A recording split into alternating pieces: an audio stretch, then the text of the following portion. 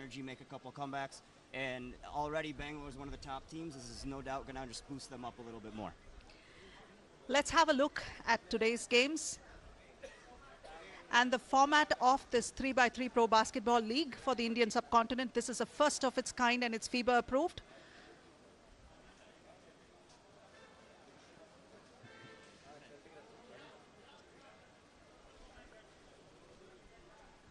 Here you can see that 3 players per team and have 1 substitute. We have 2 timeouts of 30 seconds each and a dead ball after 6:59 and 3:59. The duration of the game will be 10 minutes or 21 points, whichever comes first. So 2 points from scoring from behind the perimeter and 1 point from inside the arc. So this is probably the T20 of basketball, although I do not like to bring cricket examples here, but that's what this crowd will relate to. In the sense of it being a shortened format, yes, but this has 100 times more excitement than any type of cricket, either T10, 20, or 50. Doesn't matter. This is way more excitement, and we can expect a lot more entertainment out of this. It's going to be very exciting to turn the crowds around and bring them off from other sports and start watching basketball a lot more now with such an exciting format on the cards. So let's have a good one this weekend, Himamshu. So, and again, Bangalore Machas coming off as defending champions from round 4 is going to be a huge deal now.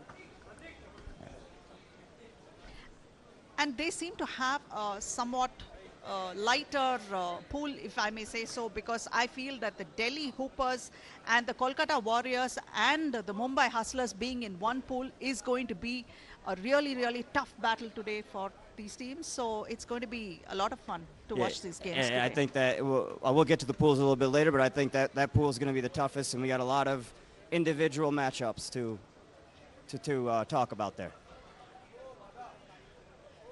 And let's go over to Himamshu and Karan, who had an interview earlier on today.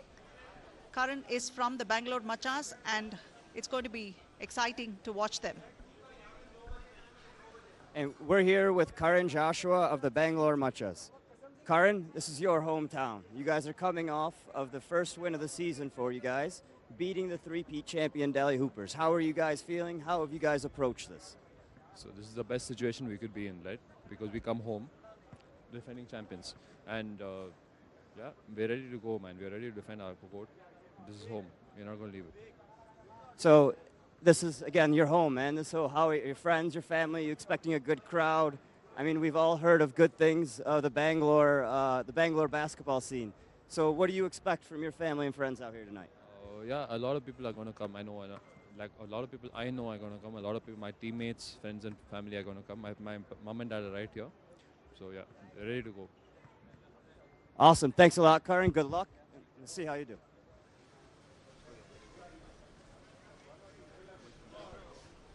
So Himamshu, in fact, Delhi have had 3 rounds being champions. And Bangalore Machas actually pulled the rug from under their feet in a very spectacular fashion in Chennai. And in fact, it was actually, I felt that they came together as a team from Kolkata. They started coming together as a team, and they found a chemistry between the combination of Chetan, Saukin, and Karan along with Timash, and they started coming together starting from Kolkata. So what do you think that kind of chemistry has done to them so far, and what do you think is going to be expected of them now? I think after a few rounds, they really realized what their identity was as a team.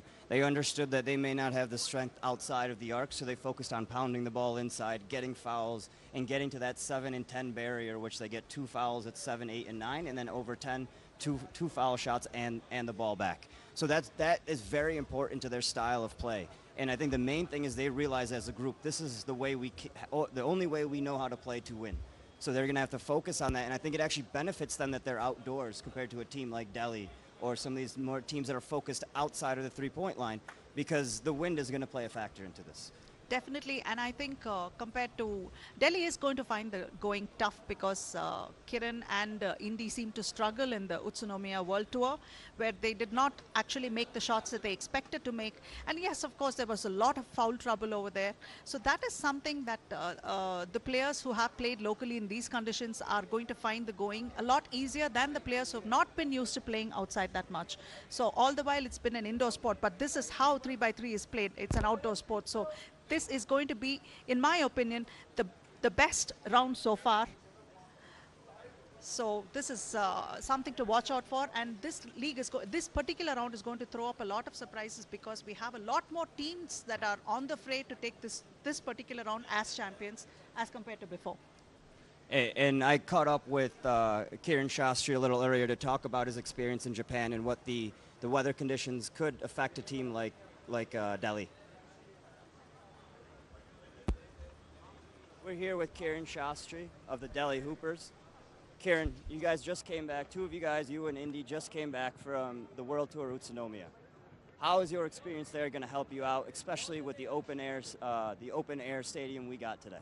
Yeah, I mean, first of all, playing in Japan was great. It was a great experience playing against some of the best players in the world, right? So when you play against them, you kind of pick up tips and tricks that they do as a team and kind of bring them back here. So hopefully what we learned there can translate to the 3BL and kind of help us with our success here. But overall, playing open air, it's difficult. You know, it's something that you have to take account for certain things like wind and things of that sort. So playing outdoors in Japan, maybe hopefully will give us a little bit of a benefit playing out here right now.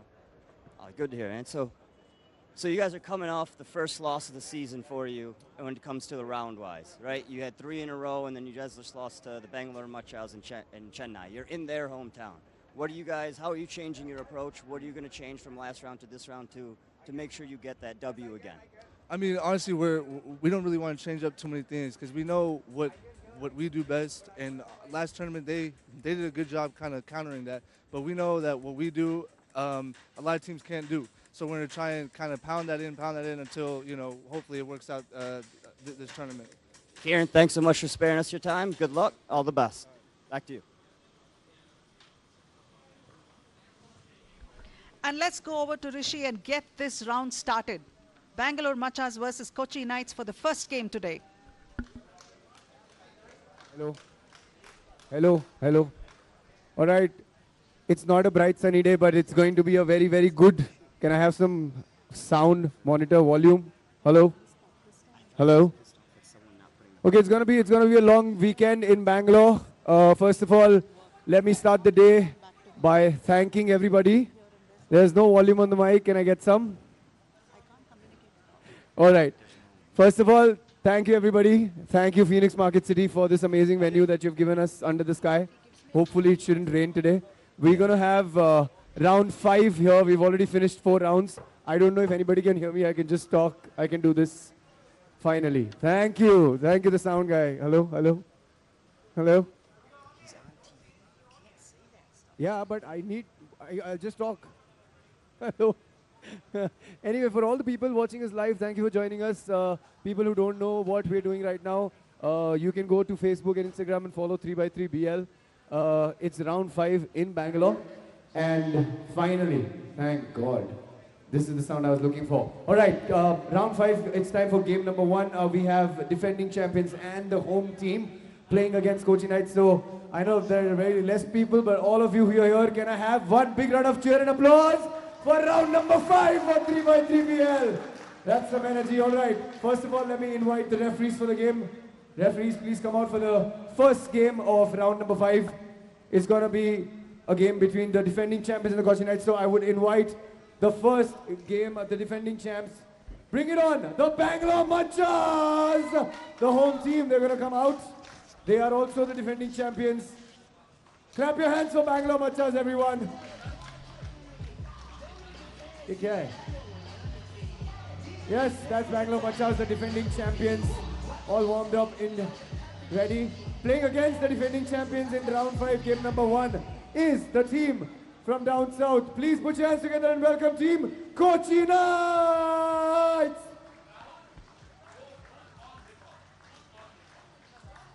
Team Kochi Knights also looks good.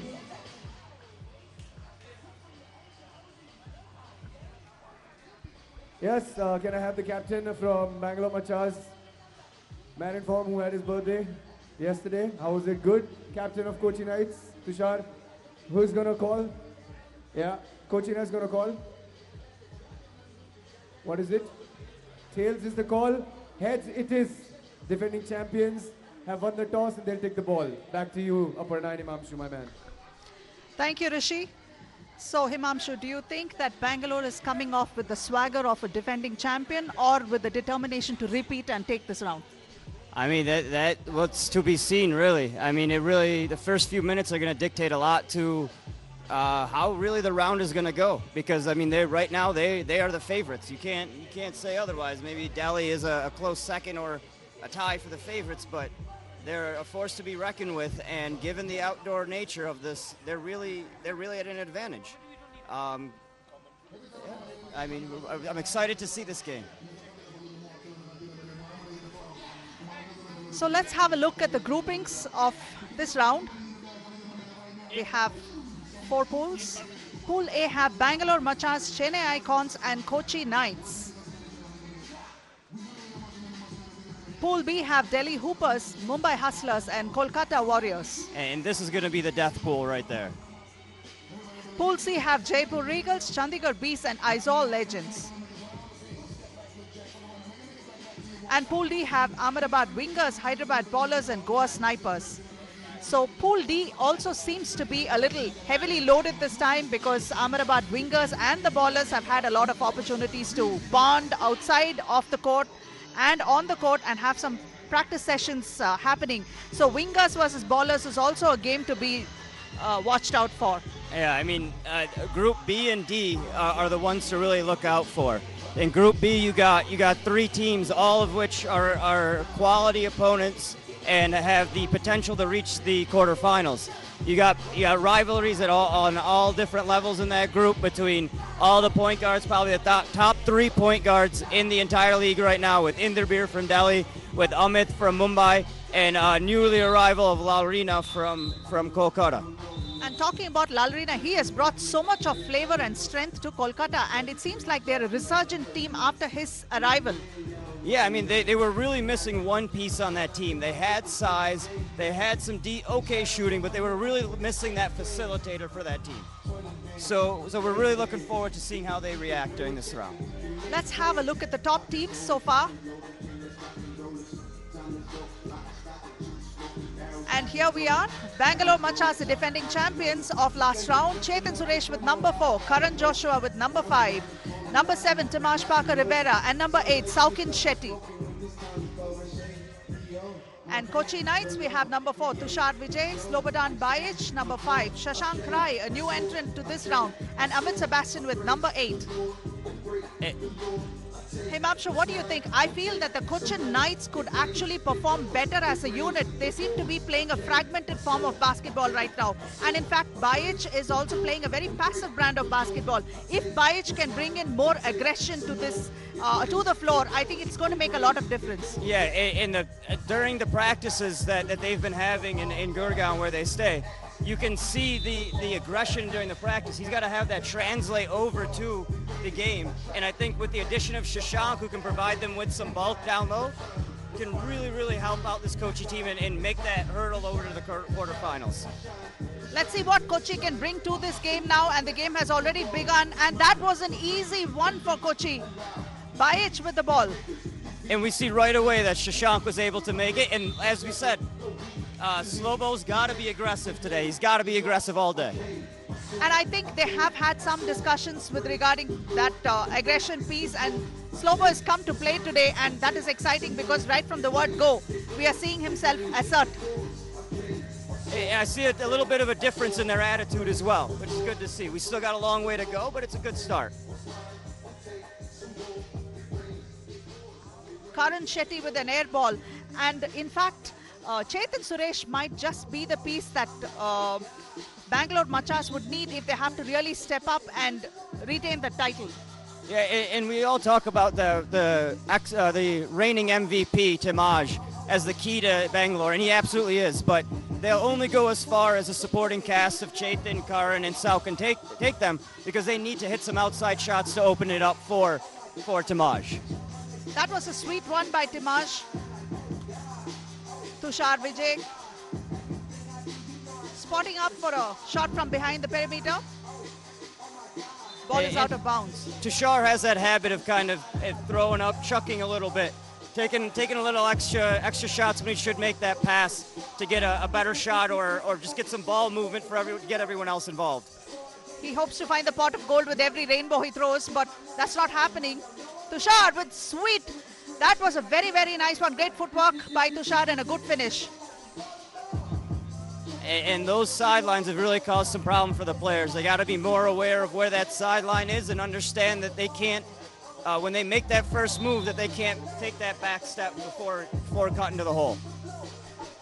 Mahesh Padmanabhan had an interesting thing to say about the sidelines. He said if you wore a size 10 pair of shoes, then you're going to be in trouble at the sidelines. Hey man, this is basketball. We've all played in unideal situations. We just got to adjust, and it's about having a good basketball IQ, and it's about understanding where you are in relation to the court. But that's one thing that we've seen from the round one and thereon, that people not being so aware on the sidelines because they're so involved in the game or the adrenaline is caught up. They don't see where they're standing actually. A lot of victims. Hey, that's part of being a professional basketball player. That's something you got to do. Whether you're involved or not, it doesn't matter. You got to be focused on what you're doing. Baich on the charity stripe. And these missed free throws are really going to be a killer for any team. Those are free points, and if you can't get those free points and you're not going to convert those, it's going to be really challenging for anyone, any team, at any game. Absolutely, they really cost, and it's called charity stripe for a reason. Exactly, and we saw that in the Utsunomiya with the Delhi 3BL team. They had a chance to win that first game. They missed 2 out of their last 3 free throws. Those 1-2 points can change the turn of the entire game. Absolutely. Chetan Suresh. It's going to be quite important that Chetan takes those attempts and converts those shots from behind the perimeter. Hey, I know that wasn't the greatest shot, but that's the kind of difference that Shashank can bring. He can, as a big guy, he can step out and hit those threes. Amit Sebastian spotting up for a 2. Rebounded by Chetan. Saukin has come in place, and that's Saukin with the rebound and putting it back and drawing a foul. It's an and-one situation here. Can Saukin make that free throw? It took them a few minutes, but it looks like they've kind of understood that they can dominate down low, and they're kind of feeding down there, focusing on getting the rebounds and getting easy putbacks. And that's how they're going to win this game. Again, Timaj Parker, that was a easy putback there. Amit Sebastian. That was a contested one, but he managed to make it. So that's the kind of flavor that Shashank Rai has brought to Kochi.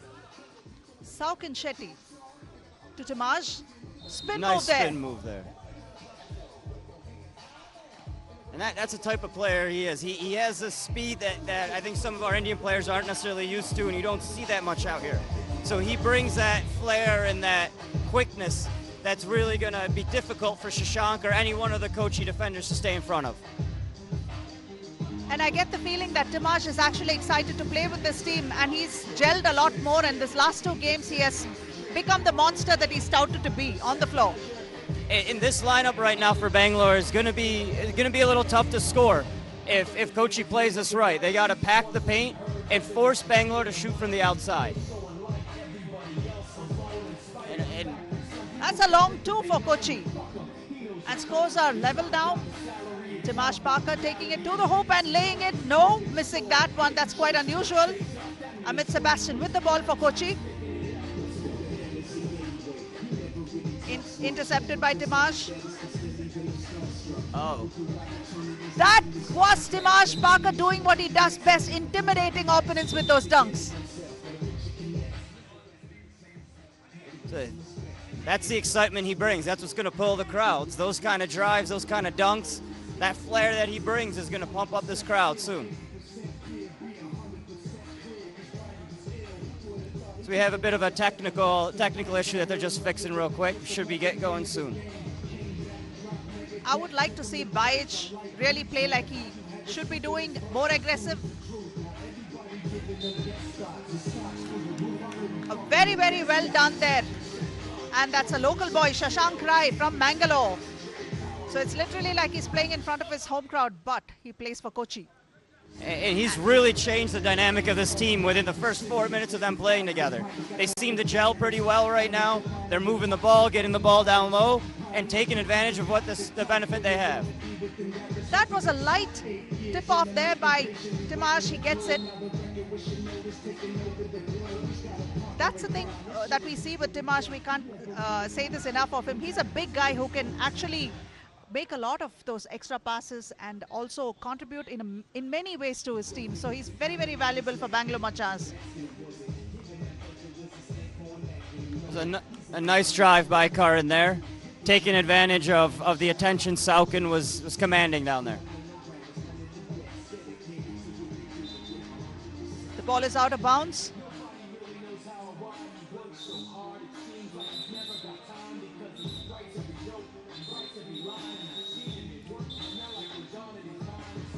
We got a TV timeout right now, the under-7 TV timeout. So I heard that Saukin and Karan actually are bolstering their team. They've had a lot of practice sessions, but they were a little apprehensive about the weather conditions today. But it seems like the weather's really holding up, because morning I had a chat with them and they were a little concerned about that. But coming off as defending champions and things like that, they are really pumped, and I think it's that crowd support they're hoping to feed off on. And I know it's early in the day, and they are going to need a lot more than this to bank on for crowd support. But this game can get a little close, Himamshu, because Kochi has suddenly, with the infusion of Shashank Rai, come into its own. This is something we did not see with the Kochi team so far. Yeah, I mean, it really changed the dynamic of this game. I think Bangalore expected a little bit easier of a challenge, or a lesser of a challenge. And right now with Shashank playing extremely well, I think he has a couple, three and a couple and ones down low, and it's really changed the game. And Bangalore really needs to adjust, hit a couple of shots from deep to open up what's going on inside. A great block by Saukin there, who has made that a regular activity for himself. Saukin has quite a few blocks like that, and he enjoys playing that defensive position near the basket. Timash from outside to Saukin inside. Beautiful pass there, and he makes it. Timash Parker off a lovely assist by Saukin Shetty. And that's why it's fun to watch this Bangalore team. Their interior passing is really something to look forward to. Between Saukin, between Karn, and Timash is a great passer for a big guy. All of them have the capacity to make that extra pass in, and they have a good court vision, so makes it exciting. And that unselfishness really helps in 3x3. And you see a lot of the difference between how they play and what Kochi's doing is that there's a lot of just catch and jacking up shots. It's working because they're hitting them, but if one or two of those don't fall, they're going to be in a tough situation. And Chetan Suresh has also come into his own, and he's been contributing very well so far as well. The previous basket was another example of what Chetan Suresh can do to this team. Rebounded by Saukin. Timash trying to put it back in, but there's a foul called. And that's the fifth foul on Kochi, so it's just a possession for Bangalore.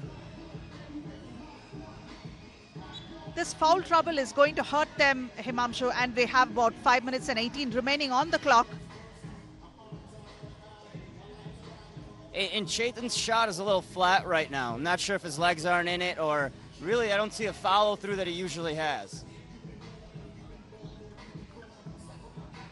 Timash trying to take it in. Hustling defense by the Kochi team. Chetan with a 2.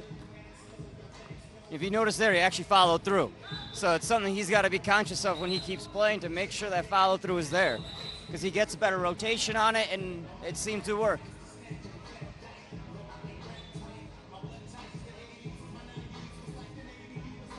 Karan comes in place of Saukin. Amit Sebastian to take the free throw. So that being the 7th foul, they have 2 free throws from here on out, and then 10 onwards, they're going to get 2 free throws and the ball.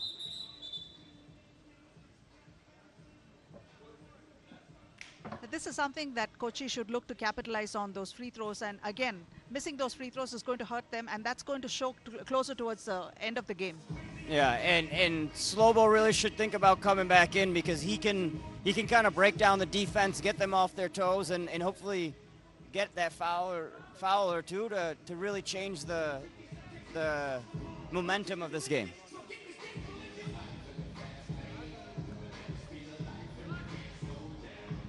Chetan trying to split the defense, but good defensive efforts by Kochi. That was Tushar Vijay with the interception. The ball went out of bounds, but so it is still continuing to be Bangalore ball. Hey, there's a bit of a shot clock issue, I think, right now. I think they need to adjust the shot clock. They reset it a little prematurely.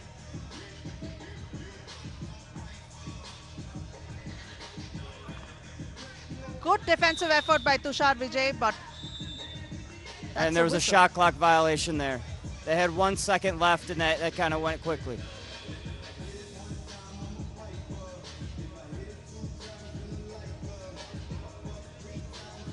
Such a close game, just a 1 point difference between both, and Bangalore had the upper hand. 4 minutes and 39 seconds remain. Definitely, this Kochi team is not what we saw in the earlier rounds. Shashank Rai has brought in a lot of depth to this team. Still, they do have a couple of pieces missing, and that's Bayic has to bring in the aggression, and they have to start functioning as a team. Correct. And they got to get Slobodan back in there. Not sure, he's been already out for about 3 minutes of game time. And yeah, they're still hanging around, but not really sure what the strategy of Kochi is right now with him on the bench.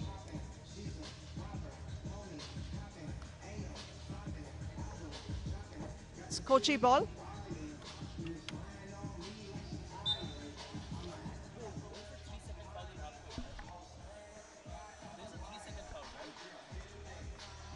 Shashank Rai with the spin move, but passes it out to Tushar. Tushar tries to penetrate inside and take the ball in. Tries to make the extra pass. Karan Joshua has it. Timash Parker back to Chetan. Chetan spotting up for a 2 from behind the perimeter, and yes, it's good. Bangalore at 15 and Kochi with 12 amid Sebastian.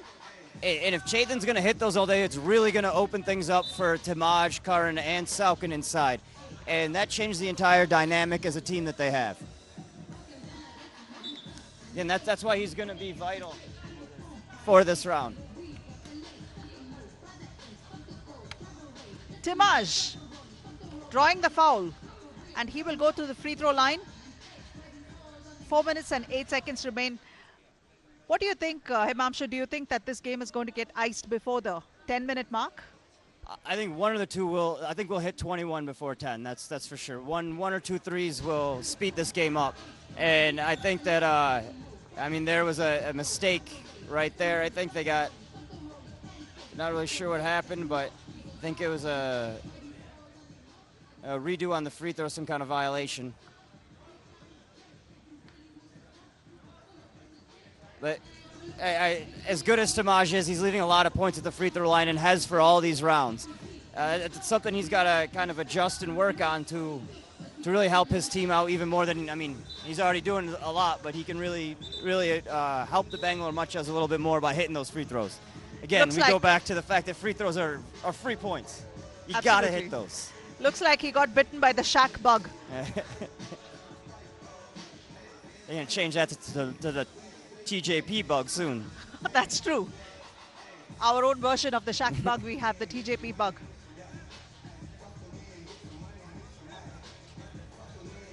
That's 15-12 in favor of Bangalore. 3 minutes 54 remains. And as defending champions once more, they have to really step it up and close this game as fast as they possibly can if they want to stay in the fray and repeat as champions once more.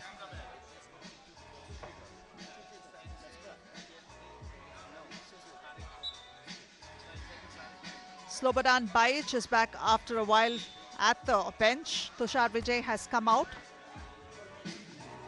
Timaj back to Chetan. Chetan tries to take it inside, lays it in. Chetan Suresh. Bayic spotting up. And he's got to attack those closeouts. That's a really good attack of the closeout. Slobodan did what his job was to run him off the three-point line, but he had no back-end support from the rest of the Kochi defense.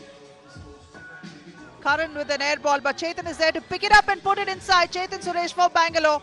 Bayic trying to return the favor, but no. It's Bangalore ball. Timash with a spin move and splitting the defense, and behind the back a pass to Karan. And although that shot wasn't they didn't go in. That was just a beautiful team play. You can see that's good team basketball that really the watchers there need to identify and kind of emulate when they're playing at home. Absolutely, that is really fantastic to watch. That's how the game should be played. And that's also why the difference in the score is what it is. You see Bangalore moving the ball, getting open shots, and you see Kochi playing a lot of one-on-one.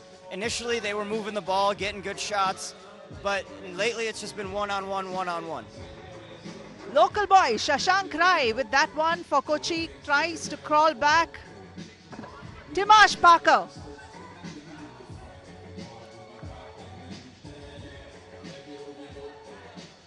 Amit Sebastian there with a nice drive, getting past Karan.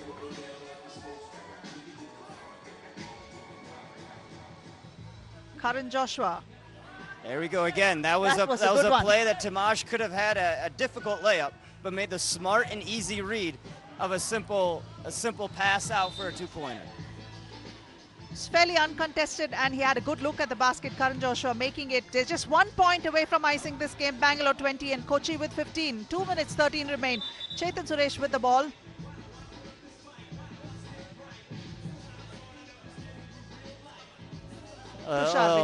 Little attitude there from Slobo, giving the ball. I think he's getting a little angry that they're losing, which is good. Maybe they'll carry it over to the next game. Definitely, someone's got to show a little aggression on Kochi right now. Oh, he got angry with a smile, Himamshu, so I'm kind of amused. And that it is. Bangalore has sealed this game with minute and 15 remaining. 21 Kochi. That was Karan Joshua with a contested shot, but he made it. A good start for the defending champions. They started off slow, but they finished strong, found their rhythm, Chetan hit a couple threes, Karan had one, and it really opened up the game inside for them. It was exciting to watch them play as a team because of all those extra passes that they made that ensured that the baskets were made in timely succession. So we can see that Bangalore Machas beat Kochi Knights 21-15 for the first game of this round. And that's actually a theme that you can tell with the top teams. They all move the ball. You look at Delhi, you look at Ahmedabad, you look at Bangalore. They've been moving the ball and getting for the open shot. That's something they really need to focus on.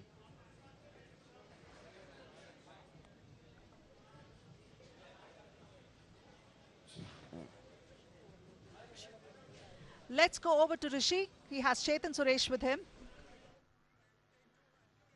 Yep, that was the first game of round number 5. Of course, the defending champions continue their winning streak. I have the captain of Bangalore Machas. Good game. Coming as the defending champs and winning the first game of the first day, always a boost. How do you feel about it? First of all, it feels good in playing Bangalore. And first game is always hard. I think we need to work hard more on defense and we need to make more shots. I think we'll get that in the next game. Yeah, in fact, comparatively, a lot of fouls earlier in the game. You were leading with the fouls, of course, with the score too. But what is the plan of aggression, or what was it? No, nothing like that. And I think we struggled in defense.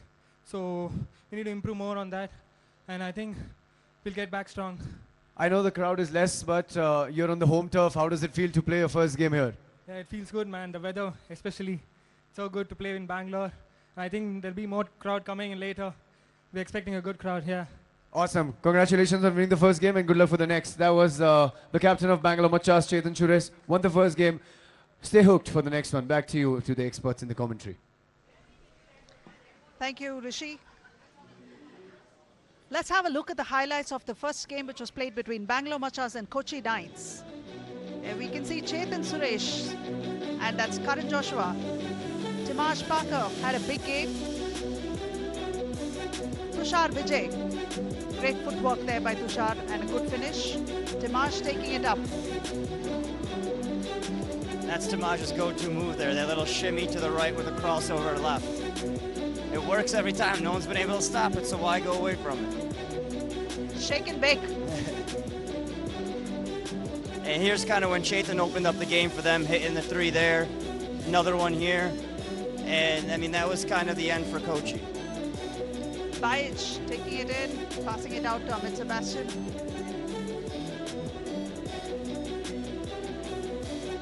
Great performance by Chetan Suresh. He really stepped up good for his team. Shashank Rai for Kochi.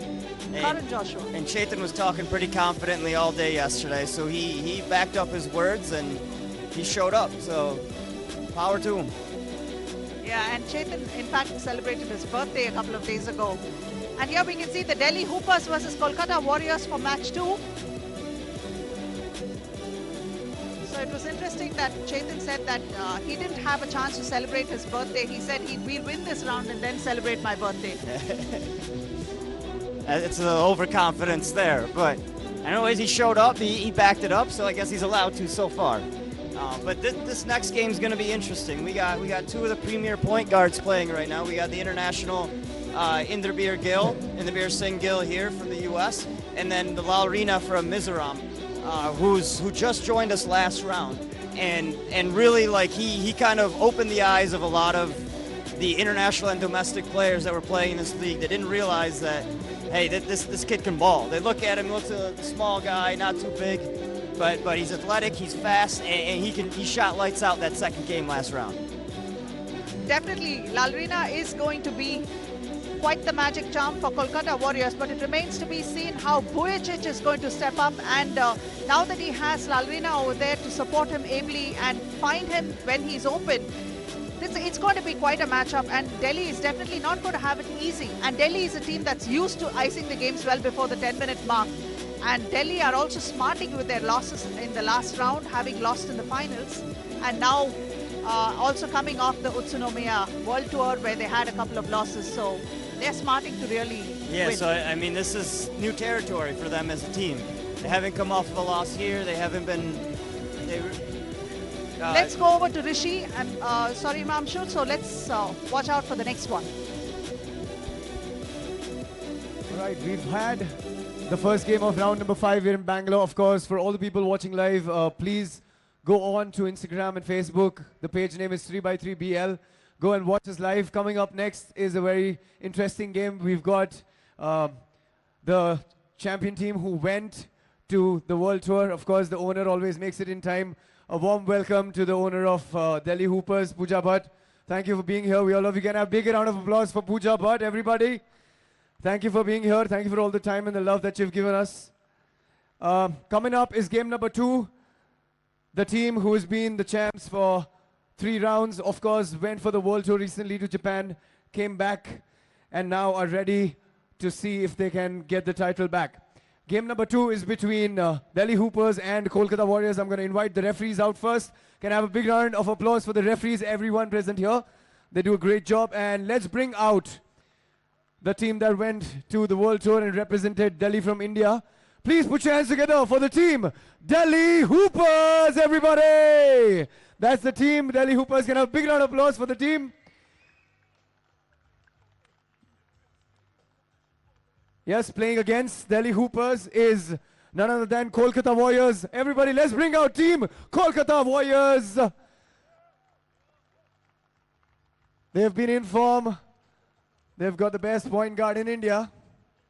All right, can I have the captain of Delhi Hoopers come front? Captain of Kolkata Warriors. Right, they're confused with the captain. Who's going to call? Kiran. Kiran's going to call. Kiran's called for heads. Tails it is. Kolkata Warriors has won the toss and they take the ball. Back to you and the experts in the commentary. Take it away. All the best, guys.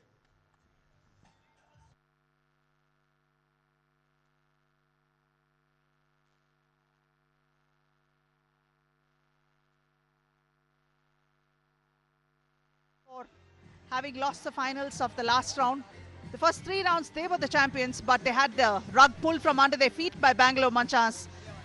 So today it's going to be quite a bit, lot of adrenaline, lot of energy, and having lost the 2 games from the World Tour as well, Indy and Kiran are literally frothing in the mouth. And I'm really interested in seeing a couple of matchups this round. Like I mentioned before, Inderbir Gill and against Lalrina, but then as well down low we got Stefan Vujicic down low against and Bhushan down low against Kiran and Harkirat, who don't necessarily play like traditional big guys. They play more perimeter inside, so it's really going to be interesting to see how they deal with the rebounding of Bhushan and Stefan. Definitely it's going to be interesting, and Delhi also have with them their team owners, Boxo Singh worldwide, and their principal here. So that's Pooja Bhatt, who's here to support the team, and she really gets involved with the performance of the team. So they are definitely going to look to redeem themselves now. And she's an ideal owner for us, as someone who has really taken the initiative to motivate, to encourage both what we're doing as a league as well as what the players and the Delhi Hoopers are doing as individuals. Her presence in supporting them live as well as social media-wise has been great. And I know they've all told me that they really appreciate that and they feel encouraged. And it really motivates them to make sure that when she's here, they perform. So let's see how they do today right in front of her, the first game for them today. Going to be very, very exciting. And I know Indy and Kiran had a lot of issues in playing in the Open at Utsunomiya. So today, let's see how these outdoor conditions is going to affect their play, because this is a team. As you can see, Delhi Hoopers being represented by number 4, Dhruv Burman, number 5, Harkirat Singh, number 7, Inderbir Gill, and Kiran Shastri, number 8.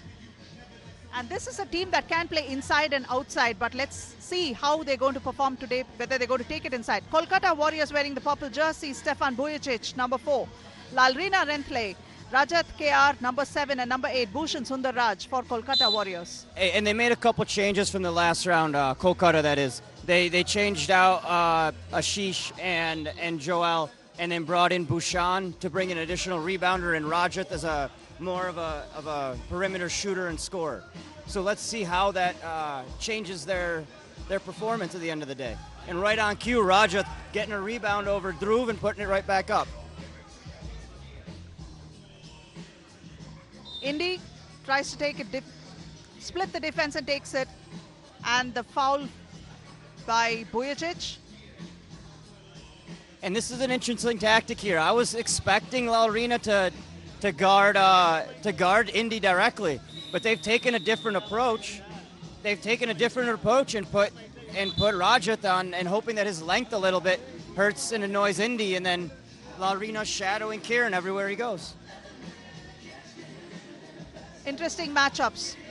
And there was a shot clock violation, and it worked that play at least.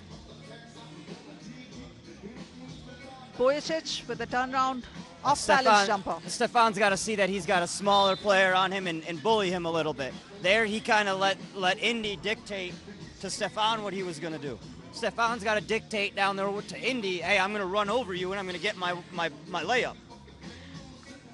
So how much of trash talking do you think happens here between the teams?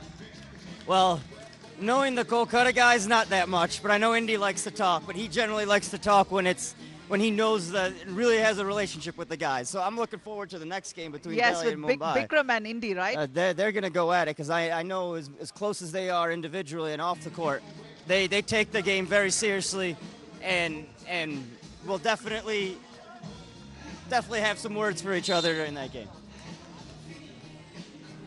But in front of us right now, we got a couple fouls, and Kolkata's got to be careful here. They already got 3 fouls with not even a minute in. And Delhi have 2 points to Kolkata's 1. That's Dhruv Burman taking it in, and that was a smooth move. Lalrina Renthale fouls Dhruv, so that's going to be an and one opportunity for Dhruv.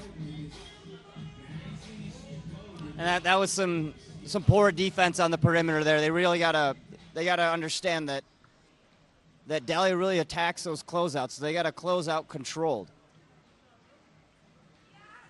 Yes, that's 1 more point for Delhi. 4-1. Rajat. Back to Reena. Reena takes a 2. Rebounded by Harkirat. Dhruv. Back to Kiran.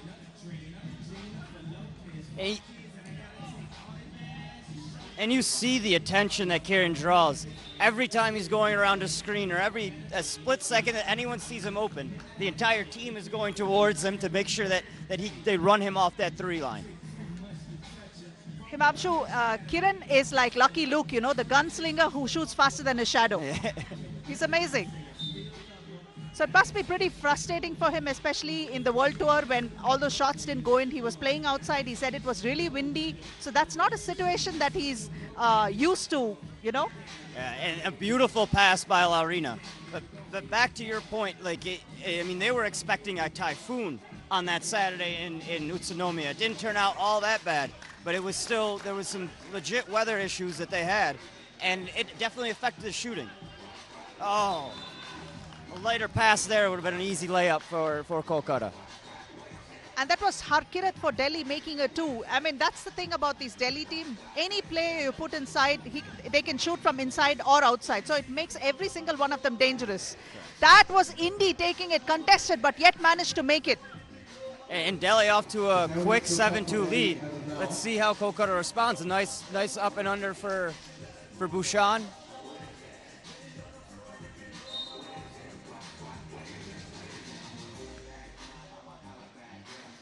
That seemed a bit of a soft foul to me, but I think that was good tough defense by Laurina.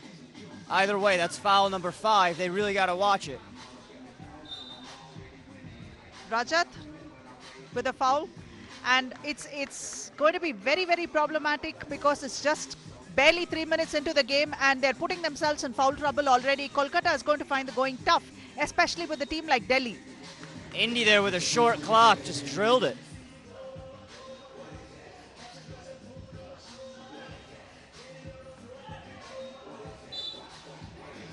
Some love on the floor there between Kiran and Laurina.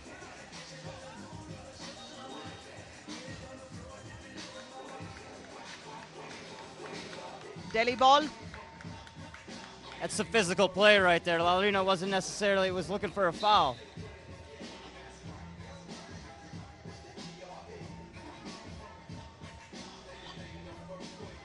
A good defense, good way to make it up with that loose ball. He got a deflection off of Kiran. See, Bhushan's got to do the same thing I was saying about Stefan. If they have Indy on his back, they're bigger. They got to bully him. He did that, and they got an easy bucket. But Harkirat hit two threes in the game, or 2 twos in the game, excuse me. Laurina with the reply over there, but that's the thing. Delhi has been making those shots from outside and taking the score up steadily, while every point that Kolkata had to score was from inside, except for that rare 1 or 2 from outside. And I was expecting the weather to play a little factor on the outside shots, but it looks like both games, everyone's hitting everything today. I think they like the court a little bit. They like the fresh air. That was a sweet move by Indy. Unfortunately, the shot didn't go in. That's Laurina. Back to Bhushan. Bhushan spotting up against Harkirat. Makes that shot. Bhushan is on fire today. Bhushan has had quite a few shots go in. It's that Bangalore water. He's enjoying it out here. He's from here. It's his home crowd. Feels he's got to show up, and he's done so far. That's the thing, Himanshu. We have quite a few Bangalore and Karnataka boys here playing in the league. So for all of them, this is going to be a day to shine. This round is going to be something for them to shine. And we have the hospitality partner for this league, Lemon Tree Hotels. Great hospitality. The team's enjoying. They stay here. Yeah, I mean, it's a beautiful hotel, and they've treated us great. Can't complain there. But back to the game. I mean, Harkirat has really stepped up for Delhi. Hit 2 two-pointers, and really for the most part when you're playing Delhi, you're focused on 2 players really, Kiran and Inderbir. And now Kolkata's done a pretty decent job of getting to them and closing out on their shots. But if Harkirat and Dhruv are going to come through and hit some open threes, I mean, it's going to change the dynamic completely for Delhi today. I would like to see Bojicic start playing some more from inside and draw some fouls.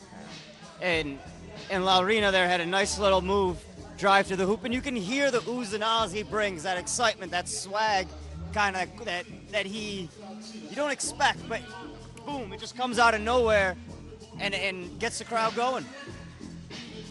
I would say that his basketball IQ is quite high, you know. Oh, Harkirat again with his third 2. Yeah, his IQ has really helped them out with the pick and roll situations, when to drive, when to kick out. And he brings a lot of speed and athleticism too for a guy like Laurina. He's not very big, but he's very athletic, very quick. And he was actually the MVP of the most recent Mizoram Super League season, and actually he's won a couple dunk contests out there as well. He's actually known out in Mizoram as a dunker. Wow. So all you guys out there watching that are only 5'9", 5'10", know that you can still throw down if you're working hard, doing the right exercises. Indy splitting the defense and taking it to the hoop, finding it. 16 to Delhi, Kolkata with 8. And that was a sweet one there by Rajat. And really, they've taken advantage of their height difference over Delhi. The problem has really been on the defensive end right now. They have not been able to stop Delhi's twos, excuse me. That's the thing. While Kolkata have been scoring from inside, Delhi have been doing a lot of damage from outside. So definitely it's a defense that's really letting them down. Good steal there by Dhruv. And a missed pass there. To no man's land, there was no one there.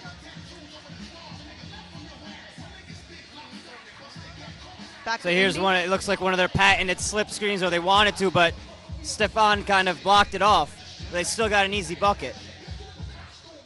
It's a bad shot there.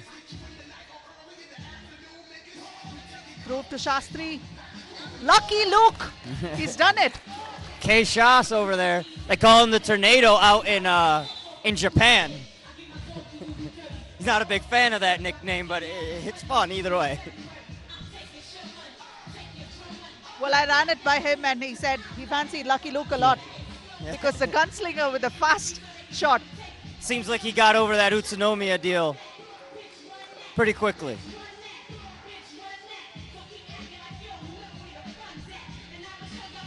You can see that they're really enjoying themselves on the floor. This weather is really holding up and it's cool to play now.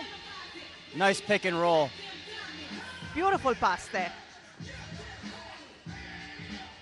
And in this 3x3 format, there's two major things that you got to do. It's you got to have you got to focus on pick and rolls, and you got to spread the floor to get open threes. So that pick and roll will generally create that extra help defender to slide in, and if you don't have a layup, you have that easy pass out for a three-pointer.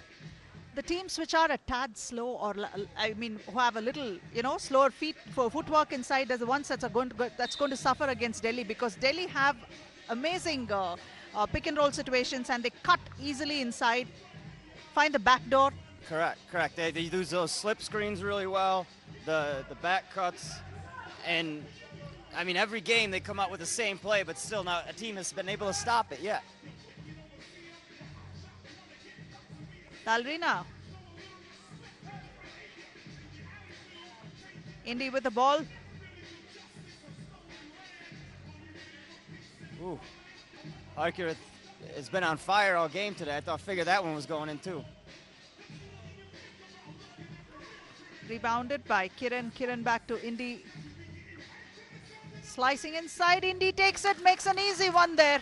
And that's the problem there. They're playing defense with their hands, not with their feet. They're reaching on everything, and Indy's too strong and too smart to allow that to affect him going to the hoop. Indy's got a lot of ammo up his sleeve, Himamshu, and he brings it to the floor routinely, and everyone knows he's going to do it, but his crossover is so fast, he's able to take it to the hoop. And there's a TV timeout, the under 4 TV timeout right there. In addition to that, Indy has a variety of moves that are able to get his defender off balance, and the minute he sees them off balance, he's driving to the hole on the other side. And that's just IQ. It's not that he's more athletic or he's stronger. I mean, he may be compared to some of these players, but that's about IQ. That's anyone can do and anyone can learn if they understand how to play this game properly. Doing what is necessary when it is necessary, that is the biggest thing that this game requires. And the one thing I always love about basketball, it's equally about your physical ability as it is about your IQ. And you see it on the court now. Lalrina has a very acute basketball IQ. Indy does. And Indy and the rest of the Delhi team, they've been together now for 5 straight rounds, so they know how to play off of each other. And that means so much. We talked about how, for Bangalore as well, it came and clicked after the Kolkata round. So it takes time to get used to your teammates, but that, especially in the 3x3 format, where it's condensed, that means a lot to how your team is going to perform, where you know your teammate is going to be in certain situations, and how to play off of that. And having those point guards with that kind of an IQ and a skill set is definitely an asset to every team, because they literally are the playmakers and the backbones of the team. The entire team rides on their back. Correct. And you would think in kind of a 3x3 format, it diminishes the need of positional-based players. In a traditional way, yes. In a traditional way, yes, it kind of removes the size restraint on certain players. But when it comes down to their roles, that still remains the same as you would need in 5-on-5. Finding the open man is always a challenge, and these playmakers actually make it look easy, you know. Yeah. And that free throw ends the game again. And that was Harkiratizing it for Delhi. 3 minutes and 40 remain, yet Delhi have taken this first game against Kolkata. It has been a great game so far. And yes, Lalrina brought in a lot of magic, but that was not quite enough for Kolkata. So the next round is going to be very interesting for Delhi, going up against Mumbai. That is something that I'd really be excited to watch. And there we are with the scores 21-10. Delhi Hoopers beat Kolkata Warriors. And Indy over there trying to teach the referees something, as he always is. Generally, he's usually wrong. That's what I like to say to him. But let's have a look at the highlights. Lalrina rebounded and put back in. That was Rajat for Kolkata. Indy taking it up to the hoop. And Kolkata came out strong off the bat, but kind of Delhi got into their groove with a couple threes. Harkirat hit 2 twos, which kind of really opened up the game. And Kolkata just couldn't hit from deep. That really affected them. There you see Pushan with the drive underneath. Maximum damage was done from outside the perimeter by Delhi, whereas Kolkata had to struggle inside with those 1-point attempts, you know, and maybe there was 1 or 2 from outside, but that was not quite enough, especially with a team like Delhi who have 4 players who are capable of hitting it off from behind the perimeter. And we saw that today. Kieran hit 1, I think 1 or 2, but really Harkirat was the man from deep. And the damage inside, of course, Indy took it routinely to the basket inside. So yes, inside, outside, they got it all going.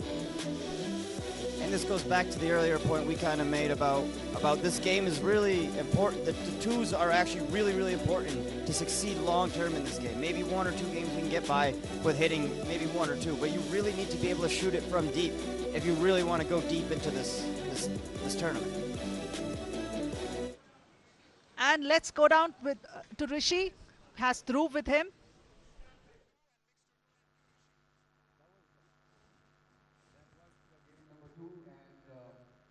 Delhi Hoopers, who have a habit of winning, they came back with that. I have Dhruv Burman from Delhi Hoopers. Dhruv, of course, a good start always when you win the first game of the day. It's round 5, it's in Bangalore. How do you feel being in Bangalore, first of all? To be honest, I love it here. For one, the weather is extremely beautiful. It's not hot, so you can actually get out of the house and enjoy the weather. And people here are really awesome as well. And I love this location. I love this mall, so I'm loving Bangalore so far. I was watching the game. A lot of Delhi Hoopers were only scoring in 2-pointers. They were going only for the 2-pointers. A lot of drive-throughs were not happening. Was that the game plan to go for the 2s, first of all? Our game plan is always simple. You drive in, you see an open man, you dish it out. So we never really have a plan to hit more 2s or to hit more 1s. So it's just like we know each other's game. We know if someone's driving in where we have to be at all times. So that was always just the game. But hit the open man. And luckily, like, we're a good shooting team. So it worked out. You lost the finals in round 4. You want to go back with the championship in round 5? That's exactly. Definitely, we are 100% because we got our lucky charm right there. So we're coming for you, Tamaj. We're coming. All right. I see a new haircut. What was this? Is this specially for Bangalore or what was going on? What's the new look about? It's just the Delhi Hooper swag, man. That's it. And I just want to let Lima know that sorry, man, you're not the only one with the mohawk anymore. That's some message out by Dhruv. Congratulations on winning the first one. All the best for the next one. Delhi Hoopers seems to be challenging Bangalore Machas, the defending champs, that they say that they will win the final this time. Let's see what happens. Back to you in the commentary.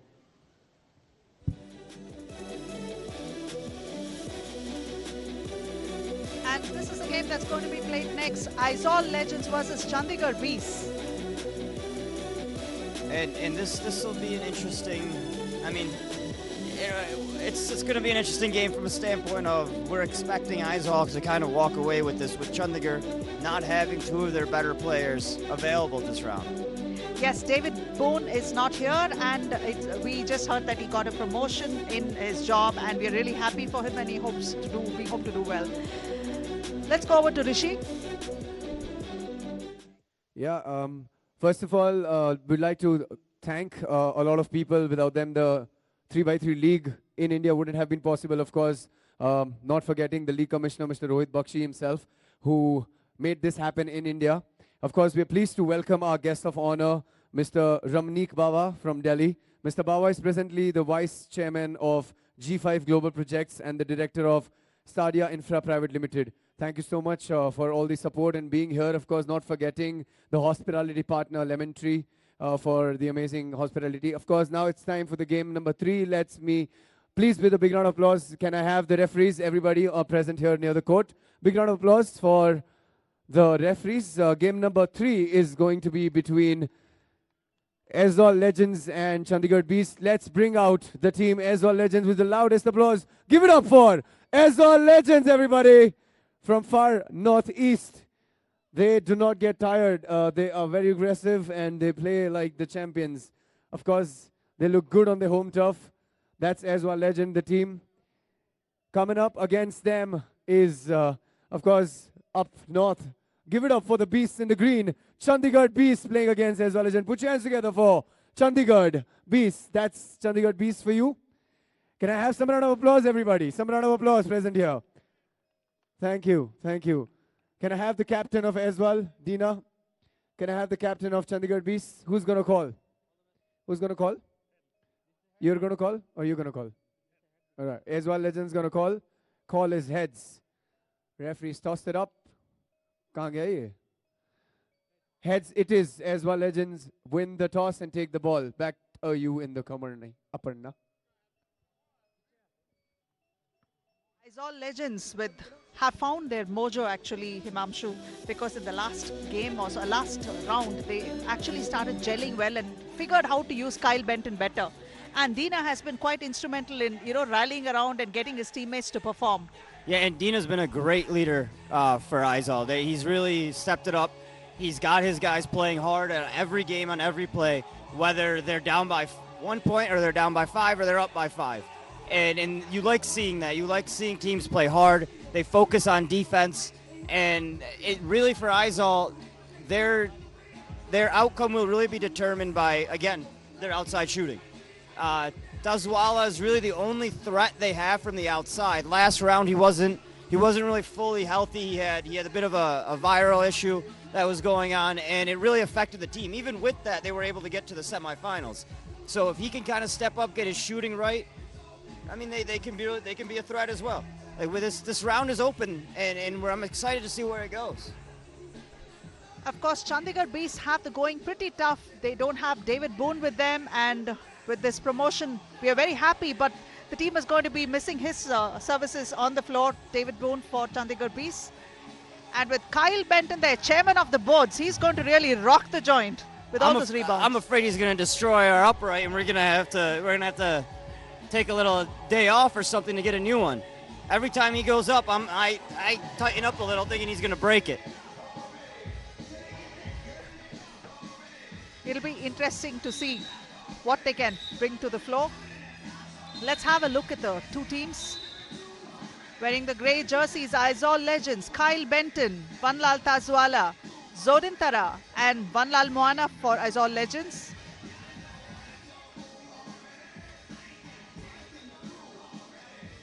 And with the green jerseys, we have Dulon Karsati, Jasteed Sodhi. David Boone is not there. Instead, Mithil Reddy will be playing today. Kunal Raga for Chandigarh Beasts.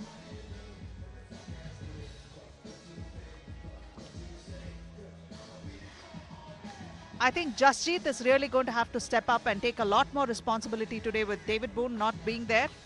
Yeah, and I mean, unfortunately, they're gonna have to pull off a miracle to really get this W here. But I mean, hey, it's 3x3. You hit 2 or 3 2-pointers. You're going to put the other team on its heels a little bit, and you never know what can happen. Kyle Benton. Opening scores for Aizawl. That was Kyle pulling down a rebound and putting it back inside. Dulon Karsati. Kunal Raghav. Again, a rebound for Kyle. And again, what I really like, the Chandigarh, they're going to play hard. There's a 2 there by Dina. Rarely do we really see him shooting out from that distance, but hey, it worked. Dulon trying to find the open man inside, but the shot won't count. The wind's picking up a little bit. Could change things. Let's just hope the rain holds off.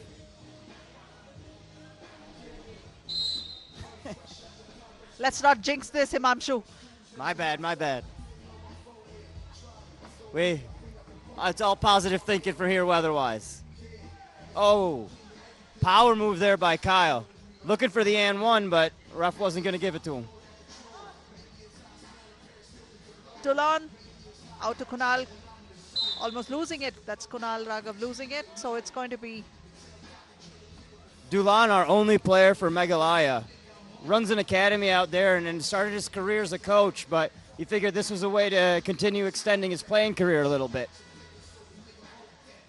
And funnily enough, last round when Dulon was in Chennai, he was saying that he was as much a Chennai boy as he was from Meghalaya because he spent quite a bit of his youth there in Chennai. Yeah. So he actually, I think, went to college out there, played college basketball in Chennai. I mean, there's a huge Northeast community that goes out to Chennai, Bangalore, even Delhi to go get educated at the same time, get some good basketball experience in there. General Dina missing that shot there. Free throws, those are expensive.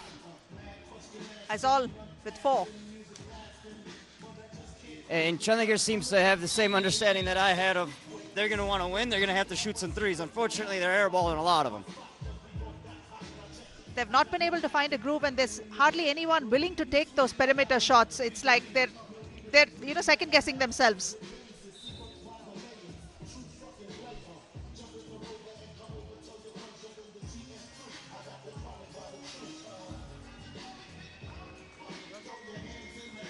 Dina with a jumper, rebounded by Kunal.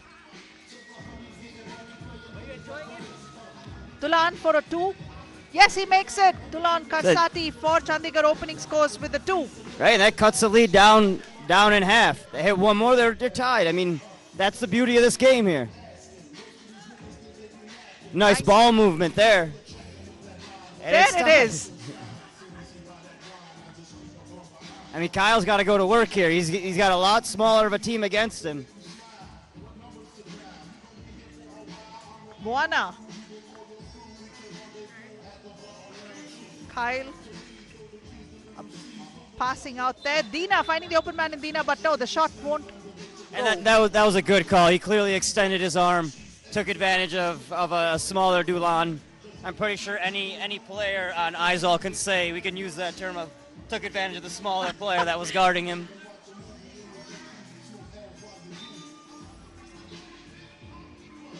And Kunal right on that one, telling Dulon, man, you can't shoot that. You're rushing that one, and it's not a good shot for a team that needs to make sure every possession they have is a quality possession.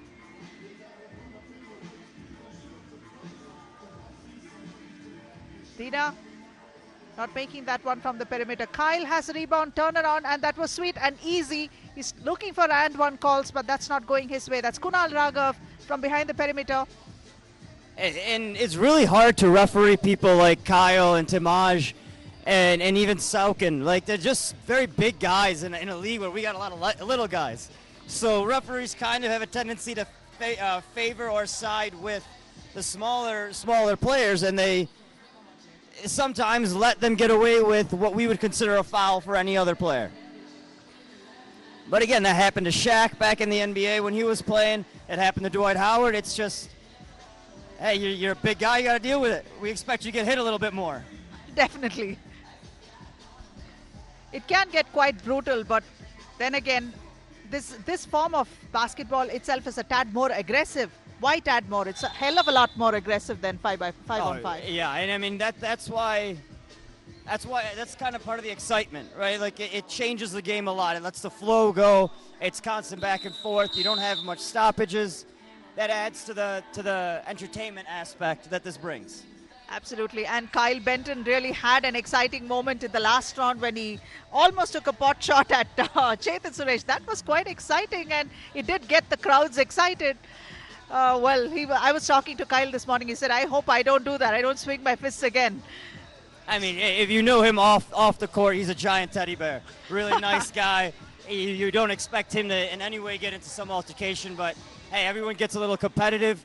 A hand kind of went up to his face. He thought it was intentional. Things escalated, but luckily the Bangalore teammate kind of bear hugged him, held him back a little bit, and then I think Kyle kind of understood. I can eat this guy for lunch. I don't need to go after him. I like the fact that Kyle let himself be bear hugged and held back. You know, that was quite a bit. Like they say in the NBA, it's like a hold me back moment. Yes. They don't wanna fight, but they do kind of want to show their aggression, understand It's like, to show their anger and toughness a little bit. Ruffling your feathers up and, strutting around a bit. I'm the boss. It's that alpha male mentality.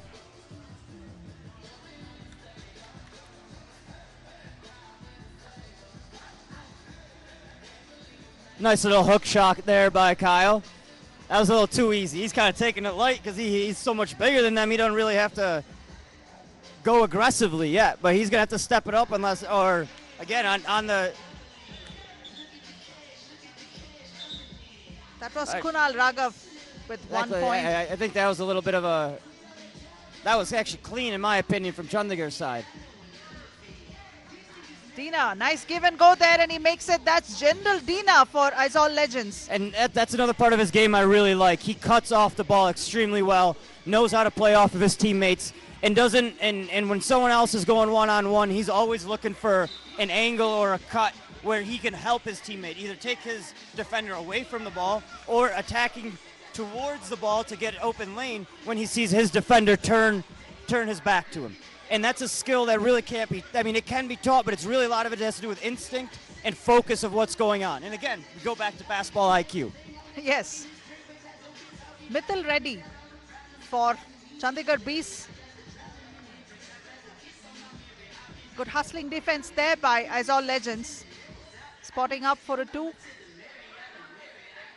Jasjeet.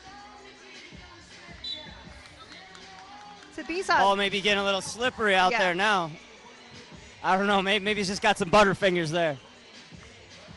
These are things you can avoid at this point.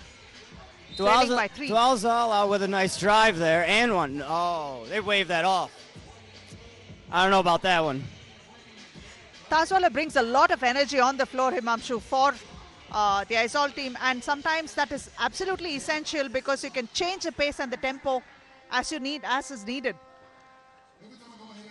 Creates a lot of scoring opportunities that way to be able to change the tempo.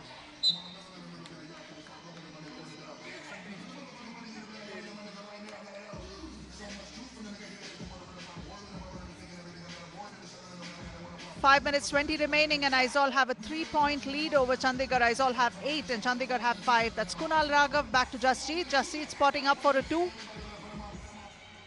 Kunal hustling for the rebound, but Kyle has the best of it. And as this game halfway through is not going as we expected it to. We really thought Aizawl would kind of run away with it, but there's Chandigarh's hanging around, getting some timely 2-pointers, playing decent defense, taking advantage really of Aizawl's kind of lack of aggression or laziness, I want to say. And not only that, Aizawl have been taking those ones from inside. They really haven't been scoring from outside. And with Kyle, such a big man inside, he's been taking it very lazily and easily to the basket. He's been literally toying with his opposition over there and taking it slow at his own pace. He doesn't even look like they're breaking a sweat yet. Chandigarh's definitely huffing and puffing, but Aizawl looks like they're ready to go another 3 rounds. They're probably saving themselves for Jaipur Regals because that is going to be a repeat of the quarterfinals of last round. Yeah. And that was a good match last round, so I mean, we got Patrick Ford McGlynn there, jacking up threes all day and hitting a whole bunch of them as well. So I think Kyle kind of dominating low because Jaipur doesn't really have a big guy that can really. I mean, not many teams have a big guy that can really go against Kyle outside of maybe Bangalore really. Jaipur have Kaif Zia this time, so Kaif might be able to actually support his team a lot better. Kyle Benton taking it to the hoop and finding it easily. Actually, that's actually good defense on Kunal's part. He moved his feet, he got in front of him, but you got a bigger guy just lowering his shoulder a little bit and throwing him out of the way. Tazuala. Kyle is there to pick it up and put it back inside chairman of the boards. And again, the same thing. He's in position. Kunal's in position. What can you do?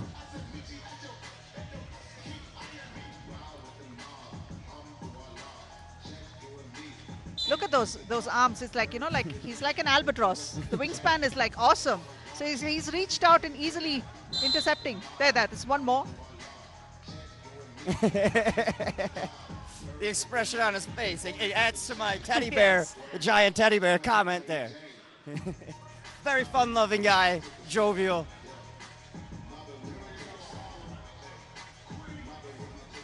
It's great to watch the joy on their faces, Himamshu. This is such a fantastic sport, and this format is really, really exciting. And to be able I'm to kind of scared what he's going to say after he hears that I kept calling him a teddy bear on TV. Oh, well, we mute the volume when we show him the videos. He has a reputation to protect. So, Aizawl lining it up from deep. There we go. Yeah, and that's going to be key for Aizawl.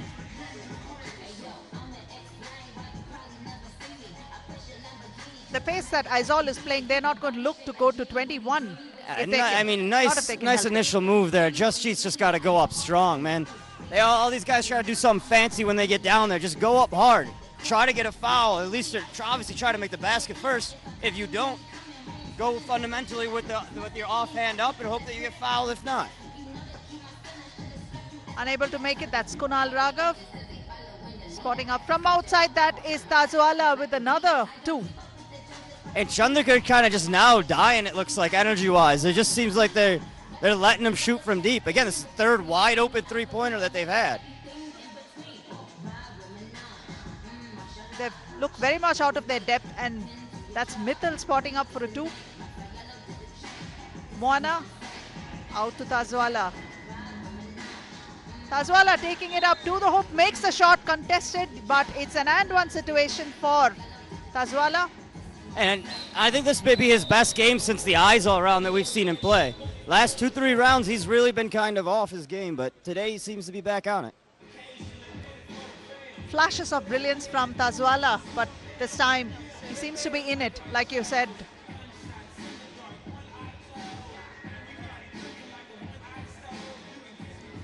It's a good thing the wind is not playing too much of a factor, Himamshu, because once it gets windy, that's when the people are going to have to figure that they have to take the ball inside and play rather than shooting from outside.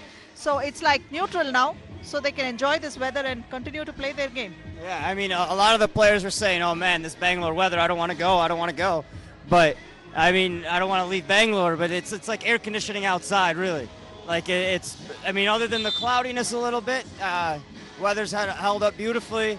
Wind died down, and hey, the threes are actually going in at a better pace than they were last round. Excuse me, the twos are going in at a better pace than last round. I got to correct myself on those.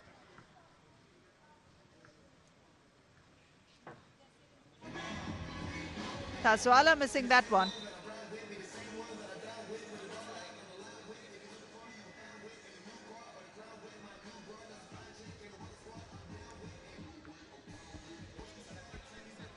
Aizawl ball.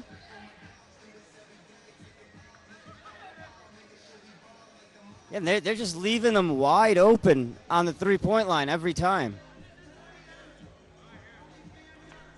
Nice pass by Dulan. Good finish by Jasjeet.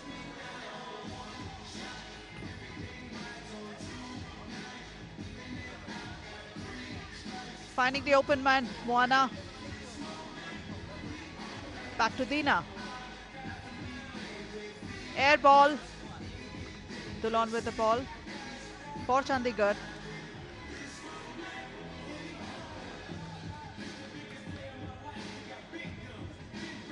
And that is again, Tazwala. That's his third two of the game. Had an and one earlier. He's really playing well today. Kunal Raghav.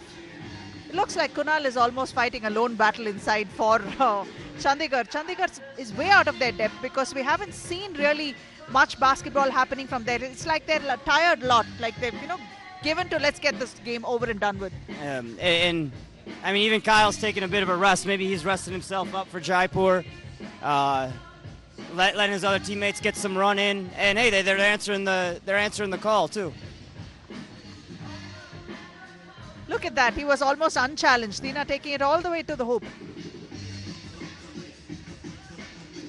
Dulon finding Kunal. Kunal's played well today. Undersized, but he's held his own. He tried his best against Kyle. Many have tried, many will fail against him. Hey, but he's played hard.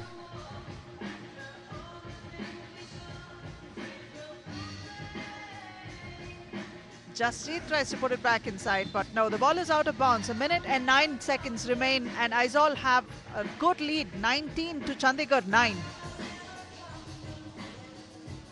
And Mittal coming back in for Dulon right now. Mittal has a reputation in Hyderabad of being a sneaky baller. Looking at him, you don't expect much coming out of him, but he 5-on-5, he has a reputation, and maybe he's adjusting a little bit to the 3x3. We did see some of that happening in the last round because Mittal did bring that sneakiness to the last round, but it's absent today. So he just has to turn it up several notches. That's a 2 from Mittal. And on cue, he hits the 2. I mean, again, you look at him, he looks more like a software engineer than a basketball player, but he can ball a little bit. Dina with 1 for Aizawl. Just 1 point away, Aizawl, from finishing this game. Tazwala with the rebound. Is he going to launch one from behind the perimeter? No, they'll take it inside. Dina spotting up for a jumper. Yes, that's good. General Dina finishes it in style for Aizawl, 21 to Chandigarh 11. And that's his favorite shot.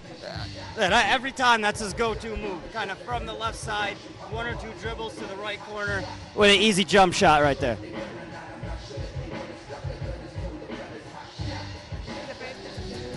Here we can see the highlights. Dina, that is the final shot.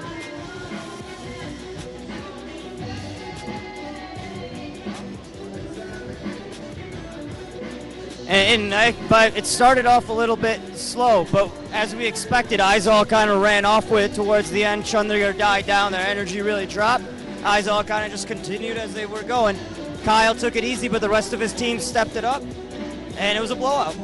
Definitely, and it was very easy for Kyle because he didn't have anyone to match him in size. But then again, speaking of size, Kyle that's a situation he's going to find with most teams until he meets probably Lima or somebody like that. That's when Kyle is really going to have some kind of an opposition. Yeah, and we talked to Kyle last round a little bit, and he kind of even mentioned, he's like, most of these guys he can kind of bully over, but Bangalore's that one team that can give him some trouble. Let's go over to Rishi. He has Kyle on the floor with him. What a game we had between Aizawl Legends and Chandigarh Beasts. Aizawl Legends, of course, won the game. I have the man who never misses a rebound or a shot that he takes or a drive through that makes. Kyle from Aizawl Legends. Benton, I want to know, what was it like beating them 21-11 with just 3 fouls? How was it? Well, we knew we had the advantage going to the basket. Shooting wasn't our advantage, so we just took advantage. That's all. We know that aggression has always been the game for you, especially coming to 3x3. We've always seen throughout the rounds you've been aggressive, but today in the first game, you're quiet. I didn't see the usual Benton I used to see. What's up? I got it. Jaipur's next, so I'm gonna come with it next game. So, I think I hear a message. I hear a message from Eglin. But good game to start with. What's gonna happen in Jaipur? Are you gonna be defending well? Are you gonna go with aggression? How are we gonna do it? What's the plan like? it's not going to be an easy game. We know Fort McGlynn can shoot it. We're going to lock down on him. But, other than that, we're going to play aggressive. I'm going to drive to the basket, and they're going to have to learn how to stop me. Your bricks and the walls are going to go. Keep going on. Thank you so much for the chat. Congratulations. Good luck for the next game. That was Kyle Benton from Aizawl Legends. They won the game to 21-11. They beat Chandigarh Beasts. Coming up is a very interesting game. Don't go anywhere. Keep watching. Back to you in the commentary. Thank you, Rishi. Let's have a look at the highlights of the game between Aizawl Legends and Chandigarh Beasts. Kyle Benton having it easy inside, almost unchallenged. It's Kyle picking up those rebounds, putting it back in, scoring at will. Tina for the Legends. The spin move there and a jumper. Rebounded well by Kunal. Kunal tried to play a very valiant game, but that was not enough to stop Aizawl Legends in their tracks. Of course, Chandigarh Beasts are struggling with not having their full roster. And the game started off really with Kyle kind of taking over for Aizawl and then eventually kind of passing the baton to the rest of his teammates who stepped up to close out the game as he took a little bit of an extended rest.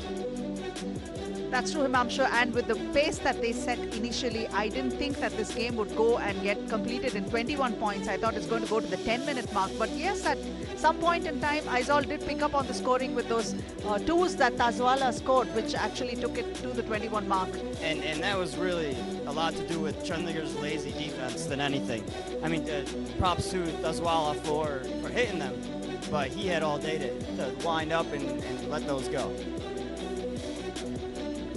Clean looks to the basket, and Tazwala was almost unchallenged from behind the perimeter.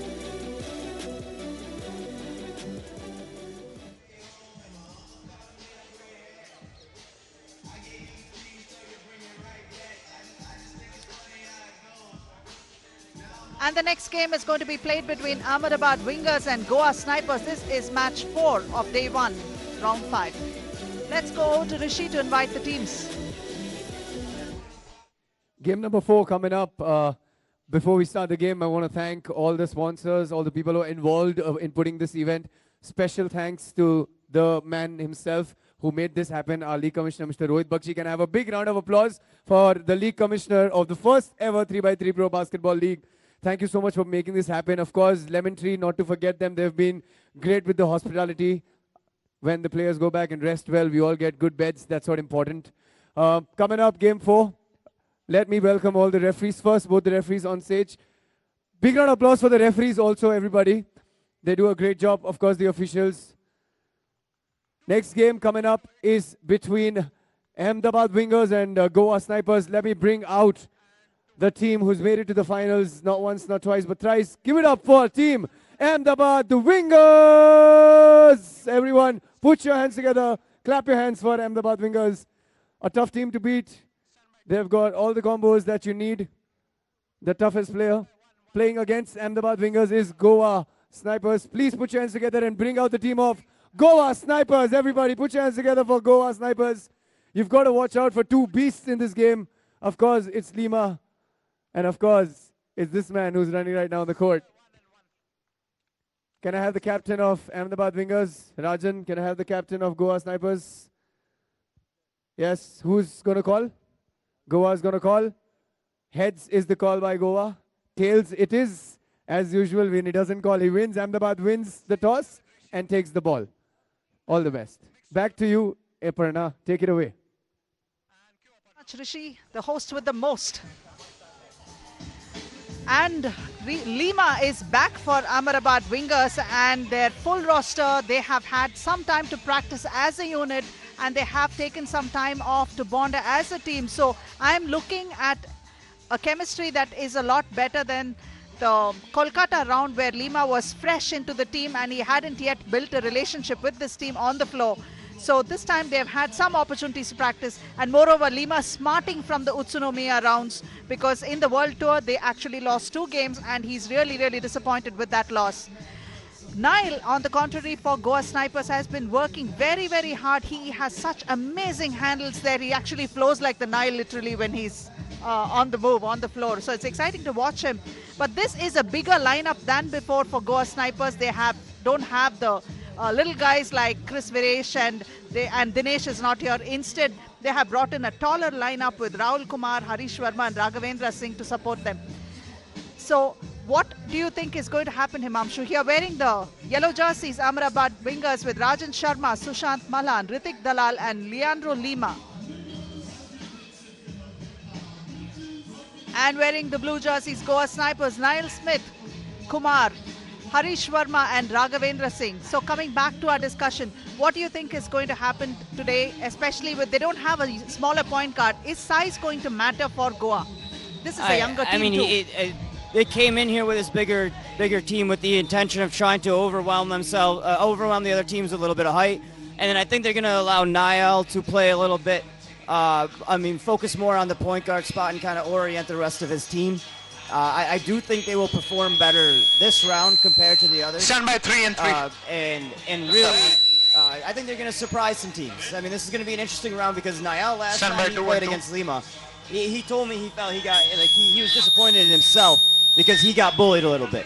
And looking at Niall, it doesn't look like he can get bullied too much. So, I mean, it'll be interesting to see how they go at it again. They've been practicing together in Gurgaon, so it'll be interesting. I'm looking forward to seeing that battle a little bit and then seeing how the other guys around Niall support him. Mainly Stand by 2 and 2. Raga. Yeah. If Raga can hit a couple threes, again, it opens up everything because last round he hit a bunch of threes later in the game, but early they were already down by that point, so it was too late. So if he can kind of get off offensively early, it would help them. A beautiful pass. That was so smooth inside. Niall Smith to Raghavendra makes it. Now we have lost commentary. Goa Snipers outside to Lima. Lima spots up for a long two, but rebounded there. And you can already see the height helping them out, getting the extra couple of rebounds. Niall helping out on defense. The first play of the game was a really big play. And again, Raga with a second layup. This is a great start for Goa Snipers, and we can see I didn't even touch it. I'm not even now and a little more aggressively than before. And what I see, Lima's kind of settling for threes right now.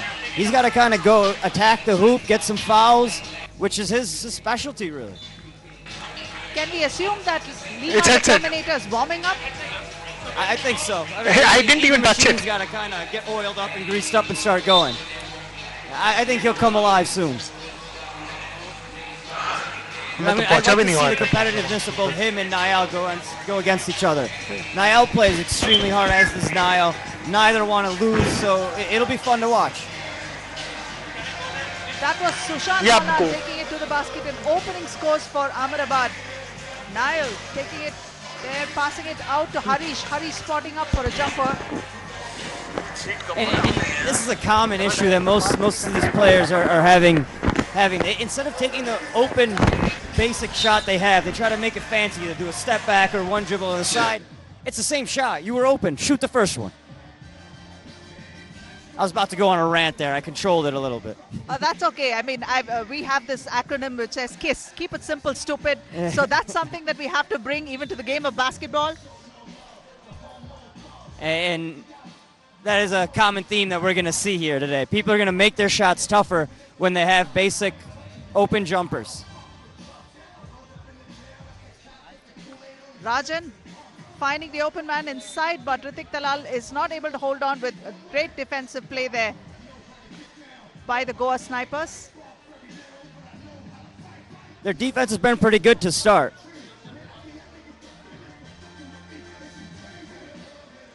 Lima picking up the rebound and putting it back inside. That's Niall Smith. Tries to take it in. See, Raga's got to shoot that, man. He's giving you an open shot. You got 12 seconds. He gave him a shot. He's got to shoot it. And that actually frustrates Niall. I know it would frustrate anybody. You're giving your teammate a shot. You give him the go-ahead to shoot. If they don't shoot, what are you going to do? Yeah, there's nothing anyone can do. That's a timeout there.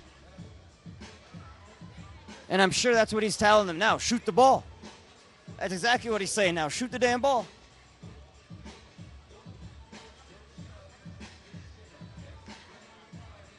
Maybe using a little bit more colorful language, but he's definitely telling them. It's interesting to see how Leandro Lima has found some medium of communicating with his teammates. And the teammates are kind of understanding what he has to say, and they are playing more as a unit now. And actually, all his teammates came to Gurgaon a couple days early and flew out of Delhi to come to Bangalore so they could kind of practice together, get their chemistry going. And a very nice pass by Rahul there to Nael down low. Nice. See, this is good. Actually, this is good defense by Raga. Make Lima a jump shooter. He hit it, right? But hey, you got to pick one poison or the other. If you make him drive, he's going to bully right over you. You got to make him a jump shooter and hope that he misses some of those. Yes, he got one of those, but like you said, it definitely is a great defensive move there to keep him outside rather than inside. He does a lot more damage inside. Those and ones can kill them later. And those fouls are really going to put them in a spot. So it's better that he keeps him outside than inside. Correct. And Nael there kind of creeping, trying to get that steal. Nice pass by Lima. Good vision there. Ritik not the greatest of shooters, but he does hit occasionally one. That was a bad shot there. Ritik actually brings in a lot more energy on the floor, but today we are seeing a muted Ritik. I'm not quite sure what's happening with him because generally he's a bundle of energy inside, you know, like he's slashing to the basket, trying to get those rebounds, pass, and all that stuff, but not today. He looks huffing and puffing a little bit. He looks a little tired. Drawing a foul, that was Ritik Dalal for Ahmedabad Wingers, and he will go to the charity stripe.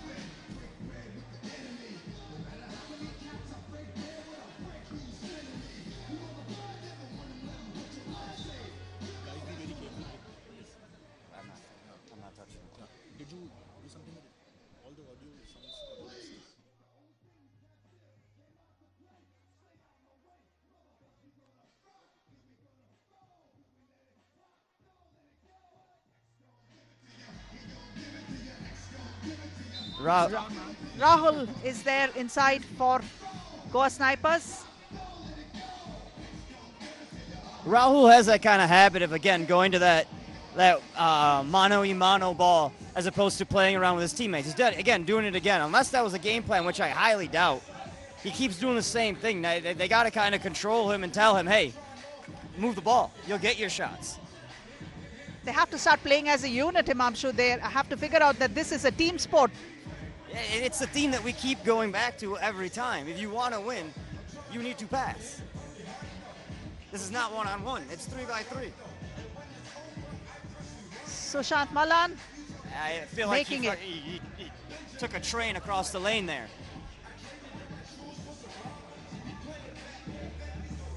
I think the court's getting a little slippery with a little sprinkles coming down. Goa still with the ball. Niall Smith.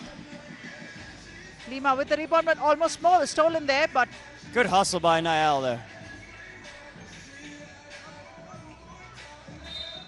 That's what I'm talking about. He's like a Big Mac truck when he tries to go inside. The physio is going to have his hands full today, you know. That's tough, man. What are you going to do?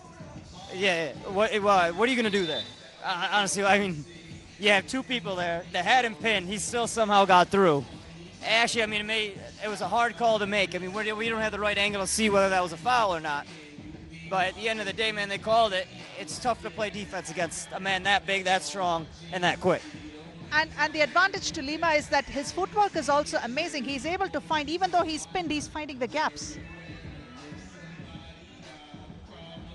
And still manages to split the defense over there and try to get a shot off and draw those fouls.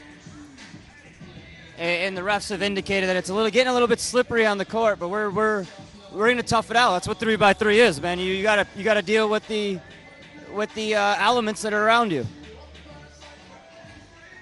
A sweet touch for Lima from the charity stripe, making that one. Beautiful Nice hesitation move there. He has that craftiness about his game, man, that I really enjoy watching. Not so much as like the flair that you expect Lima brings or anything, but this, just how he breaks down the defenses, the beautiful passes that are just kind of discreet. He literally glides inside. Lima taking and just it smart. Inside. He's got amazing handles, Himamshu. It's a pleasure watching him play. It is. But he doesn't make it look like he's doing something extraordinary. He makes it look like it's routine. It's matter of fact, in fact. So that's what makes Niall's game so beautiful. Yeah. And it's a lot of that is that kind of that, again, that similar thing to what kind of I was mentioning about Indy before. You get your guy off balance a little bit, then you attack in the other direction. He has that cleverness, that unique kind of IQ to identify when he's already had his man beat before the man even knows himself. And that is Sushant Malan coming out with a bloody nose there. Ooh, The that looks first like he got a victim. cut above his Yeah. nose. Coming back to these point guards, we have some very, very exciting point guards in this league. And they make this game so exciting because they make the players around them play. Correct. And that's what a point its job is to do, right? You set up the team, get yours, but you got to make sure your team gets his. And that's a nice shot by Harish there. He's been pretty quiet up till then. Nice bank shot. A la Tim Duncan there.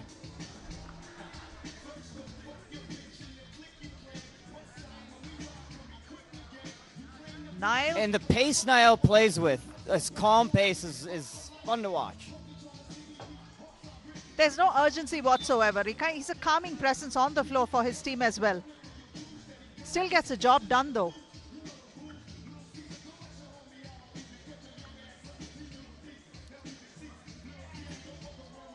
They still have 5 minutes 25.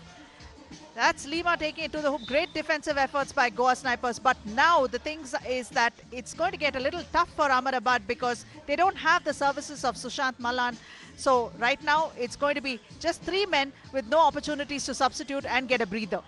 And this is where the services of the physio are going to come in, see how quickly he can get him cleaned up and back on the court. That was Niall with one more shot, and Goa have a lead of 3 points. Oh, that was sweet by Rajan Sharma, chipping And away. It seems like the rain, the moisture is accumulating on the court a little bit, getting a little slippery.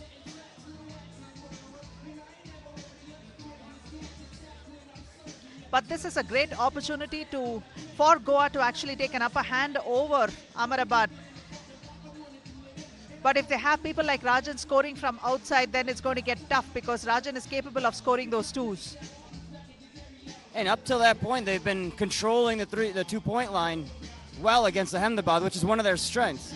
So, I mean, maybe that was just a little bit of a miscue, but they're going to have to make sure that they handle that accordingly. Lima back to Ritik. Ritik tries to penetrate the defense Good there. defense there, good help. That was a foul by Raghav. But again, for 11 seconds, they had good defense. Good, hard, tough defense. That 1 second killed him. 4 fouls each team. Just a reminder that after 7, it's 2 shots. After 10, it's 2 shots and the ball. There's the equalizer. Nice And ball. that is a great one. Good shot by Harish. Taking it up by one more again. Lima taking it to the hoop and finding it. Oh, he going heat check now. Maybe a little cocky there. Niall with the ball for Goa Snipers. Both teams with 9 points. And fouled. Foul on the ground there by Ritik. And this is an emphasis that the referees mentioned they were going to kind of focus on, is the off-the-ball holding, the pushing. While 3x3 is a physical sport, it's not a dirty sport, so we got to make sure that that's cleaned up. That's clearly a foul by him sticking out his chest. Ritik has we've seen Ritik do a bit of that, but it's interesting that he's getting checked for it now and he's disappointed with those calls going against him. I mean, it's something that we've told the referees to identify and ensure that it doesn't happen. And the referees are doing a good job so far about that. Good defense by Niall there. That's the other thing. He's a sneaky good defender. He's got real quick hands. And he plays defense with his feet, which is a good thing. And it's very, very important because you give people like Lima a little bit of space with the strength that he generates. It's just going to be momentum.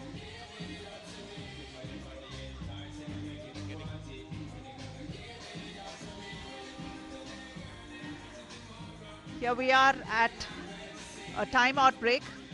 The crowds are slowly filling up. Curious first.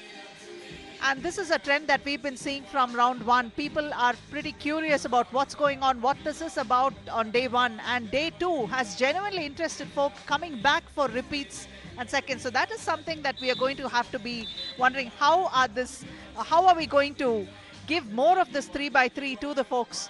More tournaments would be great. Absolutely welcome, in fact. Yeah, I mean, we're looking forward to next season already as we're winding up season one. But the crowd and the reception for it has been great. And Niall there again, just bullying over Rajan, getting 2 offensive rebounds. Sushant is back on the floor. Rebounded. Maybe a little cut on his nose has affected that layup a little bit. Nice. Nice 2 there by Rahul. If you're going to take those kind of bad shots, you better make them or else someone's going to yell at you. And knowing Niall, he's not going to appreciate that at all if that doesn't go in. 3:27 remain and Goa have a 3-point lead right now. And it's a good thing that Sushant is back on the floor for wingers. Rajan for a 2. Rajan has a hot hand from outside the perimeter, but it's funny that they're not taking him seriously enough to really have a defender on him at all times. And again, he's kind of one of them, another silent assassin who stays quiet off the court, on the court. He lets his game do most of the talking. Don't expect much out of him when you see him visually. But he's able to hit a lot of those threes and crafty around the hoop. There you go. That was Rajan again with a layup. It's a 2-point difference. Niall Smith with the ball for Goa. Harish getting his own rebound there.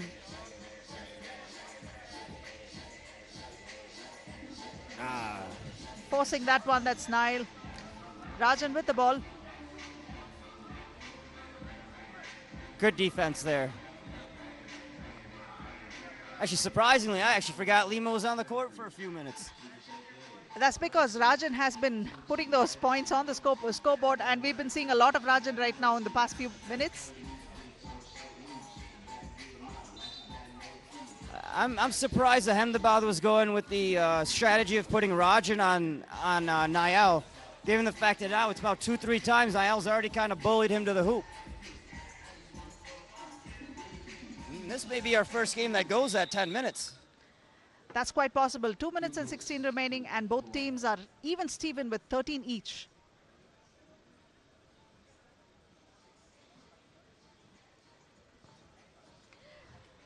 But honestly, Mamsho, I don't think Ahmedabad actually expected this from Goa. I think they probably felt that they might have an easier outing. They didn't figure that Goa would really stand up to them and give them a hard time. Yeah, and I mean, you can't sleep on any of these opponents. Really, I mean, again, 1 or 2 shots changes the course of this game, given the format of it. And they've really done a good job of helping out the defender, whoever's on Lima. After the first few plays, Lima was able to kind of bully the Goa defenders. And that's a nice play. Oh, that's got to hurt. No worries, I'll redeem myself once more.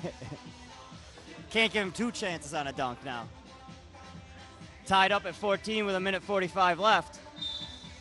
That was a great assist. Those fouls are going to be killer. They got 8 fouls now. It's going to be 2 shots.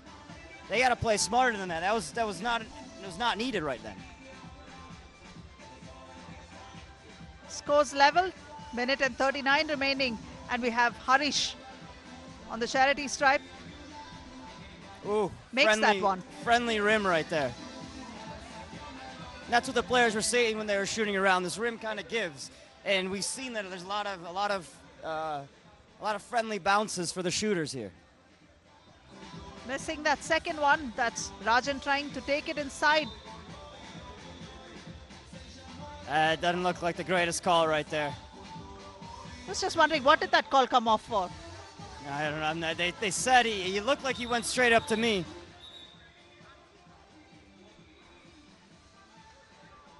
This is a 6th foul, so he's only got 1 free throw. If Goa had to go back to the drawing board and figure out what is going wrong for them, it would be this man, Rajan Sharma, who's been having a great run in this game. And especially in the last 4 or 5 minutes, Rajan has really come to life. And they changed up the strategy here on Niall. And they put Lima on Niall, and then Lima has a foul. So Raga's going to go to the line again for 2. That's the 9th foul. Next one's going to be 2 and the ball. Goa's got to like this position they're in, but then the scores are 15 each and a minute and 28 remains, and anything can happen in this minute and 28, and we've seen it time and time again. There's some discussions with the referee and Nile and Rajan Sharma there.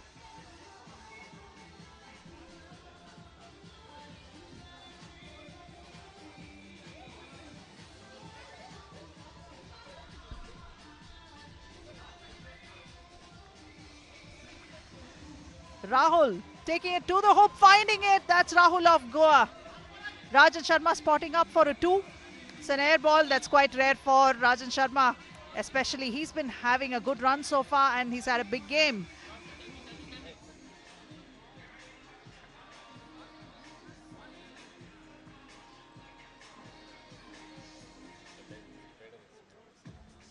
Rahul tries to take it up with a leap shot. Yes, he makes it. That is Rahul for Goa. Lima outside, missing that shot. Rahul once more taking it, picking up his rebound and taking it out himself. Rahul's kind of being selfish here. I mean, he makes it, but again, that's not a shot that's needed. You got to move the ball around. Again, one-on-one basketball, Himamshu. Oh, big Rajan shot. answers with the 2. Again, it's a 1-point ball game. And in favor, 1 point. Again, it's everything with Rahul is one-on-one. Lima. Ooh. That's going to hurt. 30 seconds on the clock. Goa have a 1-point lead.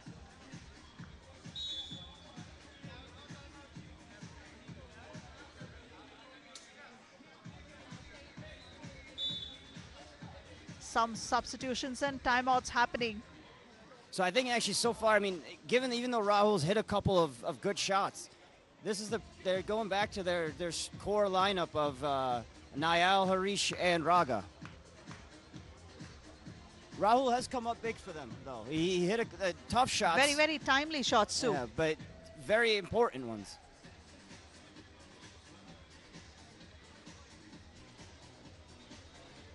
They're doing what is necessary to get the job done, but they still have 30 seconds and they have to continue to do what they're doing right now. Losing it there. Oh, wow. And fouled. That's a tough call to make in that situation. A lot of frustration there for wingers, and they're not happy with the call, trying to figure out what exactly is happening. 25 seconds remain, and being in foul trouble has put Harish back on the free throw line. Makes 1 of 2. That's big, man. I mean, now it's a 2-point lead. You got to hit that 2.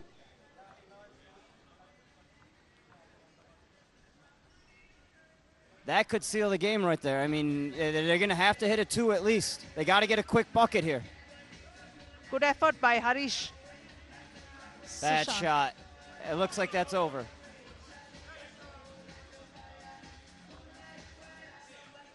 I would just let him shoot. Don't foul. That's the main thing. Do not foul. Forcing the shot, he makes it. That is Rajan Sharma. It's a 1-point ball game. It's almost over. 0.5 seconds remain. That's a good call. He's not allowed to play defense in the defensive circle. It'll be interesting to see that once more. See what happened there. That's a good call. It should be. He was in the circle. Sushant came in from underneath.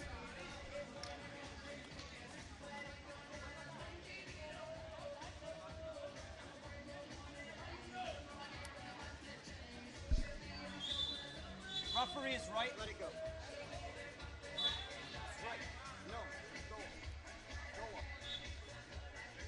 A dispute over the referee's decision over there. Go up. Go up. Go up. It's his. Some confusions there. Wingers seem to have played defense when the ball was being brought out, which is not okay. It's a lot of frustration for the wingers right now. So some disagreements there, but it looks like it's solved, and I believe it's going to be Goa's ball.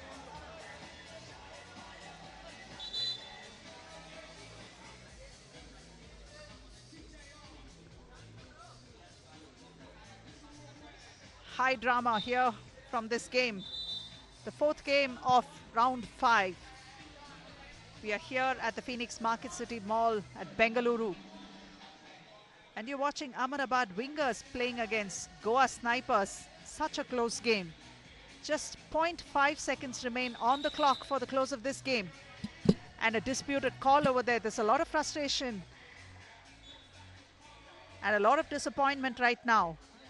And the situation so far right now is that the Goa team tried to bring the ball outside the perimeter after a shot has been made by Rajan Sharma to bring the scores up to 19, the 2-point shot. But the wingers actually tried to obstruct the ball before it got out of the perimeter. So that was something. And that's the end of the game. And, well, no, there's a foul being called. Oh, well, this is definitely high drama.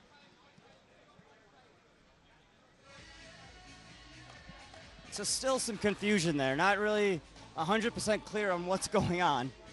Well, on the buzzer, there was a foul that was committed by Rajan. So Rahul is going to go to the free throw line and a chance to make this 21. And don't underestimate the value of, even though the time is done and they've won the game, the value of this point.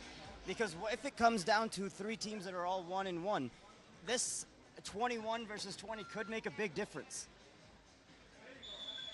And that was Rahul with 1 point on the free throw. That's Goa 21 and Ahmedabad 19. A lot of drama on the floor. But definitely an exciting game, and you can't doubt that Goa have really performed very well. And this is something that they wanted very badly, and Niall Smith is definitely going to be a happy man. And there we are, Ahmedabad wingers tasting their first loss of the day, 19 to Goa snipers 21. And kudos to Goa for having played the way they did. But it was Rajan, the man of the moment for wingers, even though they did have a loss. Let's have a look at the highlights of this game. Niall Smith doing what is necessary for his team. That is Sushant Malan, then air ball. Rahul. Lima putting it back inside. Lima had quite a relatively quiet game, but that was kudos to the great defensive efforts there by Goa snipers. But it was the supporting players that really helped Niall win this game. Raghav, Rahul, Harish, all of them played big. Niall, the smooth one there. Lima kicking it out to Sushant, to Rajan. Rajan had quite a few twos and ones, and Rajan really had a big game today. Rajan taking it to the hoop. Lima. There's a give and go situation to Lima, and Lima makes it. Spotting up for a 2. And that is the game. Last point of the game. Let's go down to Rishi. When the game began, I told you that it was going to be an aggressive game. It had to be, because it was Ahmedabad wingers playing against Goa snipers. One was Smith, the other one, of course, Lima, the strongest players of 3x3. Goa snipers won the game. I've got Rahul with me. What a great performance. He moved so smooth. All your dimes were superb. Your drives were superb. What was it with the referees? I saw a lot of aggression from both the teams. What happened with the referees? Yeah, last time, in last rounds, they didn't call the small fouls, but this time they call it. So that's why all the aggression came out from the players all around. I saw Lima, Rajan arguing also with the referees. Do you think it was the players were pretty much aggressive, but usually the game is like that. So what do you think? What was the players' call? What did the players think? That was it the correct foul? Yeah, no, they always said that the foul is not correct. But referees, they made the call. You have to respect that. And giving up to your moves today, we've not seen this Rahul ever before. What did you eat this morning in the breakfast? Nothing great. I just prayed and just came here and just performed well. That's it. Awesome. Congratulations on winning the game, Rahul. All the best for the next one. Goa Snipers won it against Ahmedabad Wingers, which came out to be a surprise. Let's see what happens next. Back to you in the commentary. Still, you count that basket. Right? You have, because that point matters. And the next game is going to be played between Chennai Icons and Kochi Knights. This is going to be Kochi Knights' second game.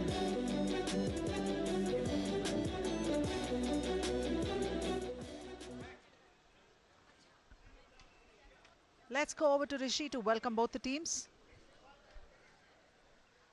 So we have our guest of honor. I have to call him. I'm going to actually invite him next to me for the next game's toss. Everybody, can you please put your hands together and please welcome the guest of honor, Mr. Ramnik Bawa. Can I have you with me on the court? The guest of honor. Mr. Everybody, I want everybody present here, give the big round of applause to this man. Welcome, sir. I would like you to please join me. Thank you so much for the support. I'm going to have you here. Thank you so much for the support. It's been great that people like you are supporting this game. Thank you for being here. We're going to call the teams quickly and do the toss. I would also request you to stay. You will do the toss today, so it's going to be a great honor. Mr. Ramnik Bawa, everybody, the guest of honor. Can I have a big round of applause once again? Coming up, next match. Before that, can I have the referees? I'll invite the referees for the game. Coming up game is between Chennai Icons versus Kochi Knights. Let me bring out Chennai Icons. Everybody clap your hands and please welcome team Chennai Icons. That is Chennai Icons who've been in the finals already.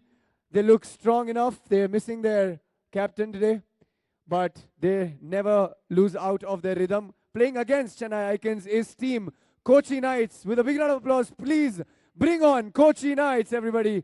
Thank you, Maddie, for clapping. I love you.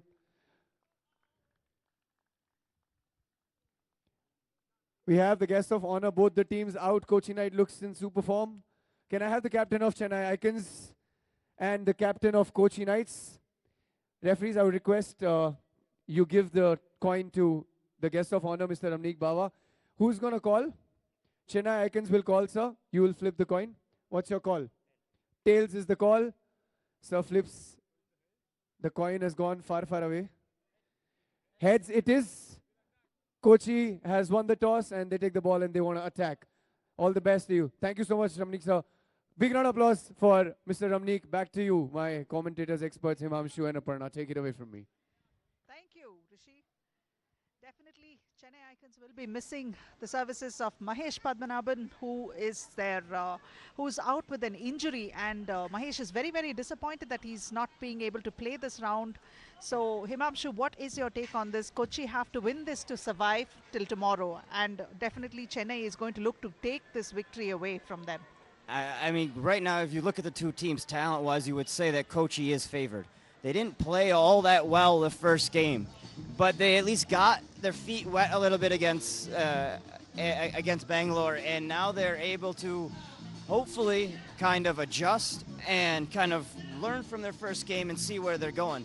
But the main thing here is Abhiyuda and Jai really have to step up their game and replace the points that are going to be missed from Mahesh. Yes. Right? I mean, Mahesh was their go-to scorer, facilitator, creator, and now that's all gone. So they're going to have to adjust and kind of on the fly and see what works and what doesn't work. And moreover, Mahesh was the floor leader for Chennai, so they're going to have to, somebody has to step up and take the leadership. And Jay has a tendency to be a spectator on the floor. He's got to figure that he cannot be a spectator in this format of the game, you know. Every single moment you have to play. And here wearing the yellow jerseys, we have the Chennai Icons, Tejas Sarao, Abhyudaya Yadav, Jay Singh and Pankaj Pandey.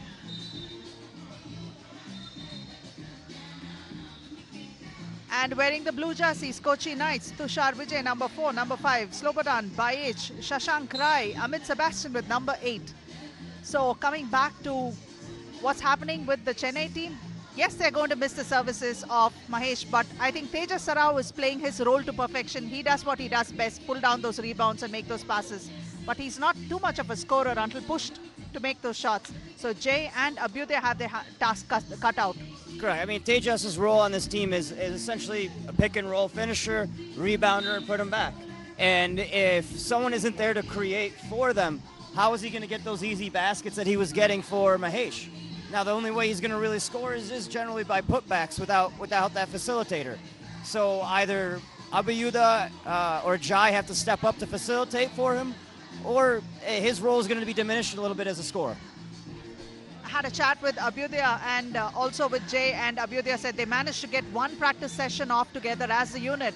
So, and opening scores already for Kochi. That is Shashank Rai, homeboy for Kochi. In both games, he's come off really immediately strong, but again, the problem is halfway through the game, they go away from him. Once they start playing again one-on-one ball, then it gets difficult. They have to start communicating more on the floor and start playing as a unit. That's Jay, has a ball stripped by Shashank. I think it went off his foot, so the ref's going to give it to Kochi. It's good defense there by Tushar. That's the thing, Tushar has a lot of talent, but sometimes it gets overlooked by the fact that he's not playing team ball, and a lot of the times he puts himself in bad situations to go one-on-one every time. That was a sweet move there by Shashank, makes an easy one. Kochi have two.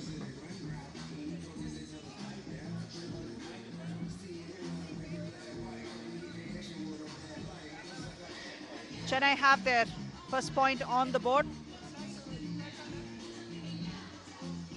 Tushar from the perimeter, rebounded by Abhyuday. That's the thing about Abhyuday. He's not exactly an explosive kind of player, but he gets the job done. He gets those sneaky twos and ones. More than twos, it's the ones. Yeah, I mean, it's with him, he's just got a bit of a craftiness around the hoop. He can hit it with the left hand and the right hand. And he has that ability, even if the defender on him is a little bit bigger, he has that ability to get around him. And I think that is one of his favorite moves, is to wrap around his defender and go for those shots, like hook shots or something like that off the glass. And he does it a good job by not hooking the defender as well and creating an offensive foul.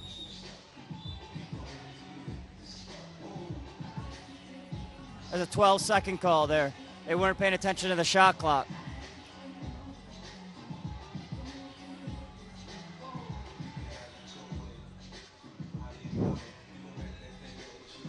Tejas. Good defense there by Shashank.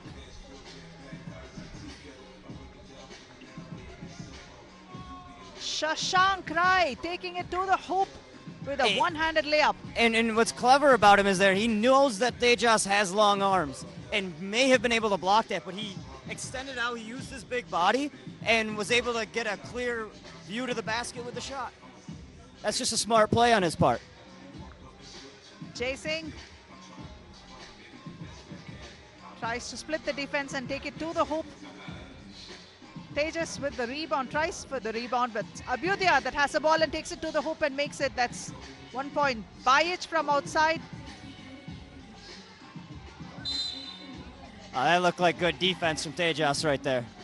Made it difficult for Shashank, but the refs kind of bailed him out there.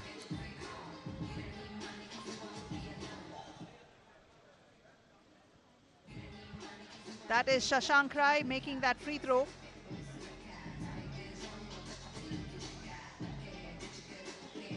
A little confusion on the number of free throws there.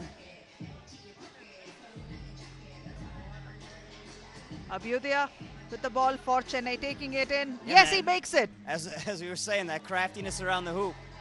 It's a little bit of hesitation over there, but he managed to get the shot off. Tejas pulls down the rebound. That is not Tejas's game, but it was kind of, he was put in a tough situation with no help.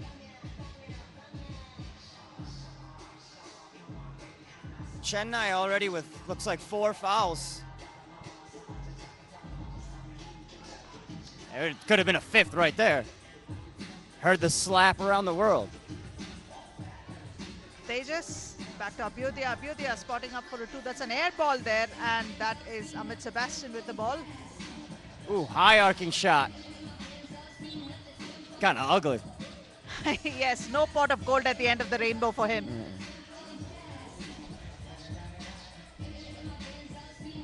Wind's picked up a little bit. Maybe that was affecting his shot. You need That a tornado if really they shoot that badly. If you're blaming it on the wind. It's Bajic with an air ball. I think Bajic could really pack some aggression and bring it in, but this is not something that is expected of Bajic. He's still playing very passively. I don't know when he's going to turn those afterburners on for his team. And kind of that aggressiveness is he has the ability to drive, and his hesitation move really can suck in that defender and him blow right by them. But for whatever reason, he's settling for jumpers. Maybe he's just trying to find his way with Shashank. I'm not really sure what's going on, but he's got to step it up here. This is a team that they should easily beat. Well, there's still plenty of time left, so maybe they'll put some space between them, but it's not looking so great right now. Looking kind of ugly, to be honest.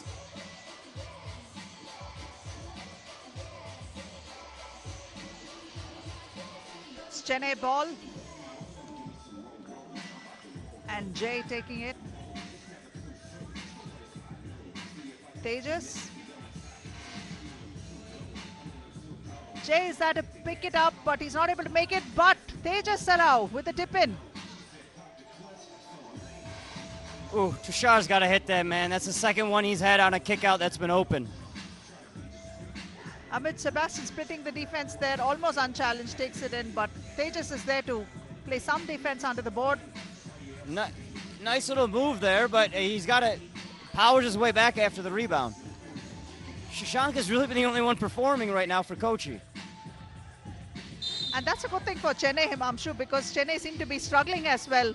And the fact that they have just Shashank to worry about makes their job easier, don't you think so? Because Bajic is outside, and even when he is on the floor, he's not really scoring from inside. Yeah. Nor is he trying to go in. So, yeah, shut down Tushar and probably Shashank. Shashank is doing all the damage right now. Yeah, but Chennai's staying in it, right? Like, it's just going to be, it can't be Shashank versus Chennai. It's got to be Kochi against Chennai. Right? And right now, it's just him. But that's a brand of basketball that we've been seeing from this Kochi Knights for quite a while right now. They have not really gelled and performed cohesively as a team. Correct. And that's a 2. Will that be called?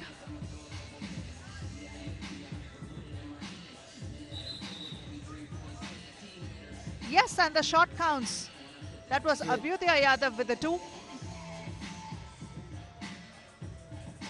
So it was an off-the-ball foul there, so the shot counts and there's a foul. It's the first foul on Chennai. The real damage is they get the ball back. Abhyudaya, that was sweet and sneaky. Yes, he gets one more point and levels his scores there. So he gets 3 quick points there. I could hear that slap out here. Come on, man. That's what I was talking about. This guy he's like a worm inside, you know. He's crafty. I'm not sure what's going on. They called it on the ground, but they're giving him a free throw. Or are they saying the basket counted and they're calling it a free throw? Makes that one. He just took over. He has his last 5 points of the game. And I'm not really sure why Slobo, again, on the bench when they need him the most. Good pump fakes there, and Shashank Rai gets a shot off Tejas. That's the best he can do, considering his team would get into foul trouble. Abhyudaya Yadav with the great assist off from Tejas. Wraps around, makes that one.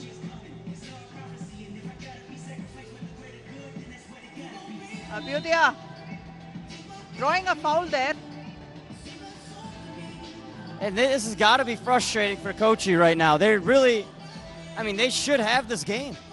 And Chennai has stepped it up. Abhyuda has stepped it up and stealing it from him right now. One more for Abhyudaya. He has Chennai's last 7 points and 7 out of the last 8 points in the entire game. I had a conversation with him when he was having breakfast. I should have closely watched what he ate instead. I'd like to have what he's having. And he did understand that the scoring was going to be on his shoulders, and he was ready to take that up. That responsibility. That's Jay Singh not able to make it. Tushar with the rebound. Out to Bajic. There we go. Finally, he hits one. So it brings him right back into the game. I mean, still a lot of time left. Shashank taking it to the hoop, finding it, makes that shot. Shashank Rai. And he's been easily getting to the hoop against Tejas. There's not much Tejas can do with the wide, if Shashank uses his body properly. See, that's the kind of thing I was saying. If you watch what Jay is doing, he's literally being a spectator on the floor. Correct. He needs to move. He needs to create those openings. There we go. I'm glad he didn't pass. Usually what we've seen out of him is passing the ball in that situation. But it's good to see him be a little bit more aggressive. That was a good one there off the glass by Tejas Sarao, looking to pass first, but then finding himself open, takes that shot. And what a reply by Tushar. That's a big shot there. He missed his first two wide open ones. Maybe that'll get him going a little bit. Good defense there. But that's the thing, when Tushar took that shot, there was no defense on Tushar, and he had an open look at the basket, which is something you can't do. So timeout call. I think that he said that it's going to be Chennai's ball when we come back. So I mean, if you're Kochi right now, you got to be looking at how you're going to take the momentum which Chennai has right now. And right now, their only scorer or Chennai has is Abhyuday. You gotta play up on him. You can't let him get those easy buckets because it's going to get him going from behind the arc as well. Get a couple easy layups, your confidence gets going. He shoots a couple threes, which is not his game. One's going to fall. Then they're going to be in bigger trouble. But this is a game that really Kochi, if they consider themselves a legit team in this league, you're going to have to win. It's just a 1 point difference right now. Chennai have 14. Tushar Vijay spotting up from behind the arc. The hustle there. Baij has the ball. So if I'm Slobo here, I'm attacking. There we go. That's a hesitation move. Oh! Challenged by Abhyuday, but Sloba is not able to convert that one. 3 minutes, 22 remain. So he had him there. That's that little hesitation move that he loves.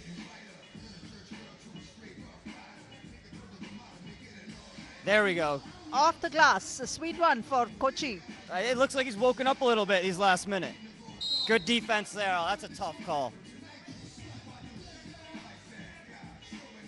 That looked like good defense from my angle.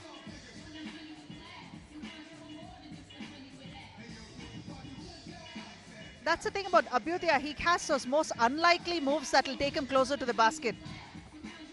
An air ball, but Jay has... And they got to box out. This is like the third or fourth time that on a three-pointer, when they play good defense, they're just not closing it out. As most coaches should be saying, man, defense doesn't end until you get that defensive rebound. A rebound there by Jay for Chennai. That was a nice pass there by Jai. And Tejas finishes. Shashank Rai is definitely a problem element there for Tejas under the basket. But there's nothing Tejas can do considering that his team have 4 fouls. Abhyuday with some spin moves there, and he makes it. Abhyuday Yadav for Chennai. Ball is There's out still of a lot of time here, but I mean, now it becomes an issue of who's going to hit 21 first. That's true. Could be anyone's ball game right now.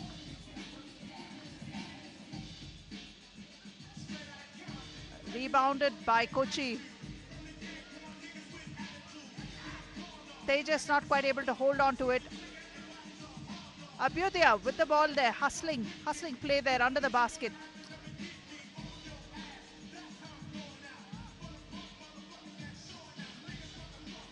It looks like, Abhyuday's game, the style he plays seems lazy, but he gets the job done. This is an air ball by Abhyuday.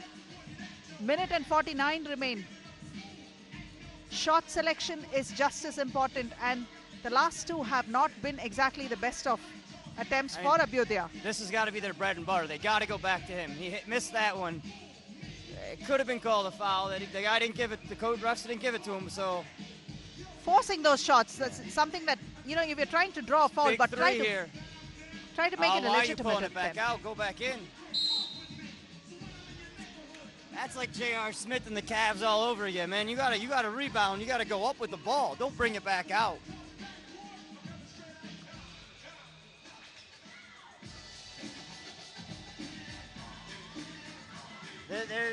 They got to go back to what they were getting their buckets in earlier.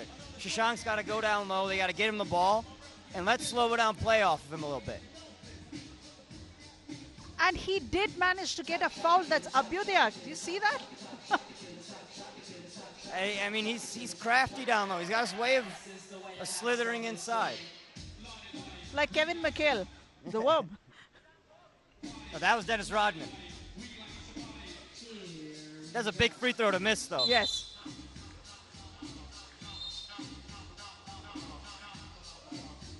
Timeout there. It's a tough call right there.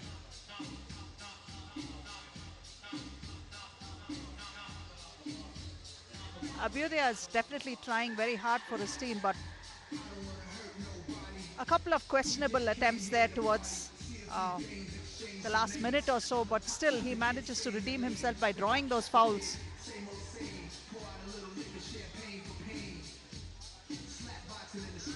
That's what we're talking about. You can see those moves.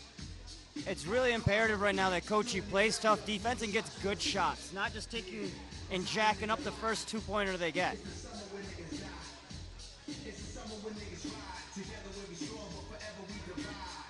I would still like to see Jay playing a little more of an aggressive and responsible basketball inside for his team, because now that Mahesh is not there, somebody has to really pick it up.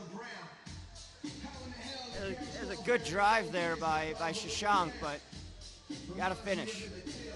Such a close game, just 59 seconds, it's Kochi ball. And the scores are just a 1 point difference and Kochi is trailing. That is Amit Sebastian with a sweet assist over there to a waiting Shashank Rai, who makes that one and level scores. Jay Singh, and there it is, claimed big mistake there, big turnover by Jai. And he hasn't realized that the turnover yet. He's still arguing. I mean, there's not much you can argue when you hit the line. It's either you hit the line or you didn't. He clearly did. Shashank Nice. Rai. Oh, that looked like a clean block. I don't think that was a foul. What do you think? I'm going to have to say, I agree with you. I don't think that was a foul. They just had a great defensive effort there, and we'll see. It's that's Rasheed Wallace. Ball don't lie. So we'll see if this goes in. Then we'll judge whether it was a good call or not.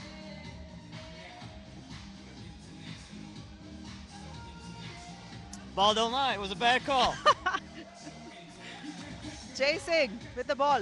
Tries to take it inside, forcing his way inside. It also looked like a travel, a foul. A couple things could have been called there. That's Abhyudaya again drawing a foul. How does he do it?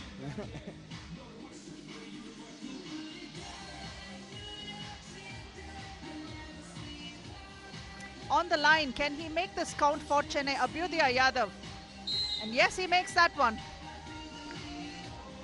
Oh, come on. These are the kind of fouls that you got to kind of let go this late in the game. You got to let them play.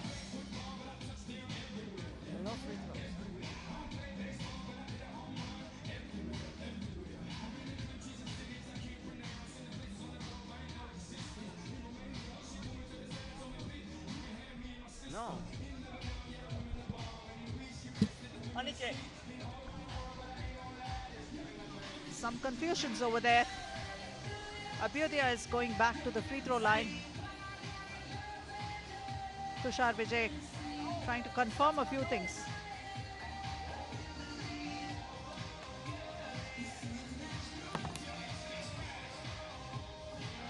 Some doubts being cleared. 35 seconds remain.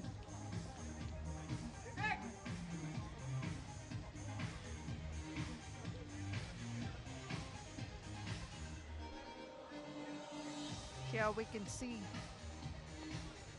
the doubts being cleared. That is a frustrating time for both the teams, with barely 35 seconds remaining and this game going down to the wire. Neck and neck.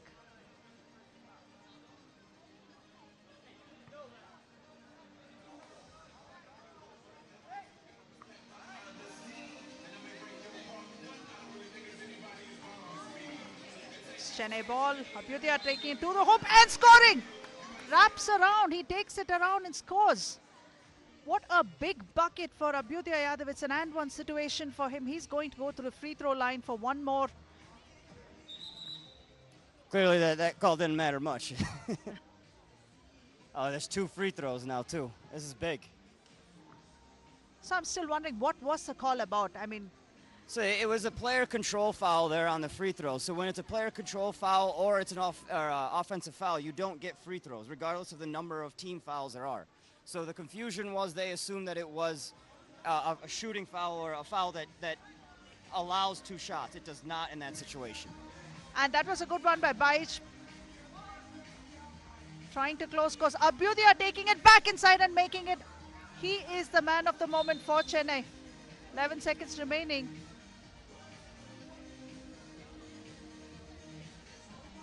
A few words between Tejas and Tushar there. I think Kochi's getting a little frustrated here. This is their elimination game. And Chennai have a 3-point lead and they're going to play out. And that is the end of the final whistle. And Chennai have taken this game away from Kochi and sent them out of the quarterfinals. Chennai have their first win.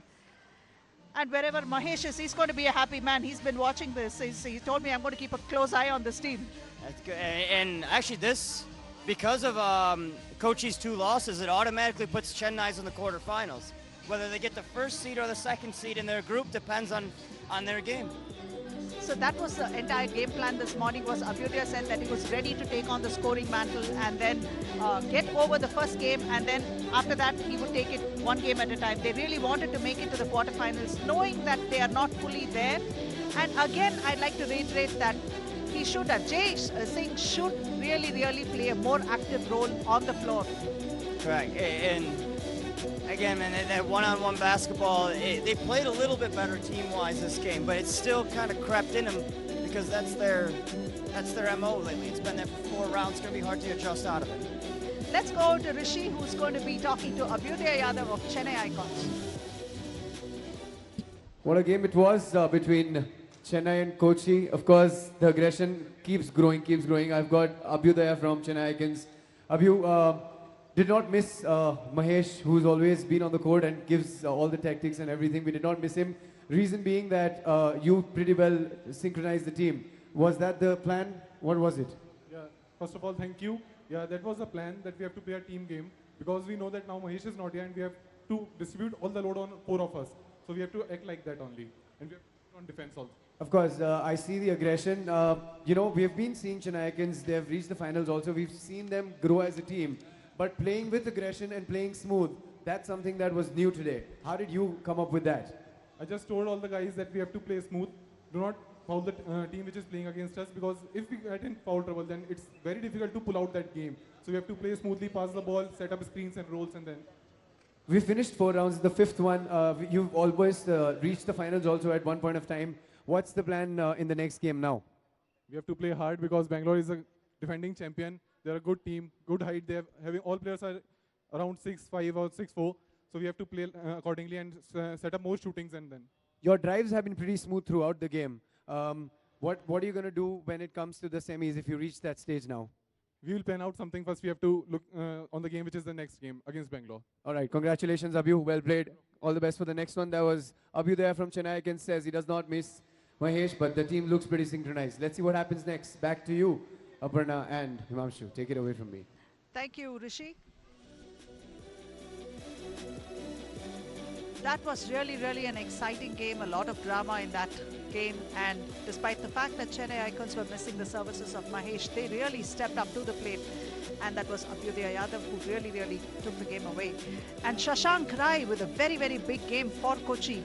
It's quite a mystery why he was not used some more, especially when he was playing so well for them. And that eliminated Kochi from the playoffs. Here we can see Abhyudaya Yadav, he really took it away. This is Amit Sebastian for Kochi.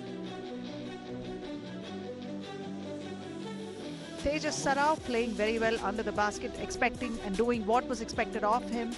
Abhyudaya Yadav literally worming his way to the hole every single time, finding the basket very, very at great. Some really, really good shots. Found the basket very often. Bayic. Abhyudaya again, putting it back. Tushar Vijay from outside. A dunk that didn't quite go in.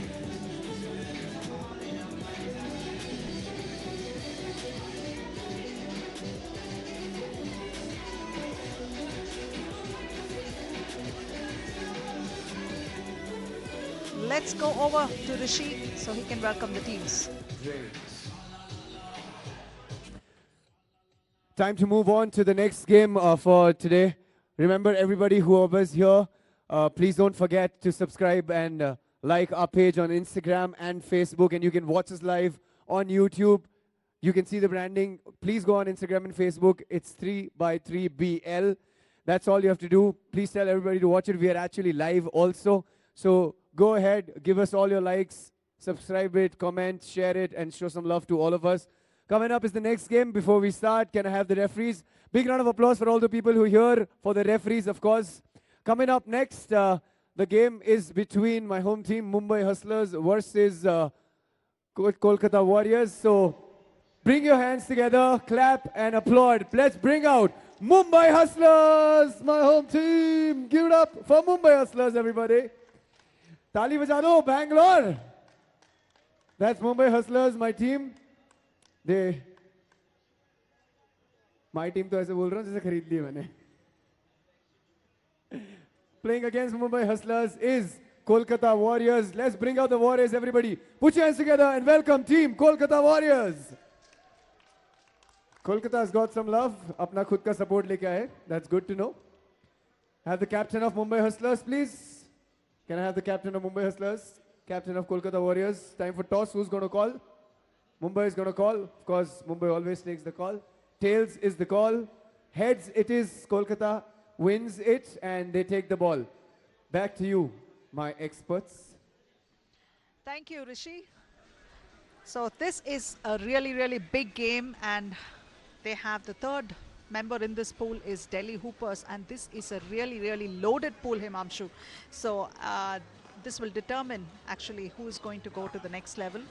Correct. All of them have had one game so far, except maybe Mumbai is just stepping onto the floor now. Yeah, so I mean, this is a do or die game for Kolkata. They lose, they're done.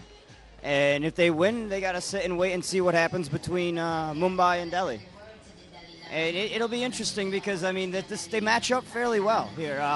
Bick is he's a threat both inside and outside. But you got two big guys in Bhushan and Stefan who can at least match up with him physically. But I'm really interested in the matchup between Lalrina and Amit Serawat. That's going to be quite a bit of a matchup. Correct. And these are two of the better point guards, as we mentioned earlier in the broadcast, in this league. And they both do a really good job of running the pick and roll, getting their big guys some easy buckets here and there. But the key is going to be who's going to be able to shoot from the outside. We saw against against the Delhi game, Kolkata wasn't really able to get going from outside. Even Lalrina was kind of cold from out there. So he's gonna need some help from Rajat and Stefan to hit a couple from out there and open things up for the rest of them. I was quite surprised that Stefan had a very, very quiet game. The last game was very quiet. And in fact, when we were talking to him, he said that his mom called him and told him that he has to play more like he did, like to play street ball type of basketball over here. So he was saying he was looking forward to playing that, but he had a quiet game in the first one. And wearing the grey jerseys are Mumbai Hustlers, Ayush Sharma, who's been introduced to the team just now, Bharat Bruce Basavaraju, number 4, number 5, Amit Serawat, and Bikramjit Gill at number 6. And wearing the purple jerseys, Kolkata Warriors, Stefan Bojajic with number 4, Lalrina Renthale, Rajat KR, number 7, and Bhushan Sundarraj at number 8. So we got two Bangalore boys here on Kolkata in this right now, and then one on Mumbai, with Rajat and Bhushan from Bangalore but representing Kolkata, and then Bruce on Mumbai side, rebounding machine on Mumbai. And what's interesting is Bruce doesn't really play organized basketball. This is his first time of really playing in a structured league or system. And to see him, how he's performed in his first time in such a system is pretty admirable. He's understood his role. He's been a great team player, and he hustles his butt off. Definitely packs a punch when he's on the floor. Hits those rebounds and crashes the boards. And he's representing the gray-haired people all around India well. Can we call it prematurely gray? I don't know if it's premature. I don't know. I think he's kind of old, so it may be right on time. Rajat with the spin move, but that's an air ball.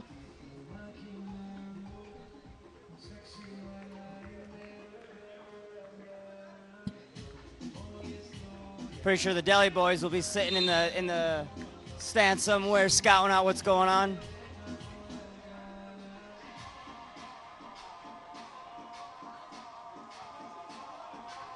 Lalrina. Nice nice pass. Stefan's got to hit that, man. Your teammate just set you up completely. You got to finish. Stefan has his role cut out today, especially trying to guard Big. Big. Nice. Beautiful pass inside to Lalrina. Lalrina making that one and opening scores for Kolkata. Amit. And the newcomer Ayush is kind of known for his hops. So it'll be interesting how he can translate that athleticism onto the court.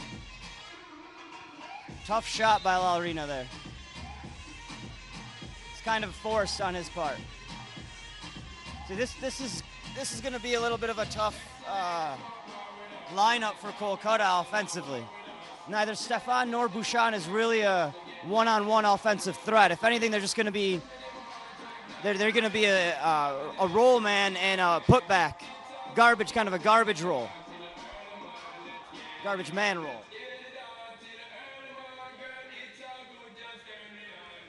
Good defense there. Great defensive efforts by Kolkata. Lalrina with the ball.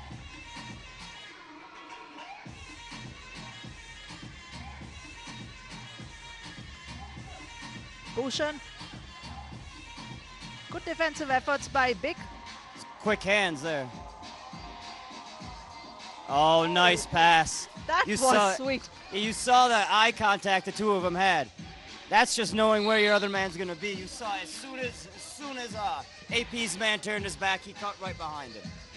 That's the thing, Himamshu, because Bikram and Amit have had a lot of experience playing together in Japan, so that is also going to be working in their favor, right? Yeah, exactly. I mean, Amit was a kind of a backup player, an injury replacement for the Hamamatsu team last year, in which Bick, Indy, and Kiran played. So they do have experience. They practice every day together.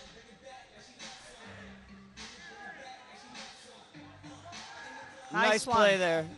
Good rebound. I mean, that's what Bhushan and Stefan have to do. They have to crash the boards anytime there's a shot that goes up. Oh, that's that was lazy.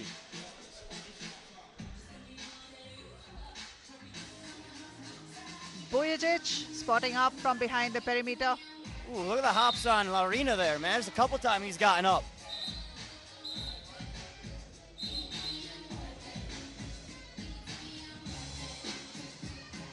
Bojajic comes out, tad winded.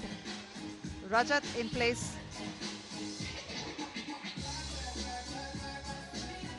Nice pass inside by Lalrina. Big is not happy with that call. So that's that pick and roll, man. That's deadly. Like, it's very difficult to defend regardless of who you have out there. That help defender is key here. And sometimes in India, it's not really taught all that well by the coaches. So it's a very new thing for a lot of these players. But again, they got to hit these free throws. And that's a shock there. Raja's got a rebound over Bharat. That we have not seen much of it in any of these rounds. That's a nice, strong move by Bhushan there. Despite being contested. That is Bikramjit Gill with a 2 for Mumbai.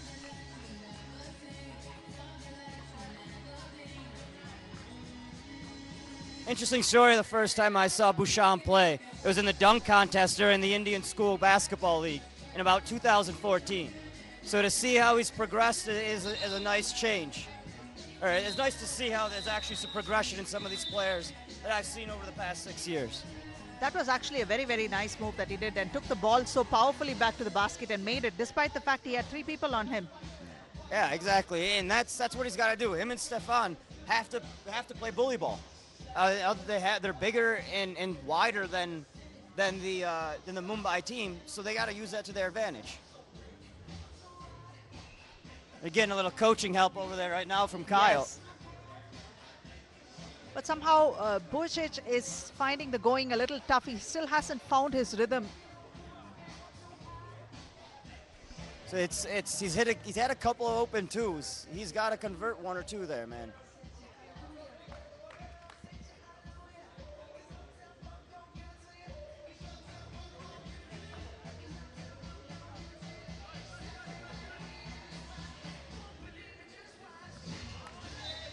Losing it the was ball. a good pass, but couldn't collect it from Bick.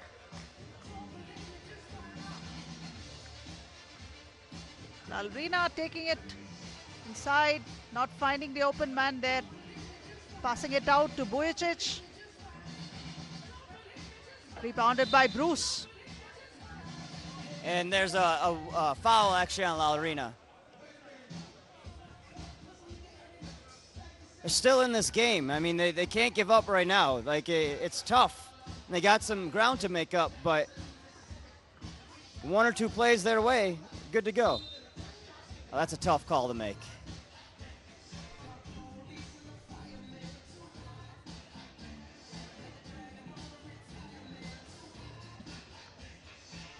Amit on the charity stripe. 6 minutes 16 remain.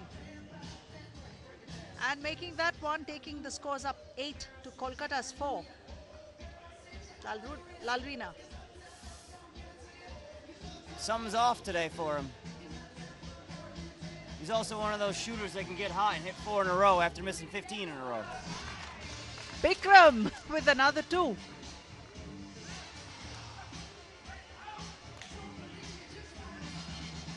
There we go. Stefan hits 1.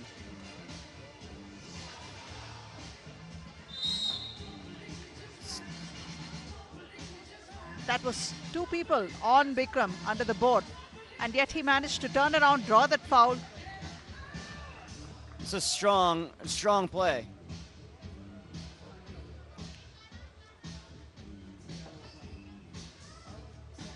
Makes that one. After that Utsunomiya, I think he's learned the value of free throws. Yes.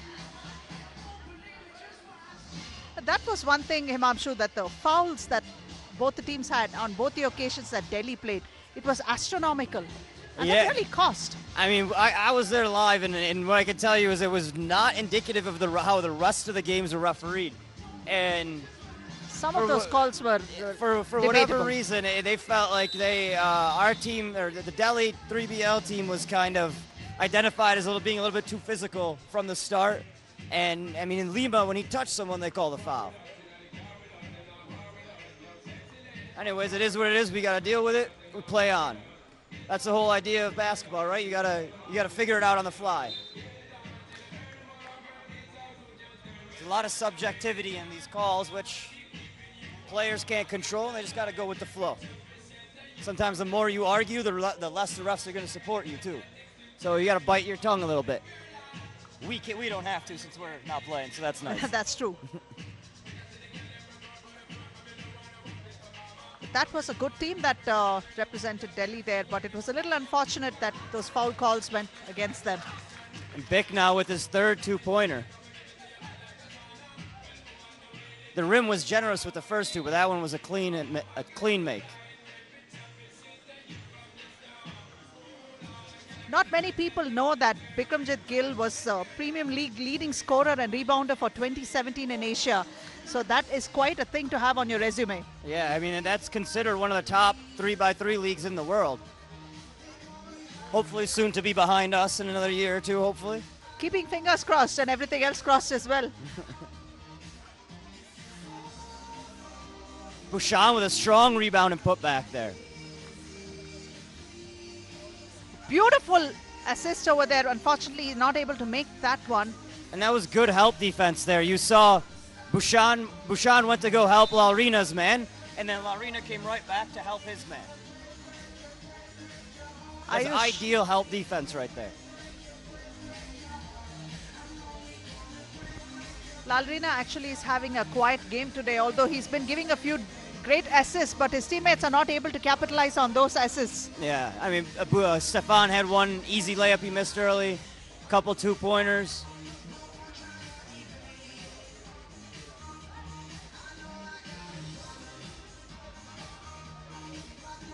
Stefan outside to Laurina. See, the problem for Laurina right now is he's getting no place to move. Both Stefan and Rajat's man are just falling off of him and then playing Laurina for the drive. It's quite obvious that Mumbai Hustlers came with the game plan and they're executing it on the defensive end for sure.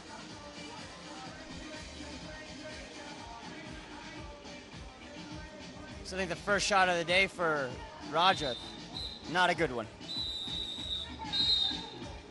TV timeout for Kolkata to regroup a little bit here.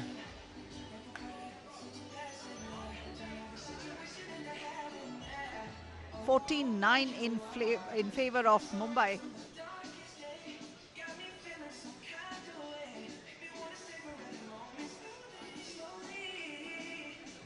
They're still in this game. They got 3 minutes and 48 seconds to make up 5 points. I mean, we've seen bigger comebacks, so this is not, I mean, it's not over by any means. Would like to see them take a few shots from outside the perimeter and close the gap rather than going inside, crashing the boards. And they got like 5 fouls. 5 fouls, yes, right? you can so, at least take it in and Kolkata's got to make a conscious effort fouls. to get to the hoop and try to get some contact and get a couple fouls, get some free points.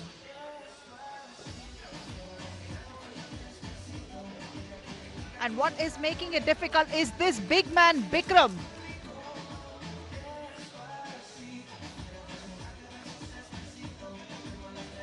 Ooh, That's he what may we're be heating up. He had one earlier. That's the second one of the day. Or the game, excuse me. Vic's cooled off since his strong start, too. Bruce comes in place of Bikram. It's Kolkata ball. Rajat with it to Laurina. No, Bruce had a piece of it. Vujicic. He's got to attack, man. He's given up attacking completely.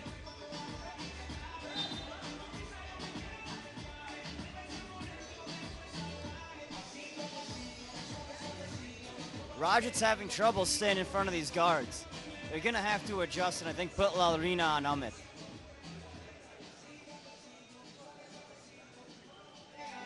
Amit makes that one.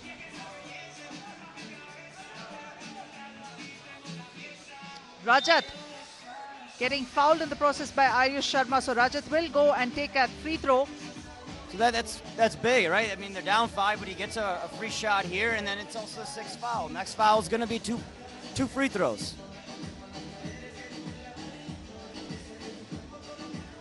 I really do think a lot of these teams don't value that idea of getting the other team in foul trouble. Rajat made that one, but it's answered again by Mumbai. Bikram with a big rebound there. Amit.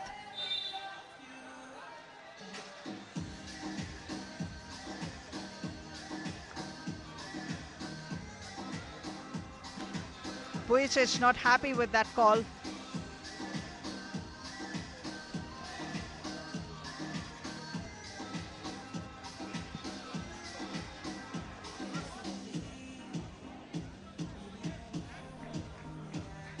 Minutes and 39 remain with Mumbai leading Kolkata 17-12.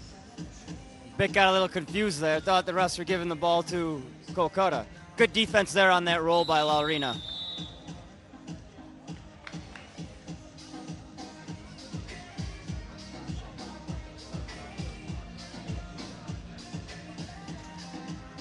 Rajat with the ball for Kolkata. Inside to Vujicic.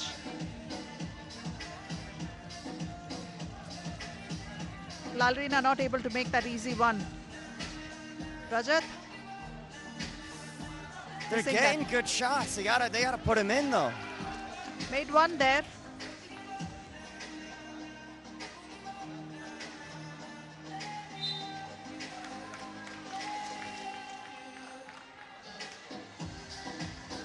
It's the sixth foul on Mumbai, so just one shot for Bikram. Bikram got a new style apparently. Those shorts a little bit too long for him, so he's putting him inside his compression, his knee braces. Interesting look. Definitely, we have some style statements as well here. So your ballers aren't just ballers; they're fashion icons as well. Vic ending the game there with a big two. And that's Mumbai icing out Kolkata 21-13 and with a minute and 53 remaining on the clock.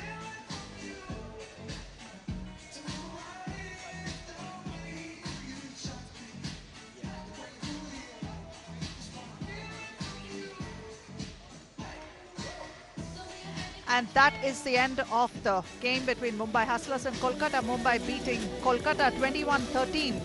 And Kolkata now have been eliminated from the quarterfinals. So it is going to be Delhi and Mumbai in the quarters tomorrow.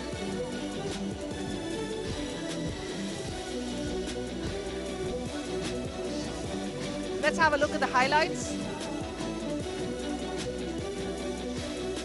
Lalrina not quite having the game he'd like to have, and Stefan Vujicic really struggling out there. That's Amit Sarawat for Mumbai. Bikram has played a very, very big role. Nice no-look pass inside. What an assist to Amit. Lalrina to Bhushan. Amit. Lalrina. That's Bhushan for Kolkata.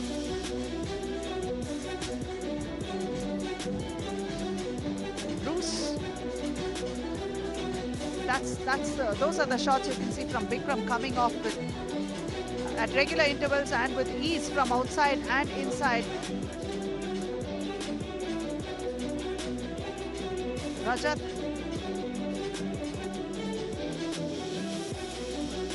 Well, I actually thought, Himamshu, that they wouldn't give up without a fight, but this really was not indicative of the team that the kind of game that they're capable of playing. Correct, and it's unfortunate, man. I mean, this Kolkata team has a lot of talent, and I think they have the potential to do a lot more, but we'll have to see next round because they're out now.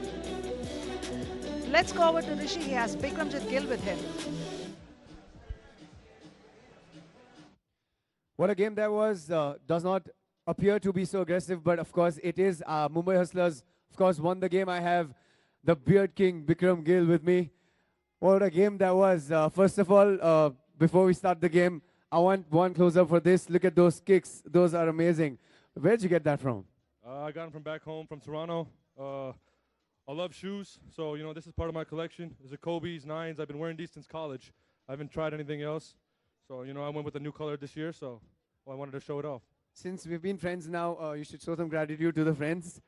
Pass those kicks on. Anyway, let's get back to the game. It was a good game. There was a little bit of missing between Amit and you, or Bruce, when he was missing the rebounds. Wasn't being the ball that you wanted him to be.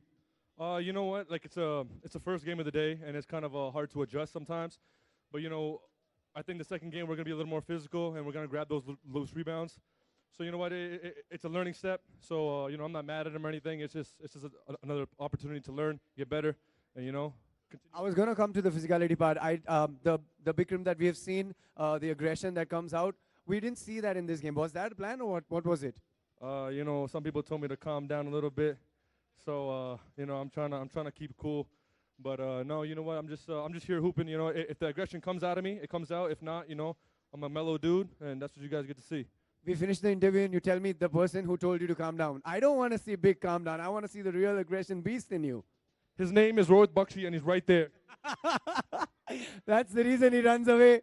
Big runs away because someone has told him to calm down. But that's not the big that you want to see. Mumbai Hustlers won the game. Coming up next is something very special. Stay tuned for this. Give it up for the commentators in my expert zone. Take it away, Aparna and Himamshu.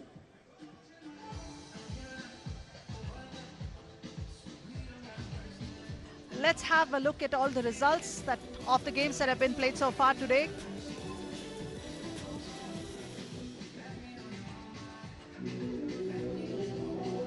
We got a bit of technical difficulties. We'll get those results up shortly. But no doubt about whatever's happened so far. We had some really, really close games and exciting ones, a lot of drama and action as well. The first game between Bangalore Machas and Kochi Knights. Bangalore Machas beat Kochi Knights. Delhi Hoopers beat Kolkata Warriors 21-10. Aizawl Legends beat Chandigarh Beasts. Ahmedabad Wingers had a go at Goa Snipers but lost to Goa Snipers. Chennai Icons beat Kochi Knights and eliminated them from the quarterfinals. Mumbai Hustlers have eliminated Kolkata Warriors from the quarterfinals as well. So my biggest takeaway from these first 6 games, was the Goa Snipers who came ready to go. And Ahmedabad was off their game, and then Kochi was off their game. You're off your game right away. You're gonna start from behind. And I mean, Goa has now in a prime position to win their group and make some noise in the quarterfinals. That would be good, but it also remains to be seen. Ahmedabad Wingers have one more game against the Hyderabad Ballers. We have to see how Goa is going to perform against Hyderabad Ballers as well. And that Hyderabad Ballers team has had a lot of opportunity and time they've spent together and honed their chemistry on and off the floor. So that's going to be exciting. Correct. And we'll see that in the second game as we come back. Of course, thank all of you for being here.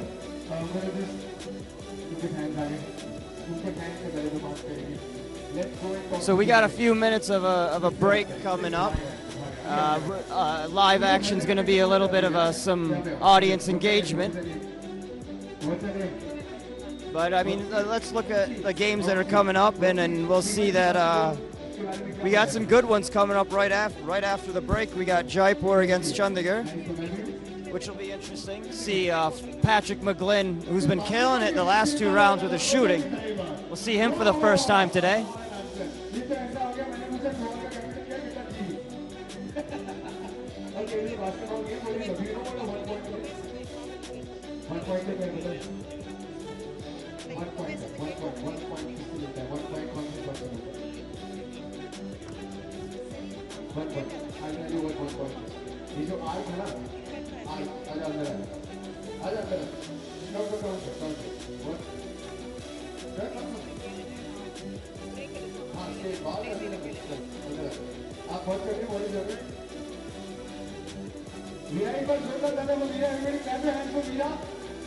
Now Mira is going to show us what an offensive foul is.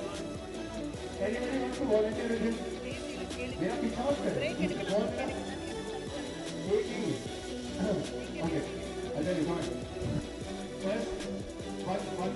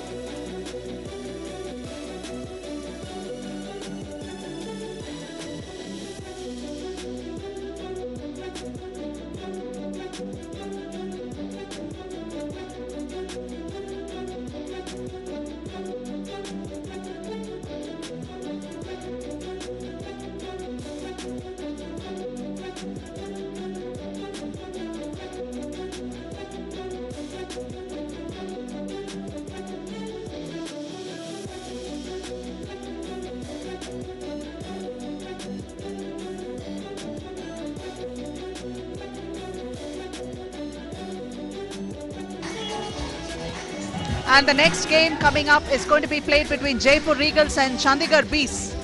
This is game 7 of day 1 of round 5.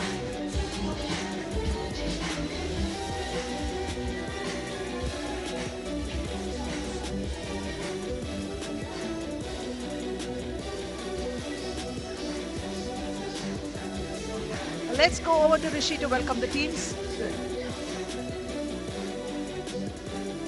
All right. I know you guys have been amazing support throughout, but you'll have to wait for one more game because coming up game is between Jaipur Regals and Chandigarh Beasts. We're going up north. Before we call the teams out, can I have the referees for the game? A big round of applause for the referees who's going to referee this game. They're doing a great job. You can't miss this game. Someone in form from Jaipur Regals. He's the man to look out for. Everybody put your hands together and let's welcome Team Jaipur Regals. Yep, let's bring it up. Let's bring it up. That's the man. That's the team Jaipur Regals. Yep. Good luck, buddy. Looks in form now. Playing against Jaipur Regals is Chandigarh Beasts. Let's bring out with a big round of applause. Put your hands together for Chandigarh Beasts, everybody. Hey, Arvind ke fans, tali bajao na.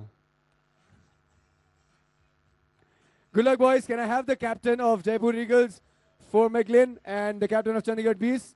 We ready for the toss? Who's going to call? Okay. Jaipur Regals will call and heads is the call. That's the flip.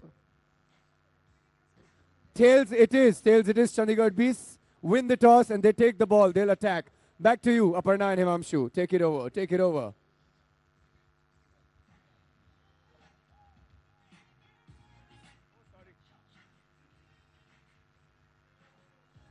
This game if they don't win this game, so it is going to be quite interesting because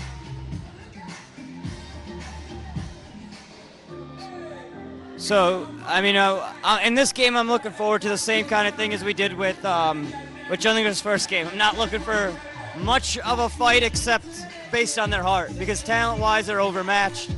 If Kaif plays well, we're in good shape. Where Kaif is still to be seen because I don't see him out there warming up. homeboy Kaif has a lot to step up and play and get this team going into the quarterfinals and beyond.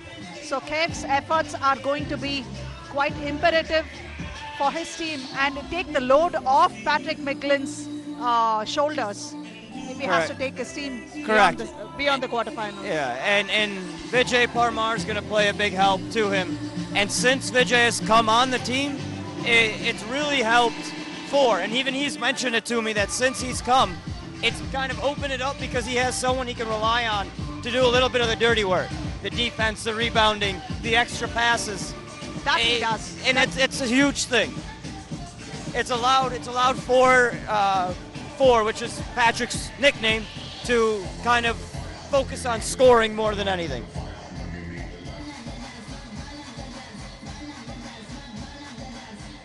And Jaipur Regals wearing the pink jerseys. We have Vijay Parmar, Patrick McGlynn with number 4 and Rajesh at 5. Number 6 is Kev Zia. But like you said, Kev Zia is nowhere to be seen. And wearing the green jerseys, we have Dulan Karsati, number 5, number 6 Jasjeet Sodhi, and in place of David Boone, we have Mithil Reddy and we have Kunal Raghav wearing number 9. So I mean, Kaif is a local. This is kind of strange to not see him on the court right now.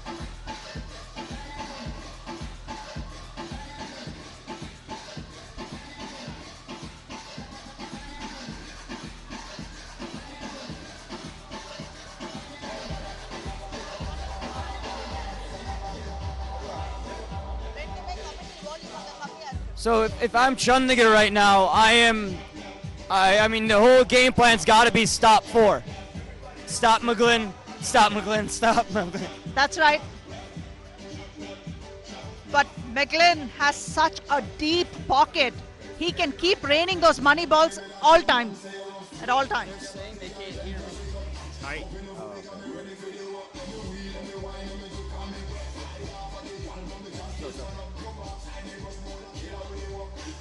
So we're about to get the first check ball in here and get this game started.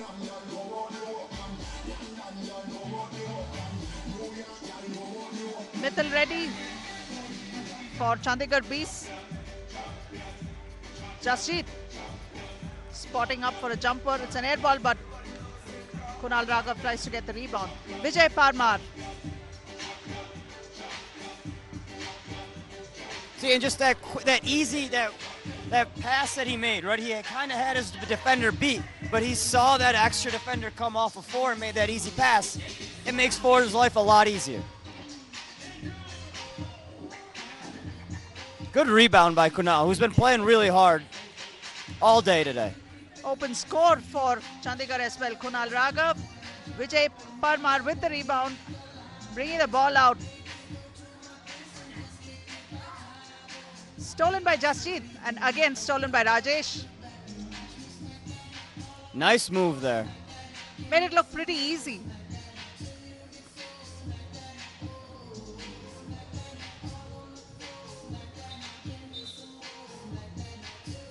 Again, that sideline's a killer. Second victim for the day. That's not bad, Himamshu, considering the last few rounds we had quite a few Oh of those. yeah, I mean in one game in last game, Mumbai had 3 or 4 themselves.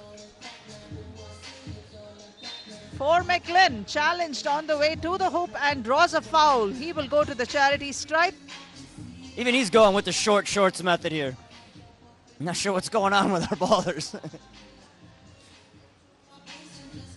I think we're going to have to go with retro jerseys henceforth. Yeah, I mean, I think he's just showing off that he did leg day or something. Mithil Reddy makes that one. It's a 2 for Mithil. And tie game early, 3-3. An air ball even, from. even you see kind of Ford taking it easy a little bit like Kyle did against Chandigarh. You gotta take this stuff a little bit seriously. Kai finally shows up. He's sitting on the bench there, not sure where or what happened.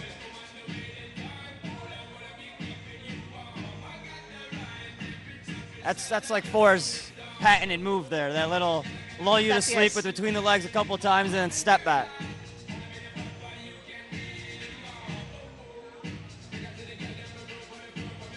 Kaif coming in cold. He hasn't taken a shot, practice shot. Not at all, but Kaif is going to have to pack in quite a bit over there. At least. Again, Mitchell coming up big early. So he's a very unlikely player. You wouldn't think that Mithil would do these things, but yeah, there he is. He's still doing what he has to do, getting those points on the board. Sneaky. Jasjeet, back to Mithil. Forrest's shot is off a little early. Oh, he's just getting warmed up. You can be sure of that. Four is definitely going to find his feet before this game is over. Good D there. Something we emphasize with the players is good closeouts, and that was a good closeout. There you go. There we go. I spoke too early. I spoke too early on him.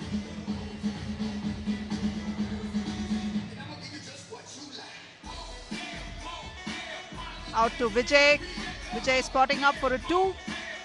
Kaif is there to hustle for the rebound.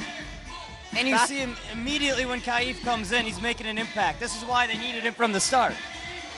But he's a very important player for them. And I think this is their best lineup out of as a team. Everyone can kind of do a little bit of everything, and you got Kaif to do a little bit of the dirty work.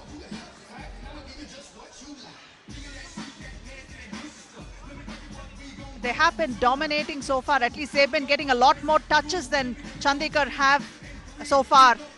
Although the score doesn't speak so much. And there it is, 4 on flow again. He doesn't. You call it a jump shot, but he doesn't jump. It's like he's standing still most of the time. But he still gets that power and energy out of it. Jasjeet puts one back there and gets 1 point for him. Chandigarh with one added one. Stripped there, good defensive effort by Jasjeet for Chandigarh Bees. Mithil Reddy out to Jasjeet. Stepping out and taking a 2, but it's an air ball. Vijay Parmar is there to pick it up for Jaipur and passing it inside to open man Kaif. Kaif makes a shot, but the shot does not count.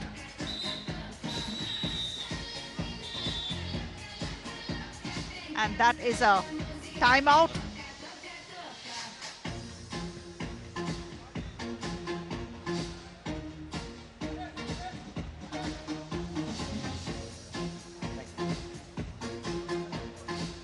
So, I mean, we got a fairly close game, but it really looks like Jaipur's in control. They're kind of playing lazy, playing easy, but they've still got a 3-point lead.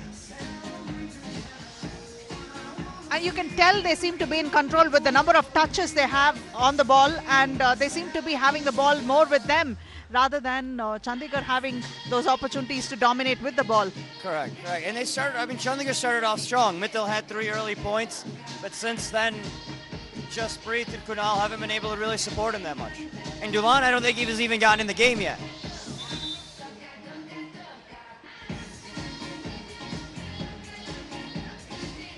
But what we have to see is, can Chandigarh sustain this momentum and keep the pressure on Jaipur is something we have to see. And right out of a timeout, I mean, coaches always say that out of a timeout, the worst thing to have is a turnover. And right off the bat, when you have enough time to talk about it, discuss what you're going to do when you get back out there, to have a turnover is a killer. And that too over poor shot selection. Correct. An easy one there, and kicking it out to Rajesh. Nice ball movement, but I would have liked to seen 4 just take that up for the easy basket.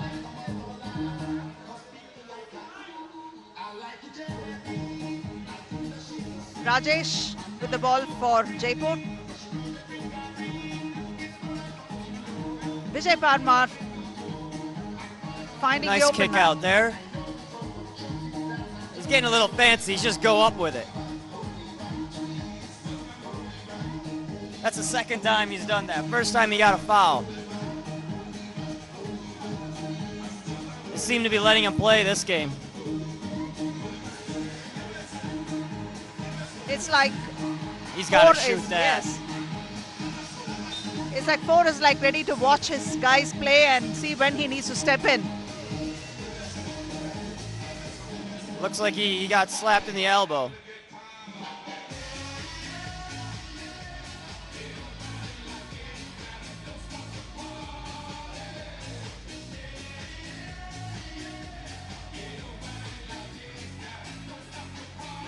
Dulan getting his first action, trying to go right up, and McGlynn blows right past him for the and one. It's like he doesn't want to turn it on until it's necessary. You know, he's like conserving his energy, and he's like, let's take this easy. Let's just keep ahead of the rest of them. He's got this sneaky athleticism. Yes. Partly you look at him, he's a white boy, you don't think, oh, he's not that athletic, he can't jump, White he's men not can that play. quick. Yeah, white men can't jump. Can jump, right? Yep. Wesley Snipes said it best.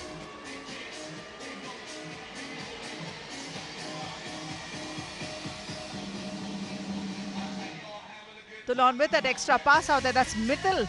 No, that's Kunal. Oh, now they're just getting cocky.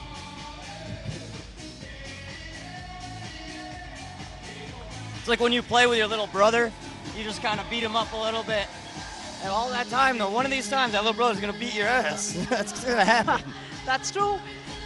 But right now, they don't seem to be under any pressure.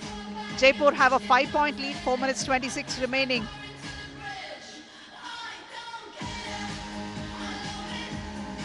What I like is he's been aggressive to the hole. He's trying to do a little bit fancy stuff sometimes, but Kunal. And that the man was out of bounds. That was Jasjeet. it's really been a bad game all around. Kind of ugly, kind of slow. This is not the style of basketball you'd expect for a 3x3. But yeah, it happens once in a while, and we have to endure. But even though that's like that, it's still kind of fun to watch. Oh, yes. Lighter moments, several indeed. Exactly. Mittal again open. Kind of cooled off since his hot start.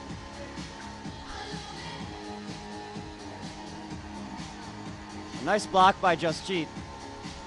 Jasjeet is actually the cousin of Indian national team player Arshpreet Buhler. Unfortunately, that shooting touch did not go to Jasjeet. Some of it only gets transferred by genes.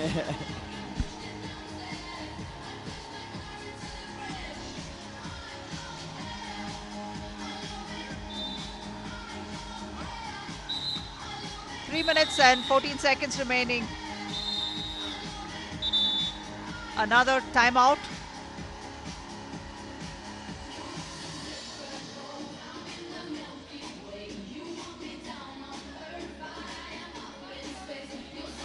You can see the relaxed body language of Jaipur team, like nothing much to worry about. They just want to keep themselves barely ahead and take it comfortably, conserve themselves for the next game.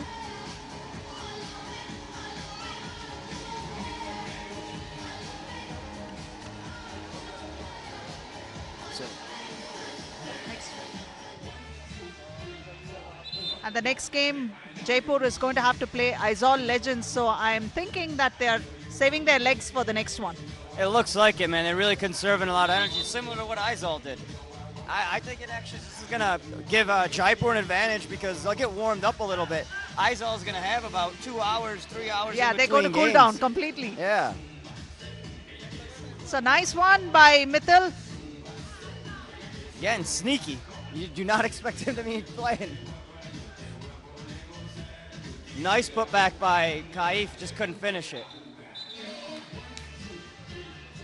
Man out of bounds once more. So it's going to be Jaipur ball. That's giving Flynn too much of space there. Problem is Dulan's too small to really guard him up there, and he's too slow to guard him as he's driving by. So Dulan's really at a disadvantaged position there.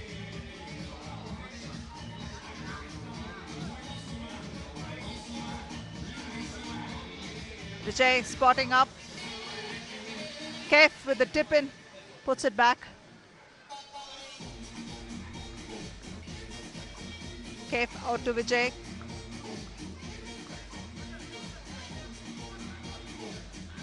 Hustling defense by Dulon.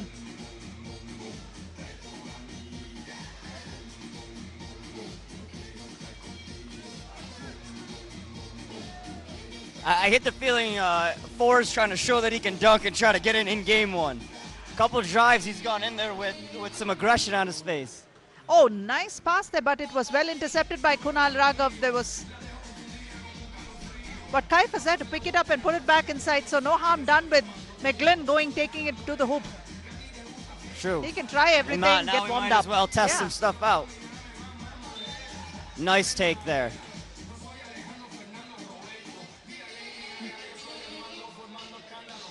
Minute and 44 remaining. Jaipur have a fairly commanding lead with 15 and Chandigarh trail by, they have 8 points.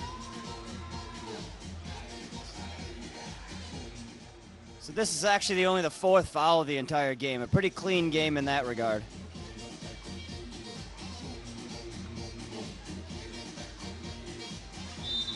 Although maybe they're just missing the fouls and not necessarily playing a clean game.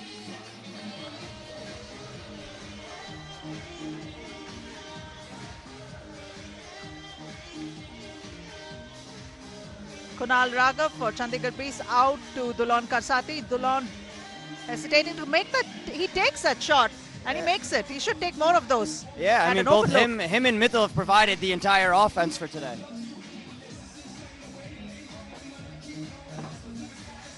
This is just shooting practice for Jaipur. They're just jacking whenever they want up, trying a few things out. Dude, instead of making that pass, he could have made that attempt, right? Yeah. Try to shoot. A lot of frustration. And actually, their best lineup maybe should be with those two in the game together right now because they're the only ones that are doing anything offensively. Oh, tried to sneak one in there. Nice little move there. A very sweet spin, but Mithil ready with a foul there. 58 seconds remaining.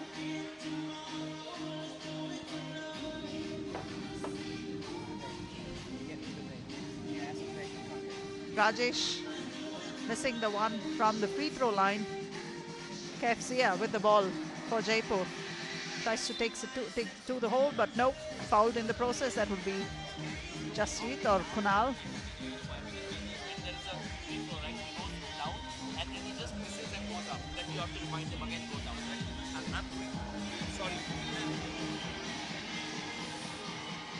Passing it out to Kunal Raghav. It's just a formality of finishing this game. It's still only 5 points. They hit the hit of 2 right here, then... There it is. One more point for Chandigarh. Coming off Kunal Raghav's.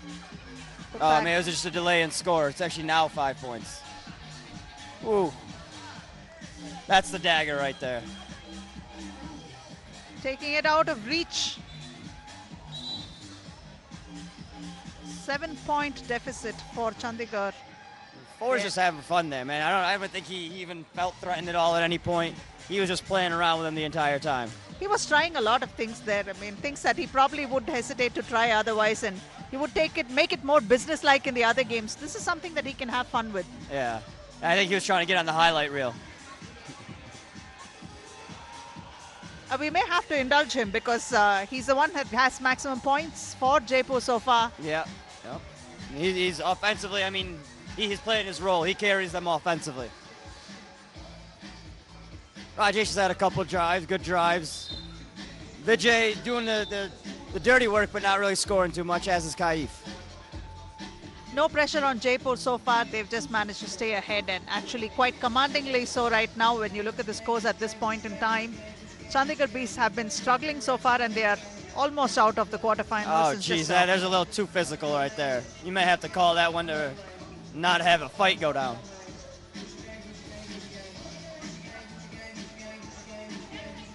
That's a good one. Jasjeet putting it back inside for Chandigarh. For McGlynn. Does what he does best. Yeah, Drain them. Score. And that is the end of the game. And Jaipur with 20, Chandigarh 12. Jaipur have managed to eliminate Chandigarh Beasts from the quarterfinals.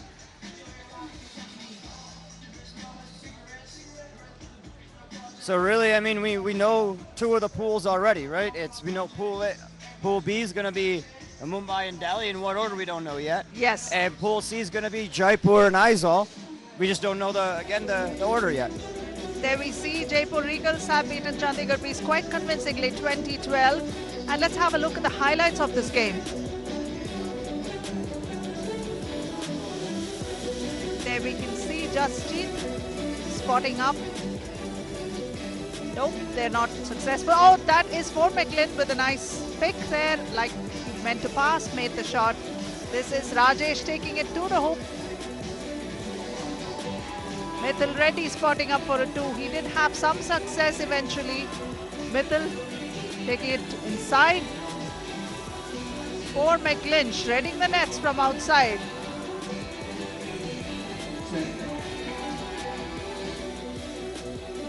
Taking it to the hoop at regular intervals is for McGlynn. Kunal Raghav from outside. Another 2. Mithil. Rebounded and put back inside by Kunal. And even though this Chandigarh team is overmatched, it's fun to watch them because they play so hard. And you got to give it up to all of them for coming out there overmatched, undermanned, and really at least putting out an effort. Absolutely. It's always nice to see players with heart and performing as a team.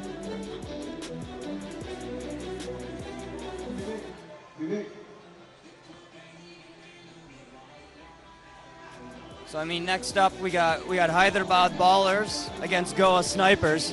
Now again, both of these, well, Goa had an early victory earlier today over Ahmedabad, and this is going to be a tough group for all 3 of these teams, man. I mean, all 3 of these teams have regularly been in the quarterfinals, so it's going to be interesting to see what happens. Oh yes, it's going to be interesting. Hyderabad Ballers have this huge fan base, and they're all Arvind Krishna's fans all the way from Hyderabad. They've come, and it's really great to see such support from these fans. They've been following Arvind ever since the Chennai round, and it's bringing a lot of excitement to this league. Yeah, and for those of you who don't know, Arvind Krishna is a Telugu actor as well as a professional basketball player. And the next game is going to be played between Hyderabad Ballers and Goa Snipers. Let's go over to Rishi so he can welcome both the teams. The next game coming up, the court is not going to be able to handle it for sure. It's going to be mad. It's going to be massive noise. It's going to be good aggression. They've got superstars in the game. They've got superstars playing the game. Let me please welcome first the referees. Everybody put your hands together and please welcome the referees for the game. Referee is not going to be easy. There's going to be mad support. You've done a great job so far. The next game is going to be, wait, let me not say it. Let me just bring out the team. Please put your hands together and welcome Goa Snipers! Everyone, clap your hands. दूसरी team के लिए भी ताली बजा लो कभी तुम. That is Goa Snipers. It's going to be a super interesting game. Playing against Goa Snipers. You are going to be loud, I know. I don't even want to say put your hands together. Please welcome Team Hyderabad Ballers! Yeah, I know what the support is all about. Mr. Krishna is here. For all the people who are wondering why suddenly so much noise, is because of this one man, the superstar, Mr. Arvind Krishna. That is Hyderabad Ballers, the team for you. Can I have the captain of Hyderabad Ballers? Ivan. Good luck, buddy. Can I have the captain of Goa Snipers? Who's going to call? All right, Hyderabad Ballers has called. Heads is the call. Tails it is. Goa Snipers win. They're going to attack. Back to you, Himamshu. You're going to love this one with the Parna. Take it over. Thank you, Rishi.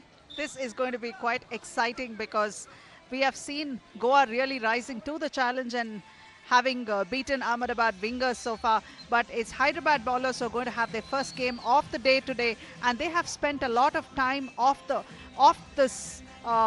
during the break between both the rounds, bonding and practicing a lot together and getting their chemistry in place. So it's going to be interesting to watch who's going to come out on top.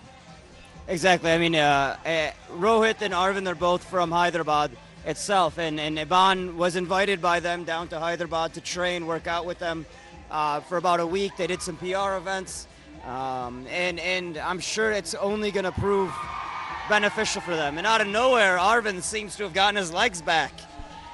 It's more like he got his wrist back because he did suffer from a wrist injury, and he was, when I was chatting with him, he was telling me that he's been doing a lot of physiotherapy and strengthening that wrist. So hopefully that's going to hold out today and he's going to get his shooting touch back because he was very frustrated that it didn't work for him during the Chennai round. And he's not wearing the wrist brace for the first time since he started playing with us.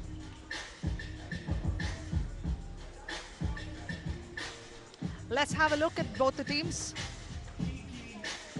And wearing the orange jerseys, we have Hyderabad Ballers. Number 5, Arvind Krishna. Number 7, Rohit Lokareddy. Number 8, Safalya Patra. Number 9, Iban Himes. And wearing the blue jerseys, we have Goa Snipers. Niall Smith with number 4. Number 5, Kumar. Number 7, Harish Verma. And number 9, Raghavendra Singh. And while on Hyderabad, Arvind may get all the fan love, the man that makes the Hyderabad Ballers really run on the court is Iban Himes. 90% basketball player, 10% entertainer. He thrives off of this crowd noise here. Absolutely, he absolutely thrives. And we've seen it time and time again, Iban playing to entertain the crowds. It's like really, really great. He brings a lot of energy every single possession. And it's going to be fun to watch him and Niall go at it because both of them only know one speed, and that's full blown. And Loka does bring in a lot of strength under the board, and he does what is expected of him. It'll be nice to see him score more for Hyderabad. And Hyderabad's going to have a slight advantage under the boards. They are a little bit younger. They have more athleticism. Oh. Arvind scores for Hyderabad. Niall in return. Niall took advantage of a slip by Iban on that one. Rohit hitting it. That is quite fast. Back to back. Quick ones. Niall Smith with a sweet move there, but no. Arvind has the ball and he's going to confidently spot up for a 2. No, misses if he that. made that, the crowd would have went nuts.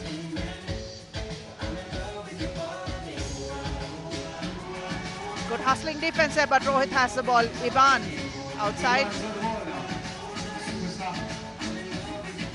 Rohit taking it inside and laying it in. That is a sweet one for Hyderabad. Smith inside for a beautiful assist, but not able to make it. But Raghavendra is there to pick it up and put it back inside. Arvind Krishna off balance. Not making that shot. Niall Smith unchecked outside, but not able to convert that one. Arvind Krishna outside. Passing it. No, missed that one. Rohit is not able to get there on time. And early on, we've seen kind of what we expected, right? We've seen that battle between Niall and Iban really kind of dictate how this game goes. Rebounded by Iban. Iban's just getting warmed up. Niall's played pretty good defense on him so far. There may have been a slap there.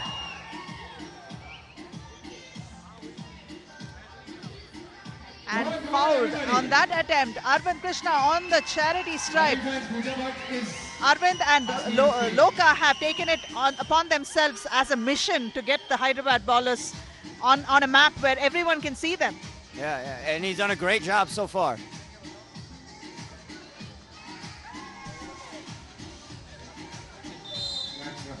So Arvind actually used to play in the U.S. Tried out for a couple of college teams, but had a knee injury that kind of put a setback in his U.S. college basketball career. But Arvind is a man who's wearing a lot of hats right now: businessman, an actor, and now a ball player, a professional ball player at that, and that's quite enviable. Yes, it is. Yes, it is.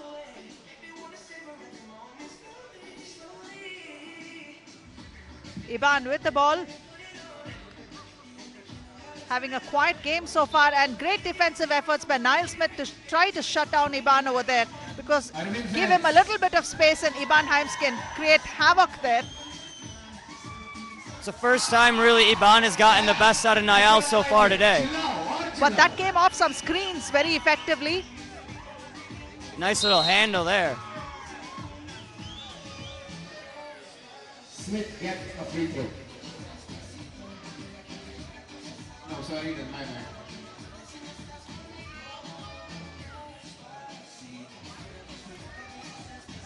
So Harish with a nice drive there. A nice drive through, gets one. And Harish has gotten more and more confident after every round. Safalya Patra being tested by Niall Smith inside. Safalya draws a foul. I don't know, that looked like a jump ball to me.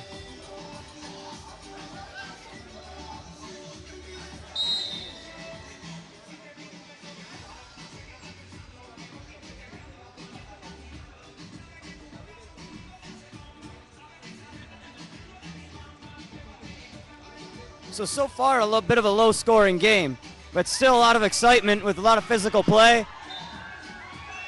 Not quite able to make that off. Iban losing the ball must have been frustrating, especially when Niall Smith was not in the picture, having fallen down there. Score is 4-3. So it looks like the game plan to Goa has been to kind of identify who's guarding Arvind and try to take advantage of that situation. All of Goa is taller and kind of bigger than Arvind, so they're going right after him. Goes for a two-pointer. That's usually out of his range, but hey. Lead right now. Iban tries for two. I think when push comes to shove, then they start performing. Yeah. You have the heart though. That can carry you. Well, maybe he's just waiting to show it. Yeah. And there's no time better than now for it. Niall Smith. He seemed to be more confident playing with Niall than he was before.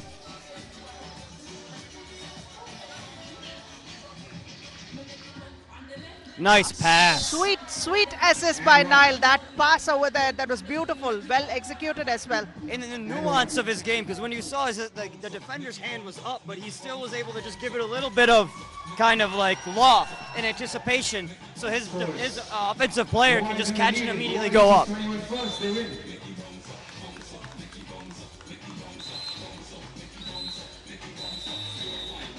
And before we know it, Goa have a 3-point advantage over Hyderabad. And we have our first timeout, TV timeout right now. And Goa has just kind of gained some momentum. This actually timeout really benefits Hyderabad here because Goa was slowly trying to take over this game and it was working. Their defensive game plan has worked so far. Their offensive game plan has worked. And they're communicating well. That 2 from Harish was timely, and Niall Smith's assist to Raghav also was a really, really timely one. So that was something that is taking the lead up by 3 points. Niall has contributed very quietly in this game so far by playing an amazing defense over Iban. Yeah, he's quietly a great defender. He has been throughout this season. That's the thing about Niall, is that he doesn't have this flamboyance going for him. But very quietly, he does what he does best. Yep. And he really hasn't scored all that much, but he's facilitated, and he seems to have the right team around him to play the game he wants to play. And Harish and Raghav have kind of stepped up to the plate because they're able to give him that assistance and give him the freedom to play that defense. Correct, and that was good help defense. Arvind Krishna with another one, a turnaround jumper there. There we go, Niall's first 2 of the day.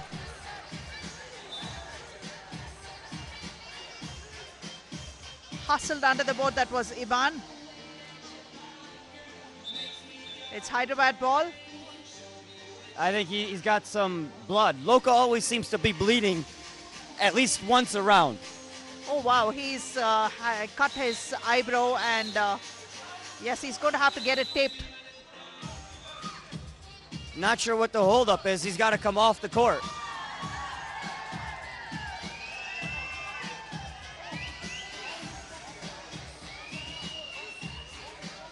He's got to get cleaned up. An enforced break for Loka. He's not quite happy about it.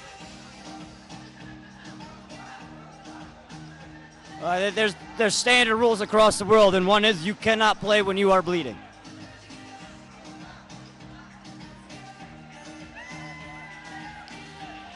Iban outside to Arvind. Arvind launching a 2. Oh, there goes that sign.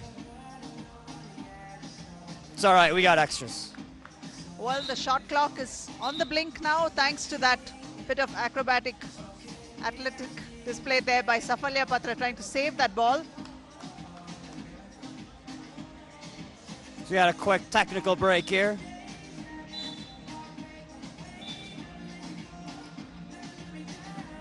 So, for all the 3x3 fans, if you score from inside the arc, it's 1 point. If you score from outside 6 the minutes arc, and it's 1 2 minute, points. 6 minutes and 1 second remaining. Hyderabad trailing Goa by 4 points. Hyderabad have 5 and Goa have 9. So, just to inform all you guys, just because Goa won the first game doesn't mean that they're automatically into the quarterfinals. They have 1 more game to determine that. If they win today, or if they win now, then they're into the quarterfinals and they're the number 1 seed in their pool, the D pool. But if they lose right now, then it would really determine based on who won the Hyderabad versus Aizawl game, and then the number of points each team has scored. Excuse me, Ahmedabad-Hyderabad game. Iban spotting up for a 2. Rebounded by Raghav. Niall. Out to Harish. Oh man, he can't get a little bit arrogant with them. I think that's a shot clock violation.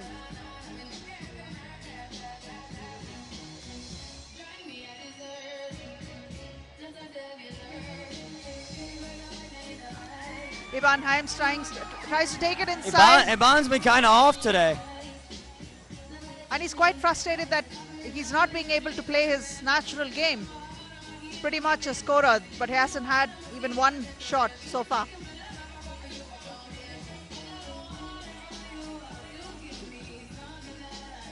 Iban Himes on the line for a free throw. No, that's not going his way at all.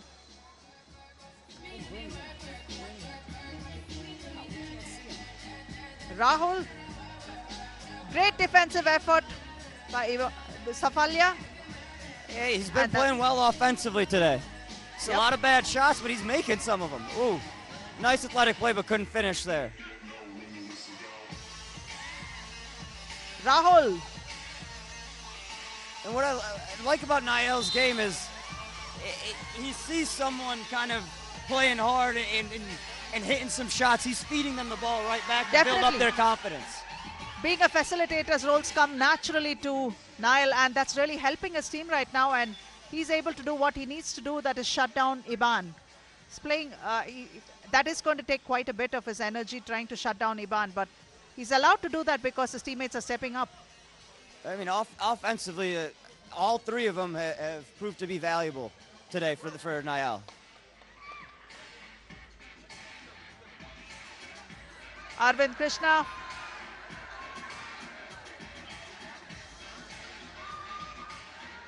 For two, that's quite flat. He hasn't got his rhythm. His shooting rhythm is a little off, and he's very, very frustrated about that.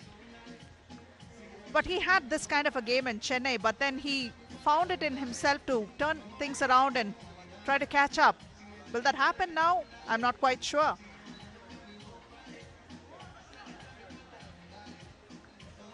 It seems to be a lack of energy from the Hyderabad team today, and which is unique considering they have all the fans here, even maybe more than the Bangalore team.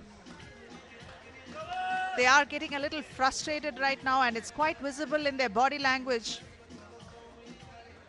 And it might help their cause if Rohit was able to come inside, but Rohit is having his injury taped. Should be done in a couple of minutes, but there'll be only a couple of minutes remaining on the clock then. Yeah, I mean, now is kind of a do-or-die time for Hyderabad. And on cue, Iban kind of hits a crucial shot. Good defensive effort by Arvind, but a foul has been called, so he will go to the free throw line. That would be Rahul for Goa. And that's foul number 7, it looks like. So Goa's going to get 2 free throws. But today's first game has actually brought out the best in Goa. You can see them communicating more, and Niall is actually taking a leader's role on the floor, Himamshu.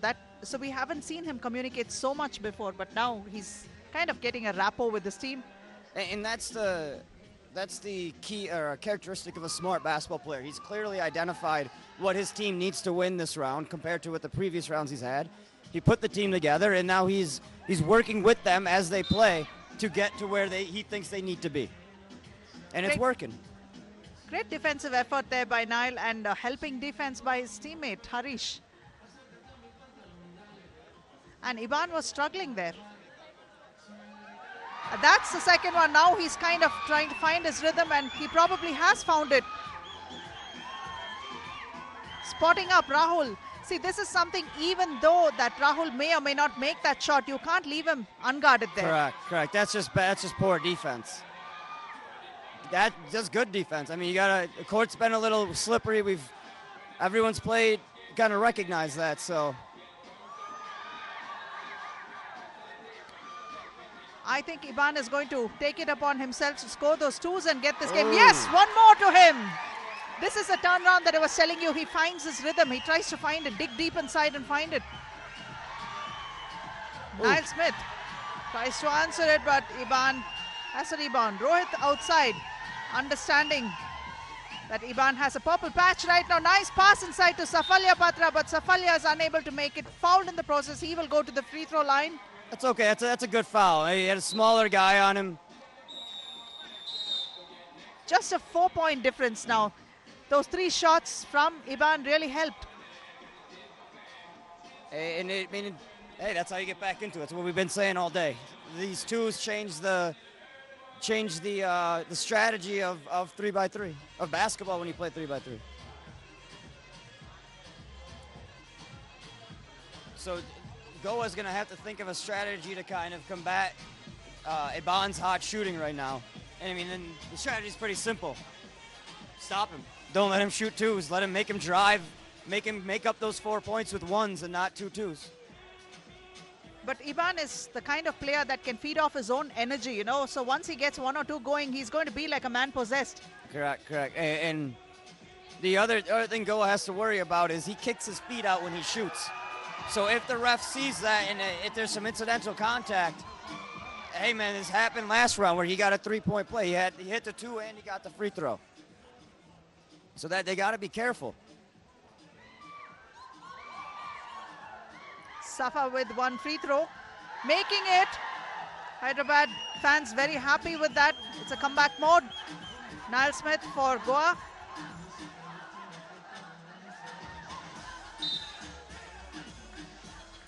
I think Niall expected his team to space themselves out better so he could feed them, but that didn't happen. It was a little bit crowded inside. So just 1 second left.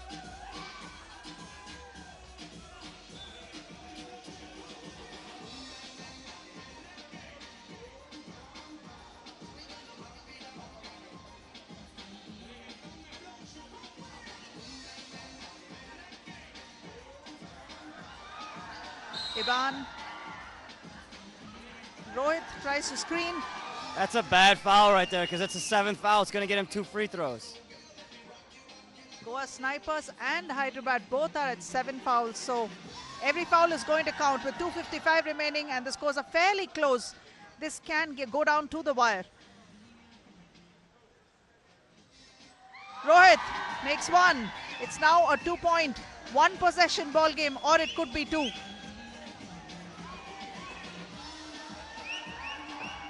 They got to get the rebound here. Makes the second one as well. Clearly he's been working on his shot because the last few rounds he has not been making his free throws. Good display there of good defense, Arvind Krishna.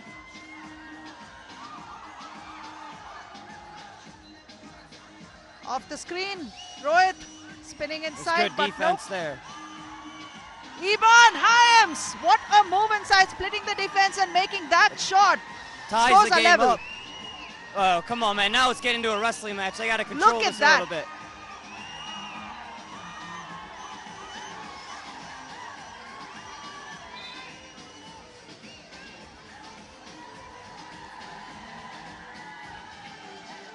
The crowd picked up a little bit now that they're back. Hyderabad's back in the game. Nothing like comebacks to get them in form. Iban almost losing it out to Loka. Loka not able to make that. Rebounded by... Now it's a bit about getting a quality offensive possession for Goa. Harish. There you makes go. it. That's a good shot. Nice touch there. Again, all created by Niall's Niall's drive to the hoop.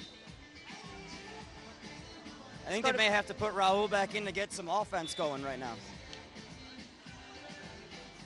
Timeout called. Will this break the momentum that Hyderabad has managed to build so far and give Goa a slight edge to finish this game? Here we can see our hospitality partner, Lemon Tree.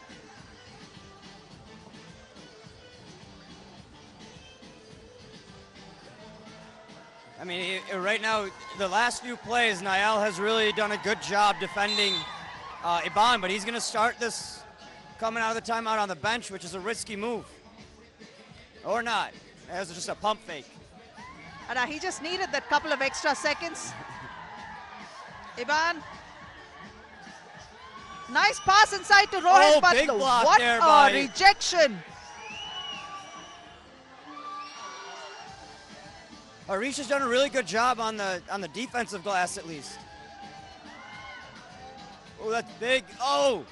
Not a friendly rim there.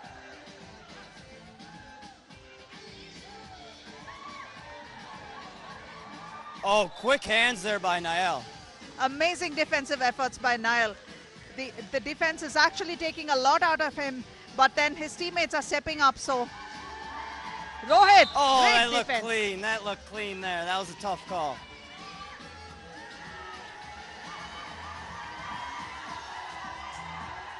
Both teams in foul trouble. He's going to get 2 throws right now.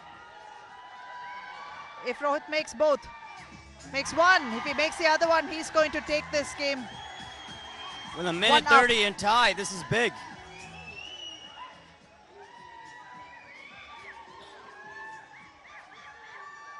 And yes, that is a big one for Rohit Lokareddy.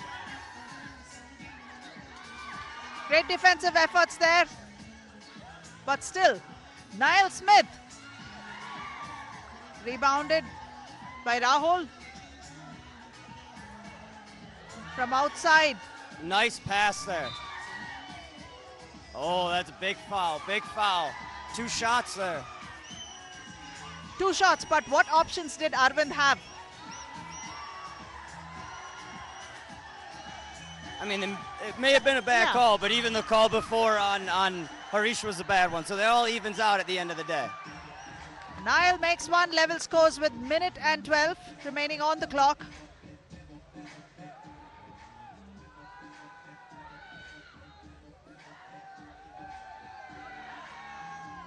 Makes the second one as well.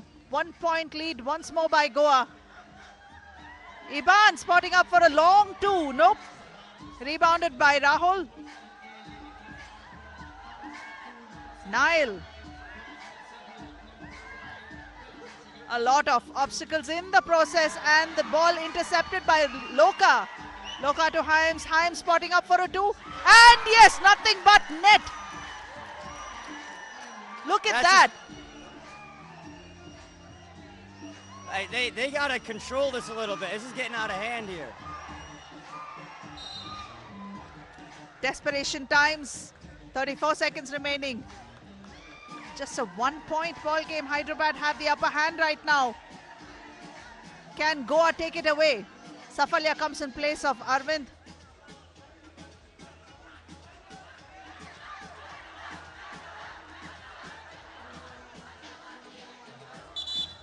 Asking for a timeout so he can get his knee cleaned. Iban Hyams of Hyderabad bowlers.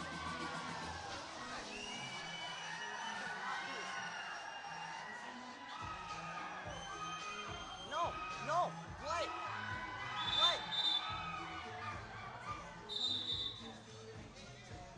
Switch him out then. He sits then. Called back inside for a play. And there we can see Niall Smith protesting.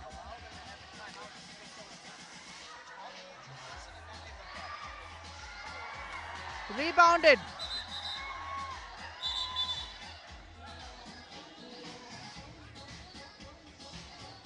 .27 seconds remain. Hyderabad are up by 1.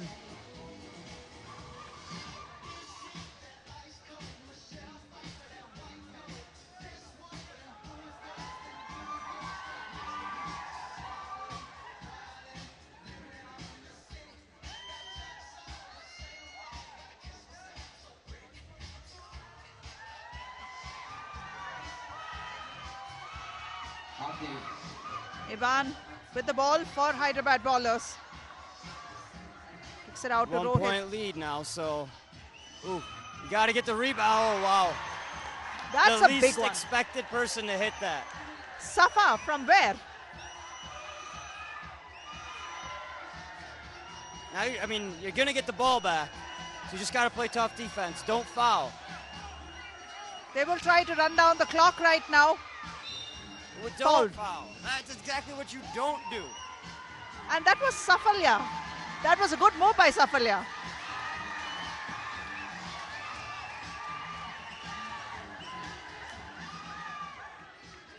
Safalya coming up huge to close out the game. An unlikely hero. Makes this one as well. That was a great shot selection actually to try and get that foul. And he makes it, icing this game. 21-17. No, it seems to have been a scoring error. There's actually only 20 points. What, there's 4.5 seconds remaining. Already begun the premature celebration there.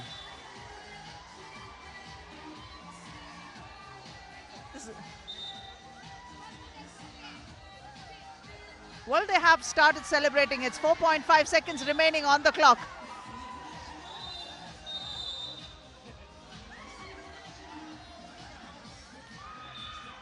Safalya with one more free throw.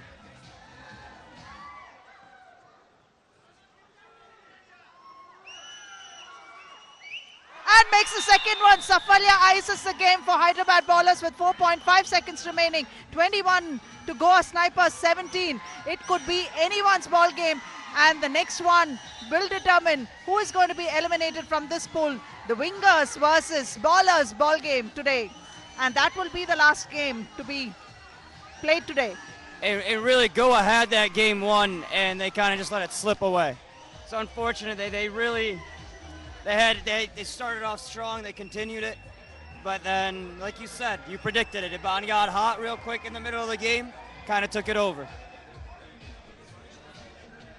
But this is one guy that can actually pull himself out from a rut, and that is the end.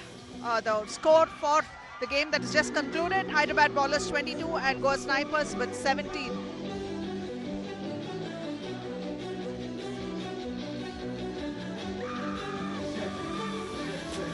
Let's go over to Rishi. He has Arvind and Iban Hyams of Hyderabad bowlers.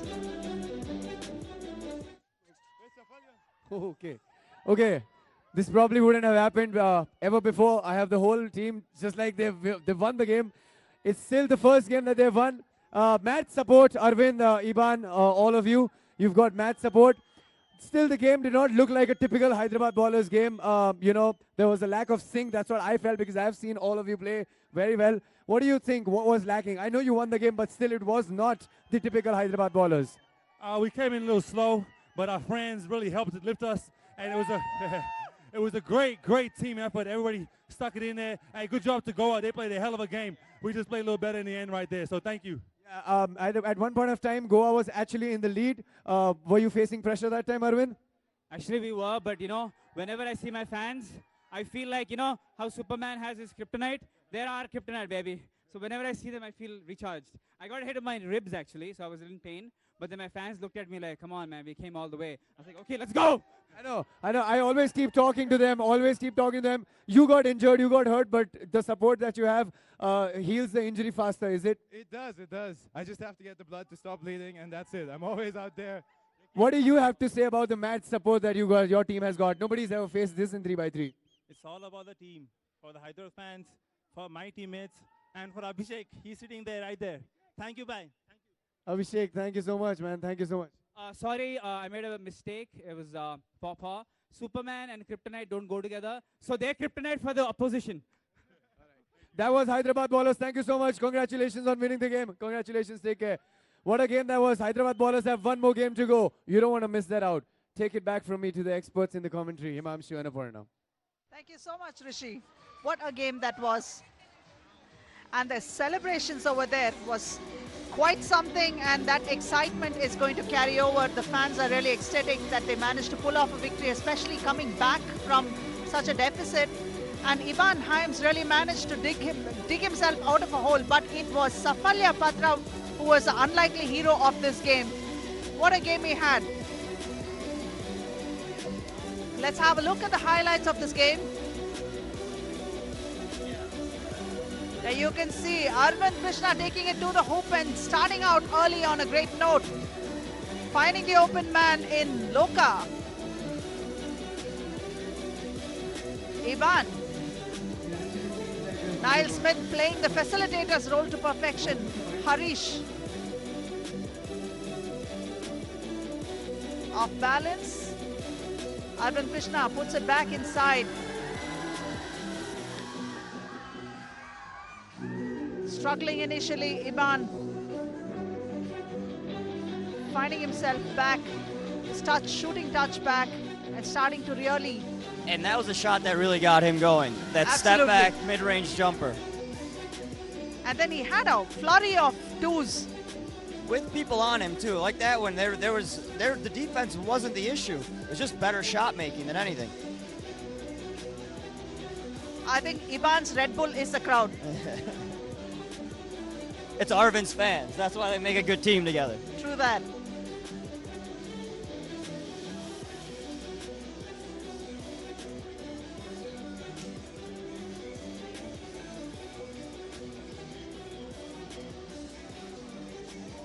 So it looks like next up we're going to have Bangalore, the hometown, back again. So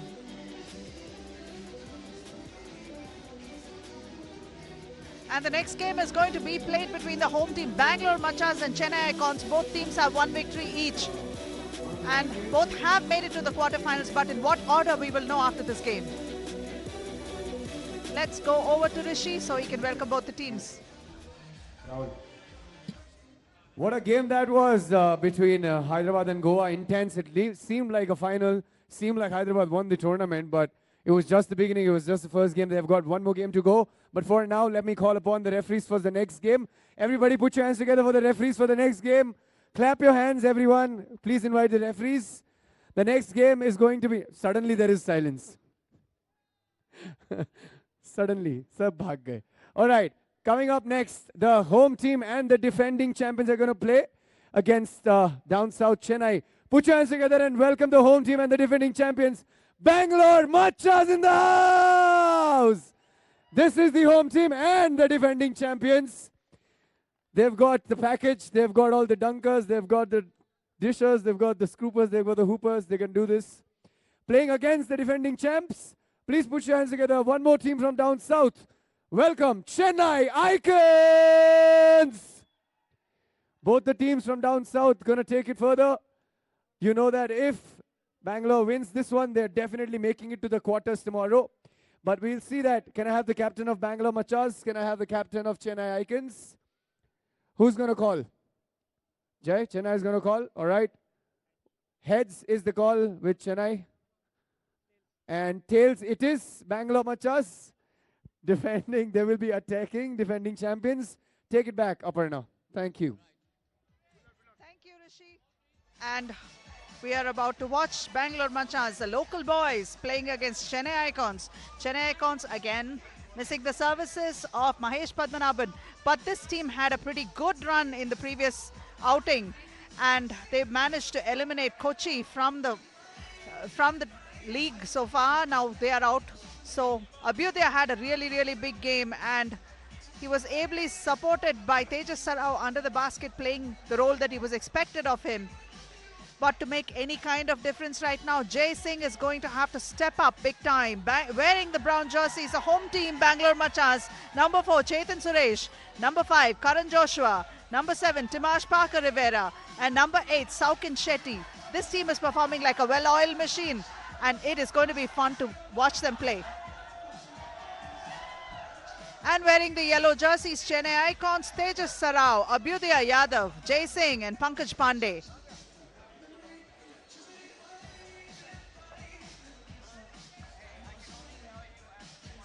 We saw that every single player, Chetan Suresh, Karan Joshua and Saukin Shetty, all managed to contribute very well and support this team. And there is no doubt that the big man, Timash Parker, is the person to watch for, but it's his teammates that really get the man going and get those wins and the points on the scoreboard. Chetan Suresh did have a big game, a couple of 2-pointers and great assists inside. Abhyudaya took it on his shoulders to really support his team and make sure they went past Kochi and eliminated them. So I'm interested to see how Abhyudaya performs against the big front line of Bangalore, because all these guys are bigger than anyone that's on he's ever gone against. So it's going to be interesting to see. Will all of his little crafty moves and how he uses his body work against Timaj and Saukin? That's true. That's quite a bit over there. It's like going to be circuiting the Great Wall of China there. It's going to be tough, but let's see what... It's the Great Wall of India now. Yes.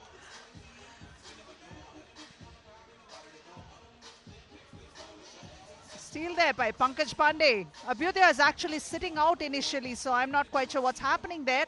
Jay to Tejas. Timaj gets a piece of it and the ball. Maybe since they're already in the quarterfinals, they're looking at matchups here, and they feel more comfortable playing they'd play D2. So the second place team in the D group.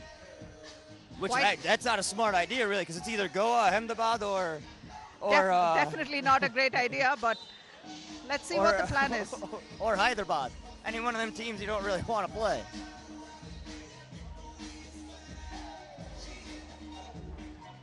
Pankaj Pandey.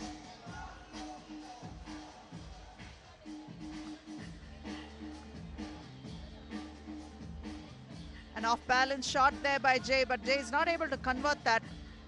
Tejas taking it to the hoop, but fouled in the process by Karan, so Tejas will go to the free throw line with one shot. And again, kind of Bangalore seems a little bit lackadaisical coming out of the gate. But I think they have this confidence at being a bigger team and having their game in place. They can pull it off at any time. That's their confidence level. I think also, I mean, they had a long break, so that doesn't really help things. Ooh, strong move. Did they count that? The whistle was called well before, but... Oh, they did count yes. it. They gave him some continuation there. It's an and one situation for Dimash Parker.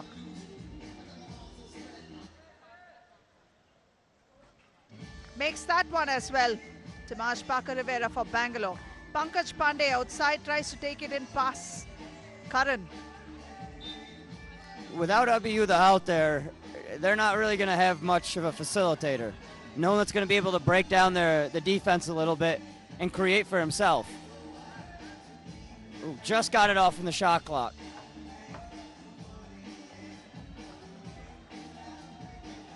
That would be Chetan Suresh.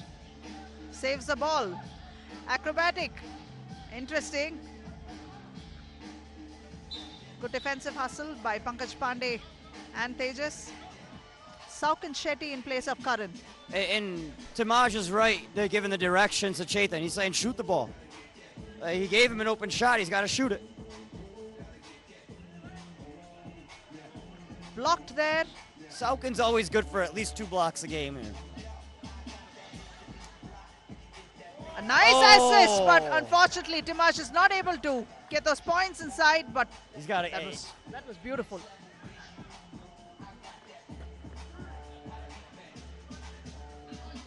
Chetan, uncontested.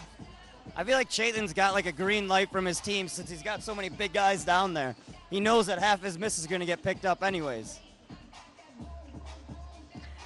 But if you notice one thing today, and in this particular game, Tejas has not been able to get anywhere close to the basket, which is where we usually find him. I think Abiyuda's taken the entire game off.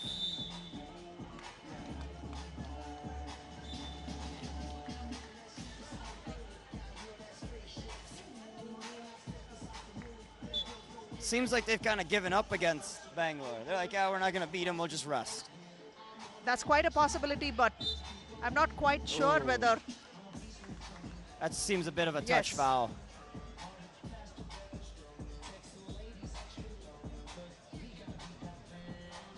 Pankaj is yet to make a mark for his team. Yes, that's 1 point for Chennai. Nice pass there. Ooh, and he almost broke the rim. It's 2 guys we got to watch out on Bangalore, see if they're going to break the backboard.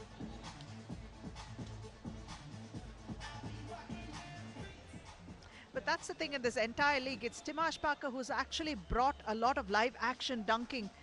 And this team attempts more dunks than any other team so far. Yeah. And sometimes it's a detriment because when they have easy layups, they're trying to go for dunks. And it's hurt them in previous rounds. But I think lately they've figured a kind of a good balance out. Nice passing there. Look at that chemistry. This was not visible in Kolkata, but you can see that it's picked up momentum from there. Clearly. In Kolkata, I mean, they slowly progressed in every round. They were in the semis that was a start. First round. Second round, I think they struggled a little bit. But Kolkata, they picked it up, got back to the semis. And then last round, we know the story, they won.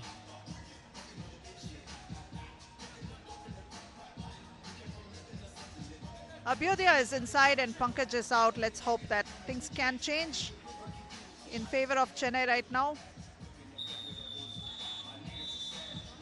Jay Singh must be more aware of the shot clock. I wish he would bring a lot more energy and do what he needs to do. And even his energy, the one thing that you generally could count on him for, hasn't been showing today. Maybe he needs Mahesh to pump him up a little bit. Mahesh would have taken it completely on himself though. If you're slacking, then I'll do the job for you as well. That's the kind of player Mahesh is.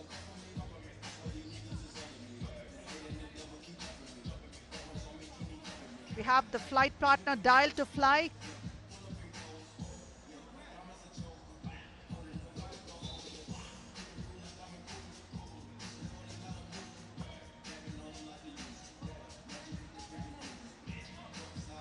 Timaj taking it all the way to the hoop. Shit. Oh my God.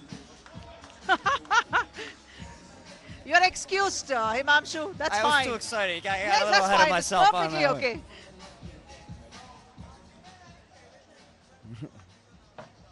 We might have to go back after this game. They may have to go back and fix the rim to make sure it's straight. Timaj makes one there. Pankaj. Oh, he wants that block too. He's getting a little pumped up. You could see him running across the entire court for that. Come on, Jay. Don't stop dribbling there. At least try to take it to the hoop. Pankaj trying to force those shots. Shaden's going to have a wide open shot here. Buries it. And yes, that he makes it. That rim is really shooter friendly. That's the thing now. Pankaj is back means Abhyudaya is back on the bench. So there's something happening with Abhyudaya which Chennai is I hope it's just their depleted. strategy and he's not injured, because that would really take away from a good quarterfinal matchup. Pankaj forcing every single shot. Shot selection is just as important because those turnovers means your opponents are going to have possession of the ball much longer than desired. Correct. And this is a game of possessions here because it's so quick. And turnovers and bad shots are really killers for your team. And they're capable of converting those possessions into points. Nice assist there. But no, the shot won't count. A good defense by Jai there. Clean strip.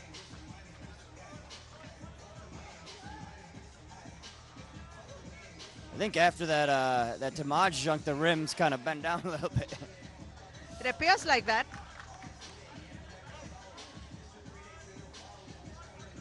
Chetan. Jay with the rebound. Tries to take it inside to the hoop. Nope. Finish is not there. And for a big fellow, Timaj Parker is able to do it all. Yeah, and that's Karan Joshua. Karan, when he starts hitting, they become really hard to defend. That was a good penetrative effort there by Pankaj. It would have been great if he could have made that an and one possession, but Pankaj is not able to finish. It wasn't even his free throw. They're saying that he was fouled on the ground.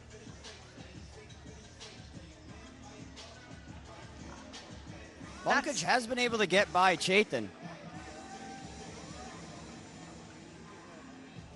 That's Ooh. confidence stepping outside the perimeter, checking where he is and attempting. But nope, that didn't go in. Karan just killed Timaj's highlight right there. Oh, nice block. I was just about to say Tejas has been pretty quiet because Timaj and Saukin really shut him down, but he comes up big there.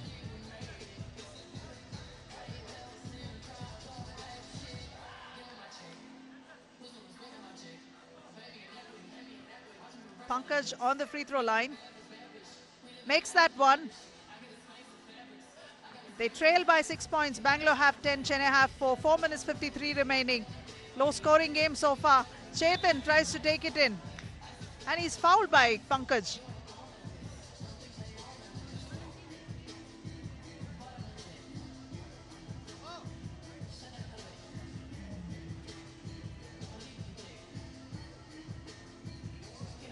Even though Bangalore's been kind of dominating this game, I still feel like something's missing from their performance, whether it's the energy or not. But I mean, that's the beauty of this. Like, you can still get by day one with a lack of energy because of your talent, but then you better bring it to the quarterfinals, or else they're gonna get their asses sent home.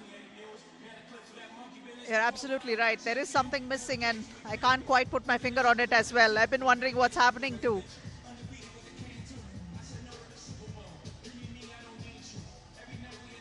Pretty low scoring game, Himamshu. That might be the reason, because we're used to seeing them score a bit more than this at this point of the, in the game. Yeah. And but I mean, their defense is still going strong. They're against a bit of a weaker opponent, but it's still been their staple of winning this of today. So that shot won't count. So it's Bangalore ball. Setting up a screen for Timaj Saukin. Passing inside to Karan, who was cutting in. Karan manages to make an easy one there. 11 points to Bangalore. Chennai have 4. Ooh, look clean there. I gotta say that pass is one of beauty from Tamaj. Yeah. He's really distinguished himself in this league as a wonderful passer, regardless of position. One of the top ones in this league for sure. Absolutely, especially for a big guy. It kind of reminds me of Pau Gasol's passing. And the fact he's so unselfish adds to it again. One more assist, very sweet, and Saukin makes that one. 12 points to Chennai's 5, 3 minutes 52 on the clock. Pankaj, a valiant attempt. And one of the things that's underrated about his passing is where he puts the ball. It's right in an easy position for his teammate to put it right back up. He really does make it easy for his teammates. And Karan, that was Karan with the 2. Oh! The stare down on Tejas was great too. Total highlight reel that is. Dimash Parker taking it all the way to the hoop and jamming it down his opponent's throats. If the rim wasn't bent after the first one, it definitely was bent after that one. Karan Joshua ripping the nets from outside. That's his third two of the game. I mean, if he can keep doing these, if he can keep shooting these, then it's going to change. They're going to be a hell of a lot harder to play. Check that out. Look at Saukin Shetty putting it inside. Great ball movement on the floor. Bangalore Machas really doing things in style. Tejas Sarao with 1 point there for Chennai. 2 minutes 48. Oh, heat check right there. That's what happens.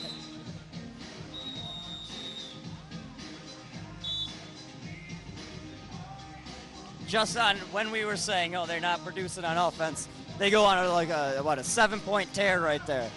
That was a rampage, especially that dunk from Dimash. But Dimash has decided to give his opponents a reprieve by sitting outside for a bit. But that's not saying much because you still have a very potent Bangalore Machas inside. They still got another big, probably the third or fourth biggest guy in the entire league on the court.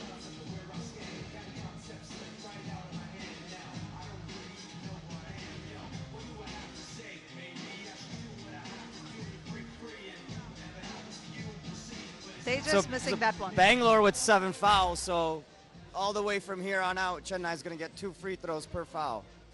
But I still think there is 2 minutes and 42 remaining, but the difference is 12 points. It's going to be very, very tough to catch. Yeah, I mean, it's pretty much over. I mean, that was a nail in the coffin if it wasn't already over before.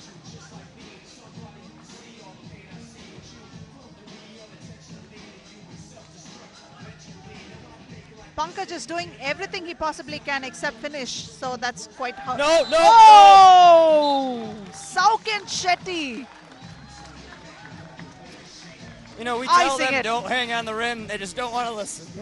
21 to Bangalore and Chennai being outclassed 6. And how emphatically Saukin icing it with that massive, massive dunk. I gotta say, Karan really stepped up when they were kind of slacking on offense a little and got him going. His couple of threes got Timaj going a little bit, got the inside open, and then Chaitan and Saukin finish it off. They've all got it. Really, they have played so well. And definitely, as defending champions, they have put up a stellar performance. Let's see the highlights here. That's Dimash Parker taking it inside. Beautiful assist there. Oh, missed that dunk. But no worries there. He answers with another one that was beautiful. Completely challenged, but what a highlight reel.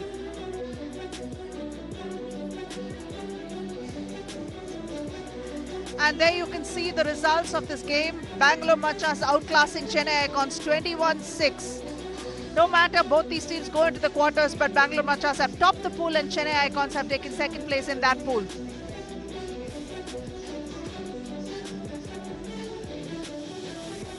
Let's go over to Rishi who has Dimash Parker with him. Check.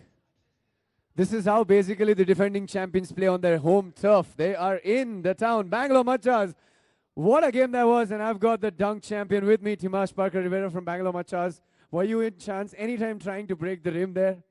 Not at all, not at all. Just trying to excite the crowd, man, get the fans into it. We're here to win, so Bangalore, we here, baby. Thank you for coming out. Thank you.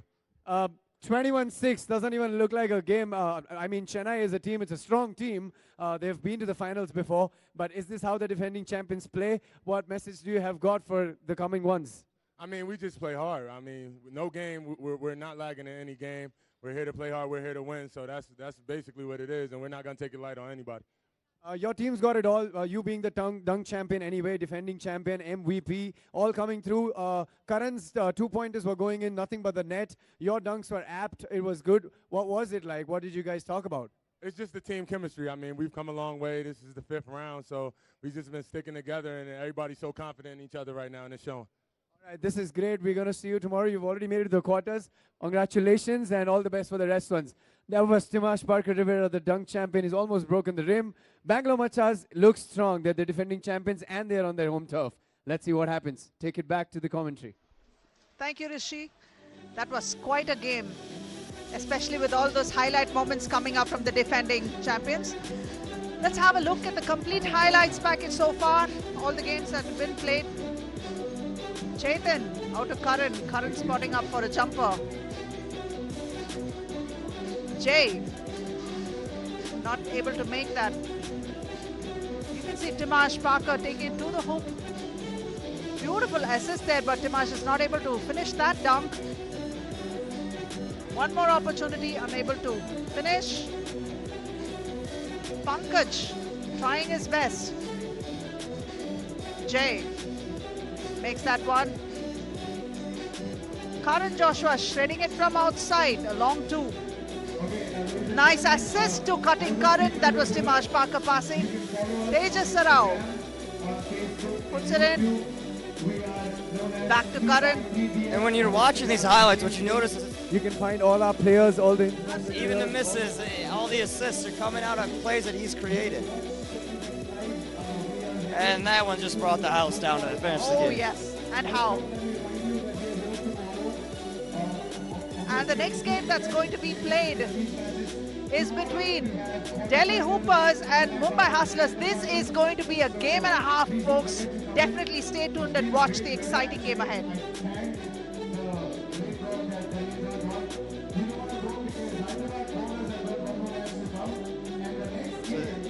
This one, like you said, is going to be a big one. We're going to get a lot of. I mean, this is the big rivalry really between Inderbir, Kiran, against Bikramjeet and Amit. I mean, they were former teammates. Now they're going to play against each other. So they've all had 3x3 experience. So it'll be an interesting game. No matter what happens in the game, it's going to be an entertainer for all of us because there's going to be a lot of trash talking, a lot of friendly rivalry, and that is going to be really turning up the TRP ratings for this game. So I was talking to Bick last night, and he was saying, you know what, he was rooming with one of the Delhi Hoopers, so he was like, I'm just going to keep him up all night. I took a long nap today. This is Bick. He's like, I slept 4 hours in the afternoon. I don't need to sleep tonight. I'm just gonna annoy the Delhi Hoopers to make sure they don't get some sleep. So he was trying all kind of tactics to get a little bit of advantage from him. Let's hope he's well rested to actually take his team through over Delhi Hoopers now. That you can actually, they are having the crowd is excited and they're kind of there waiting to see what's going to happen. Great weather so far, and it really hasn't. No, I'm not going to say it. I'm not going to say anything about the weather. No. But so far we've stayed quiet with it. We're going to just keep staying quiet with it.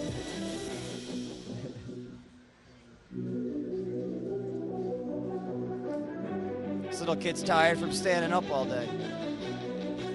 That's a dedication it takes to become a fan of 3x3 and have to stand all day to watch. That's the only thing. It'd be nice if we had some bleachers over here so people could just hang around, sit down and watch. Maybe next time. We got the whole outside up there where you can get a beer, have a couple cocktails, have some whiskey, whatever your flavor of choice is, and watch. So, I mean, it's still got some seating. That kid just may be a little bit too young to drink. Let's go over to Rishi to welcome both the teams. Next game coming up. You are not going to believe this. This probably is one of the toughest games that I'm going to witness, and so are you. Before we call out the teams, let me bring on the referees. Let me invite the referees for the game. Everybody standing here, can we have a big round of applause for the referees? They've been doing a great job. Also the officials, there the referees are here. The next game is going to be between Delhi Hoopers and Mumbai Hustlers. I don't know who to choose. It's a tough one. You know we belong to the city that's going to play, that city that you live in, and the team that you own. How are you doing this? I don't know. Bring it on. Let's welcome Delhi Hoopers, everybody. Put your hands together for Delhi Hoopers. They have won 3-time champions, represented the world tour. Always a good team to play with. If they go on fire, they don't miss anything. Playing against Delhi Hoopers. Bring them out. Come on, make some noise for Mumbai Hustlers. Yes, clap your hands, everybody. That's Mumbai Hustlers team. It's going to be a tough one. It's going to be a tough one. This is going to be a very interesting game. You sure don't want to miss this one, for sure. These are both the teams. They have played with each other. And it's going to, can I have the captain for Delhi Hoopers for the toss? Kiran Shastri, the man on fire when it goes with the twos. Can I have the captain for Mumbai Hustlers, please? Who's going to call? Yeah, Mumbai? Mumbai is going to call. Heads is the call. Tails it is. Seems like whenever he doesn't call, he wins. Delhi Hoopers won the toss and they attack. Back to you, Aparna. Everyone is looking out for. There's been a lot of friendly rivalry between these two guys, these two teams. Indy and Kiran for Delhi will literally square off against Bikramjit and Amit of Mumbai. And both teams have performed very well. And Indy, Kiran and Bikram are just out of the Utsunomiya World Tour where they face 2 losses. So now it's going to be very, very exciting. Both are literally frothing and foaming in the mouth, especially Delhi some more because they lost the last round to Bangalore Machas. And wearing the red jerseys, we have Delhi Hoopers. Number 4, Dhruv Parman. Number 5, Harkirat Singh. Number 7, Inderbir Gill. Number 8, Kiran Shastri. And wearing the grey jerseys, we have Mumbai Hustlers, Ayush Sharma, a new player that's come in for this round. Bharat Bruce Basavaraju, number 4. Number 5, Amit Sarawat and Bikramjit Gill with number 6. You can see Kiran Shastri and Bikram in the screen. That's Bikram, who was the best rebounder and scorer for 2017 in the Premier League. That is no mean feat, and what a thing to have on your resume, guys. This guy is big is what he is. And he can be really, really imposing inside.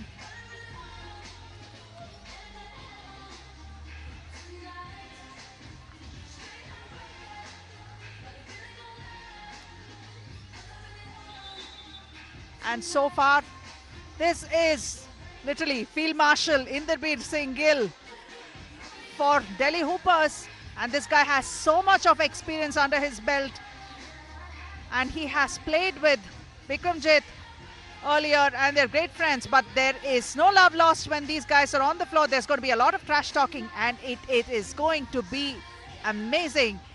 You can see both the teams are in a huddle in far ends of the court. Traditionally they're almost close to each other, but no, that's how intense a game is going to be. You can see how Big is actually telling his teammates what he expects of each of them. And there, Indy, literally being the marshal of his team. This is a team that can play inside and outside. Definitely an enviable roster. There we can see Kiran Shastri, who's literally Lucky Luke, the gunslinger who can shoot faster than his shadow.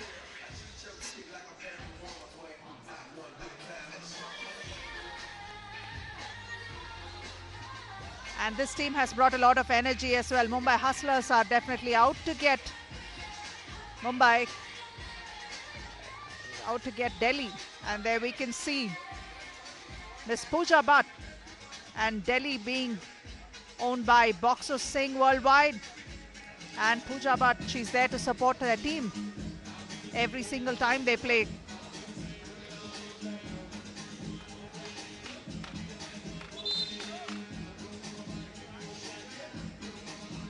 So, I mean, let's get this game started. I mean, Indy and Bick, they're talking niceties now. I think once he checks this ball, there's not going to be any niceties. Little change of defensive strategy here for Mumbai compared to what happened last round, or last round in the quarters. Indy taking it to the hoop but missing it. Not quite happy with it. And in fact, Himamshu, if you see, this was not the start that Indy normally goes with.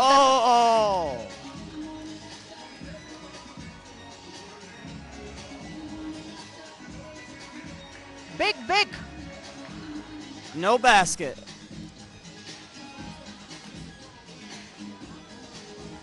Disappointed with that. Mumbai ball. Amit outside to Ayush. There's a foul on Amit there, I guess, pushing Indy in the back on the rebound. But this defensive strategy is interesting. They're playing Bick on Indy and having Amit kind of guard Kiran. To me, what that means is they're not necessarily worried about Indy shooting the three.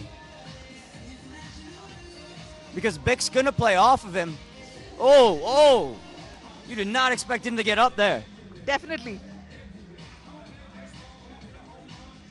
Trying to free Indy there with double screens. But Kiran Shastri opens his course for Delhi. And Kiran's going to have to do that if Amit's going to play up on him and chase him around like that. Amit may be a little bit faster than him, but Kiran's going to have a height and a strength advantage against him. Lucky Luke strikes once more.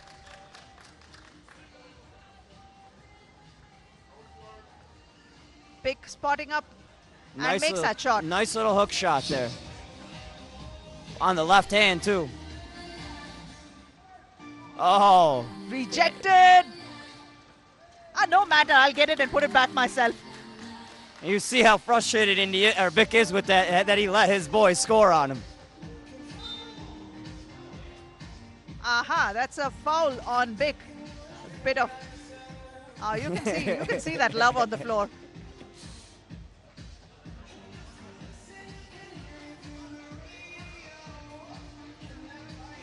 So that's Bick's gonna have to keep doing that to get Delhi in foul trouble. Because Indy's not gonna be able to keep up with him down low. Actually, no one on Delhi is gonna be able to keep up with him on low. Kiran Shastri. One more for him. Amit trying to take it to the hoop. Oh, that seems like a soft foul. A real soft foul there. I'm not quite sure whether we should call fouls for these. These are too soft to call. Delhi. People supporting Mumbai, make some noise. People supporting Mumbai. Pooja Butt trying to cheer on the crowd, get her boys going here. She's going to have to get down from the stage and rouse the crowd from the floor. Harkirat Singh is inside. Indy trying to play a little bully ball there. Nice one there by Bick. From outside. Again, he's getting up there, man. One of these he's going to throw down. They talked about his hops earlier yesterday. I didn't really believe it seeing him at first sight. But now I believe it. Setting a screen. Nope, I won't take the screen, but I'll score from outside by myself. Big. Kieran coming right back with his own. Anything you can do, I can do better, he's saying. El Tornado out there. Look at that, 6-5. Delhi have 6 and Mumbai have 5, and it's just 2 minutes and 25 and 15 into the game.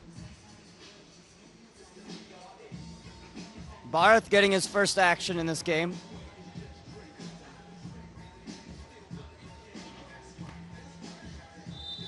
Ooh, tough shot. And again, a soft foul. But Bruce will try to make use of that one and try to convert this and level the scores. I think they went and watched the Utsunomiya games and thought, oh, that's how we're supposed to referee these guys. Nope, that's not going in. Indy back to Dhruv. But Bick is there to block that one. Drew's not going to get that over Beck. Yeah, he's fighting a losing battle there. Oh, man. Oh, Indy! Indy saw him coming, adjusted properly. That's a 6th foul on Delhi.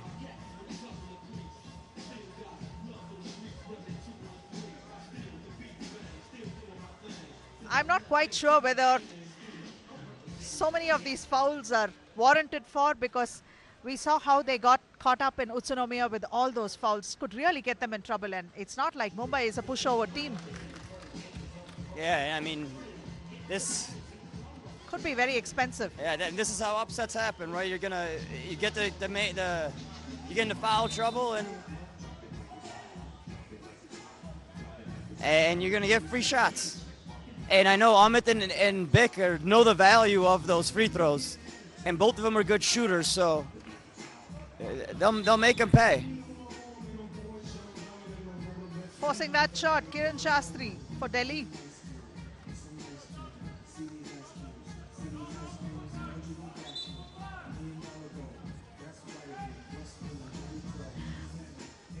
It's a bit windy out here, Himanshu, so I'm thinking that it is going to get a little tough for these guys to have a perimeter game, so they may have to look at taking it towards the basket and making those one-pointers. Yeah, I mean, that actually, both of these teams are living and dying by threes, so it's going to be, or two-pointers. It's going to be interesting. It's going to be interesting to see how they adjust with the win. Definitely getting windy now.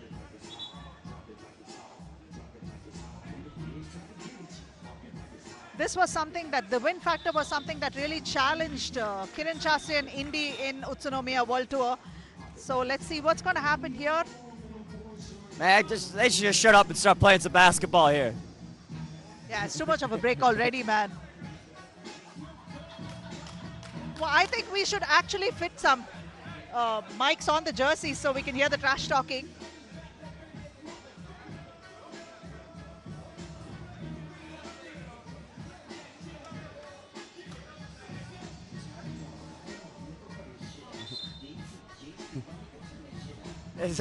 It's just good fun. They all just hating on each other a little bit, trying to get each other tossed out. That's good defense too. Should we tell Bick, pick on someone your own size? There's no one out there that's his own size. Exactly.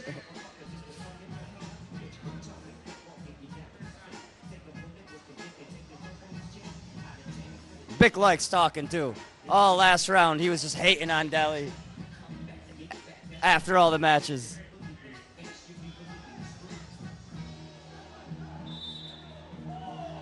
Hustling there, Indy and Bick.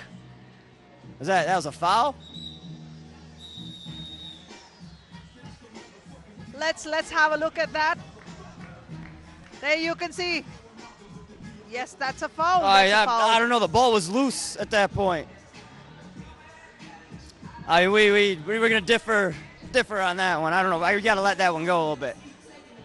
A bit of tangling there, though.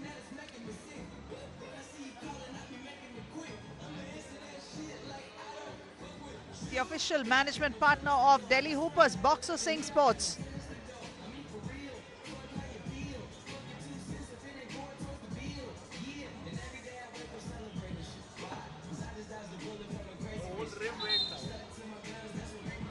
And we can see Ms. Pooja Bhatt, owner of the Delhi team. She's there to support her team every single time they play. Ideal team owner, Himanshu. It's already got a lot of entertainment in this game with just 3 minutes, 15 seconds in. Dhruv! Sweet, great assist from Kiran Shastri. Amit. Oh, nice take there. Saw Indy trying to slide in for the charge, went right over him.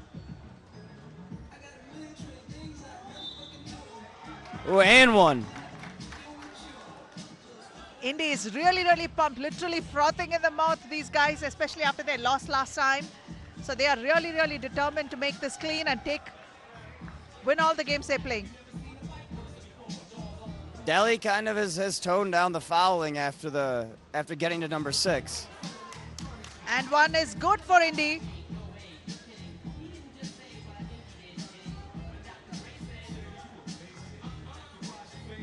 Dhruv spotting up for a 2.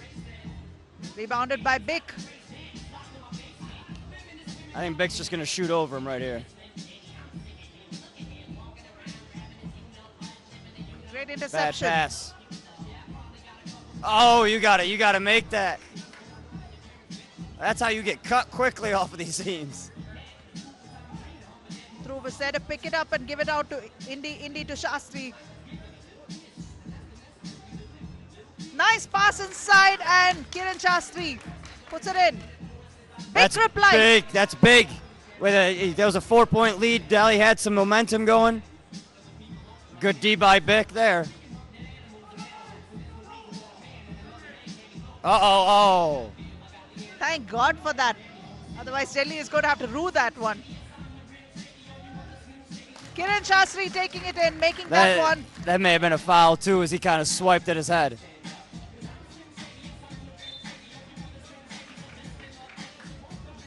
Bick is going to sit out for a bit, looks a tad winded, but a timeout is called.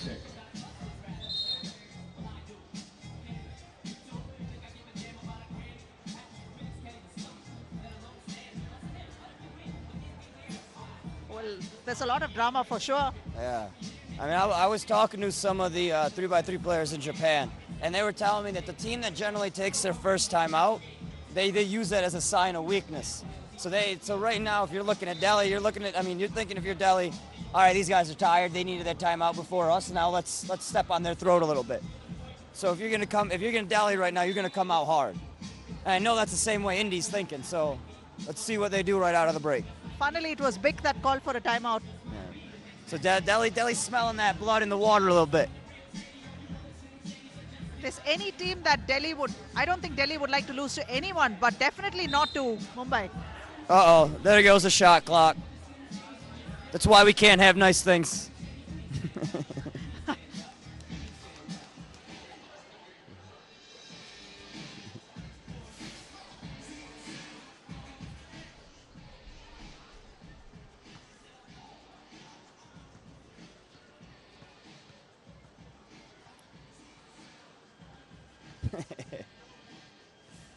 So it's 12-9 with about halfway through the game, both in time and in points.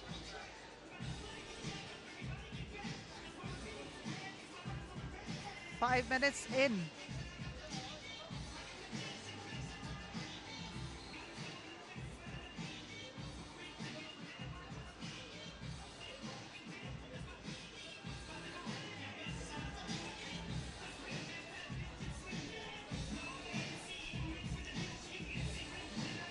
So, I mean, so far, what have we seen? We've seen kind of what we expected a little bit with Indy and Karen kind of leading the show for Delhi and Bick. I was expecting AP to Amit to hit a bit, kind of play a little bit more of a perimeter game, but he's really attacked and been aggressive into the paint, and it's really worked. He's had a couple of good drives, and it's kept them in the game while Bick's shooting has maintained throughout the tournament. Look at that on the screen. Gill and Bick.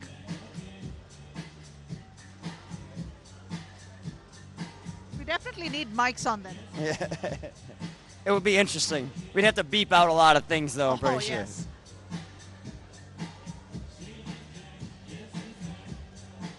Just waiting on the scoreboard to come back up after.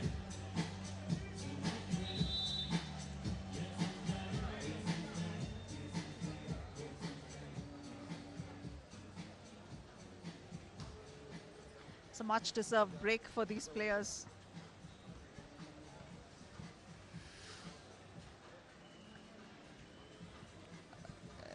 And there we go. Back up and good to go.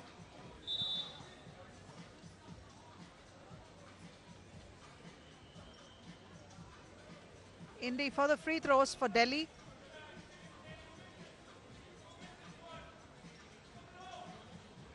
Oh man, Bick psyched him out there. Screaming at him the entire time. Oh, that was Oh, big block. But Bick there to clean it up. Shastri taking it inside. Kiran. Kiran doesn't get enough credit for his blocks. Because, he's been able to, you go back and watch the highlights, he's really stepped it up defensively Absolutely. in this season. He's known notoriously, mostly as a shooter, but defensively he's stepped it up. Because they don't really have a rim protector. That was a pass the entire time. That's what Amit is going to claim. A hasty one there by Dhruv. That's the thing, Himanshu. We were talking to the Delhi team this morning, and we were telling them Kiran actually played, he's a big man on the floor for Delhi right now. Yeah. But in Utsunomiya, we saw him play a small man's role. And he did it with pretty good aplomb, and Indy was saying that that's what Kiran usually does. Yeah, this is actually out of his element playing the big. Even in college in Chaminade, he was more of a 2 and a 3. He was there to shoot threes. Here, he's got to be the 3, the 4, and the 5. Taking it to the hoop easily is Kiran Shastri for Delhi. 14 to Mumbai's 12. Still anyone's ball game. 3 minutes 47 remain. Amit tries to take it to the hoop. Nice drive, but he's got to hit that. That's the second layup he's missed. Kiran is there to pick it up. And puts it in off the glass.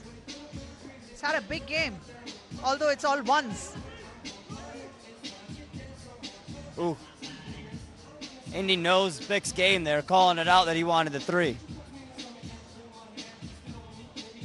Oh, that's a foul there. That's a bit of a harsh one. Yes. And Kiran's been getting beat up a little bit this game.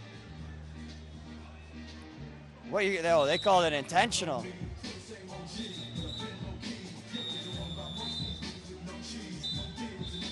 Okay, that's the first one for the day, I think. Intentional. That's the first one for the day. Yeah, yep. First one in a couple of rounds.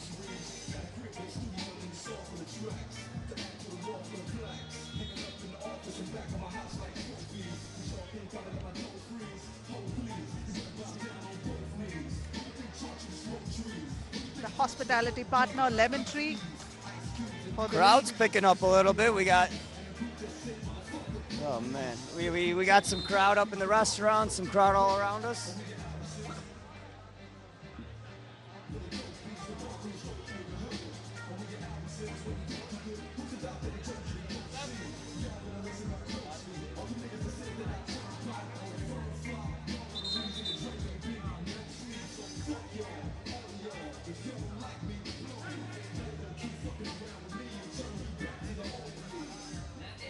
Kiran Shastri making that one free throw for him. The rain kind of coming down a little bit now, getting a little slippery. Dhruv taking that spill.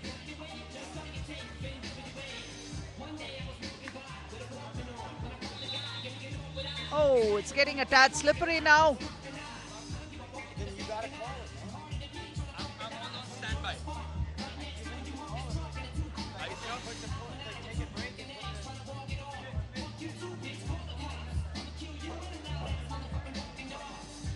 Looks like the floor has gotten slippery, so they're going to have to clean it up or wait a bit. So it looks like we're going to have to take a little bit of a break. Let the weather kind of calm down a little bit. The good thing that we have some tarps there to cover it, Himanshu. So let's have a look at the highlights in the meantime.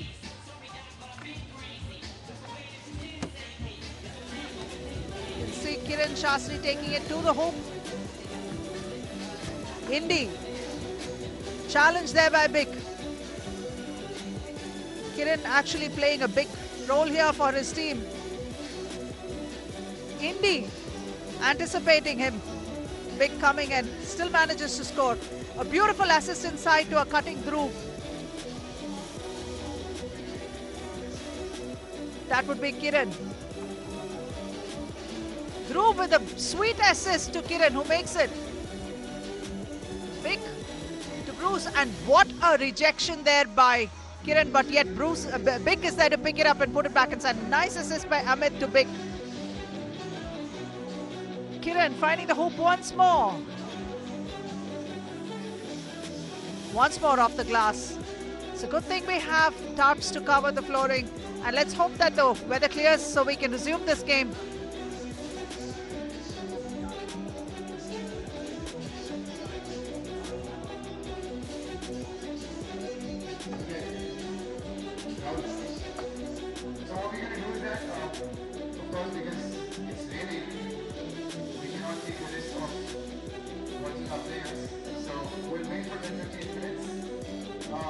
What happens is, if the rain stops, then we restart the game, we resume the game. Now it is 16-12 at the same time. Just in case if it's pushed out, then we start the game from 0.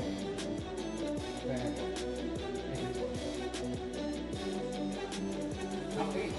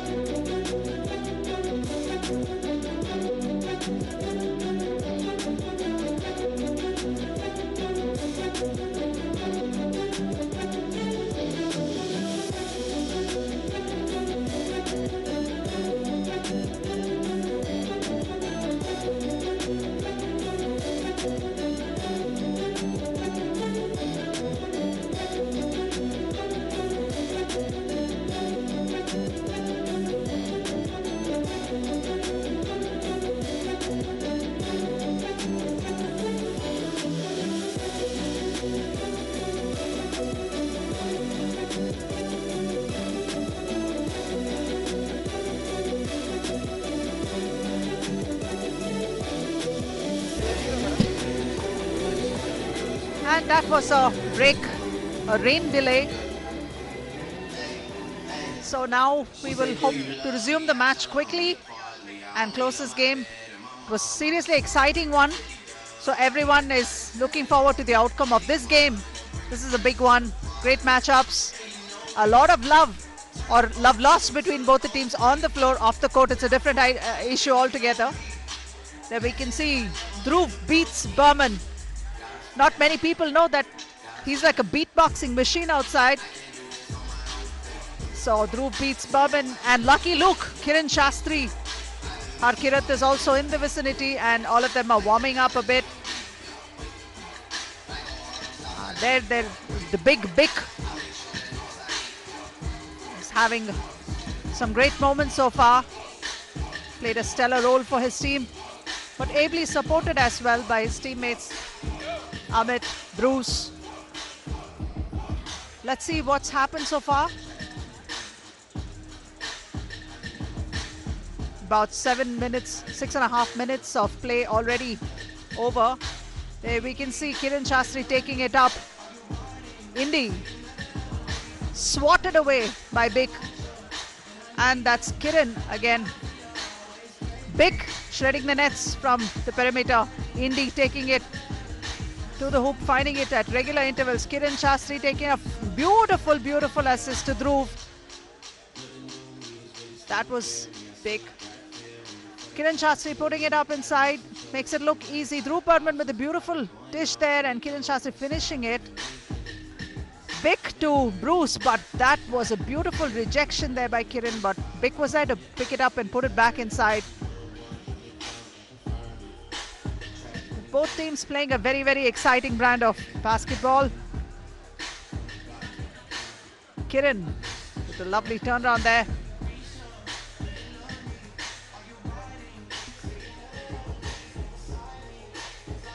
Cleaning up and getting things ready for the game. And so far, Delhi Hoopers have a lead of 16 and Mumbai Hustlers with 12. There should be about 3.5 minutes or so remaining on the clock. About 3 minutes and 13 to be precise. Inderbir Singh Gill. And after this rain break, it remains to be seen how these two teams are going to approach the game. They're coming off cold now because they had to sit down a forced break because of the rain. So now they have to warm up once more and try to gain and regain the momentum that they left the floor off with. Anyway, so ladies and gentlemen, the most awaited game, of course, we'll start with where we left off. Same scores, same timing, same players, of course. We do that. It is Delhi Hoopers versus Mumbai Hustlers. Go Mumbai! So please bear with us for just 5 to 10 and minutes. it is max. quite understood now that Show some love to my DJ. we're going to resume where the game was left off.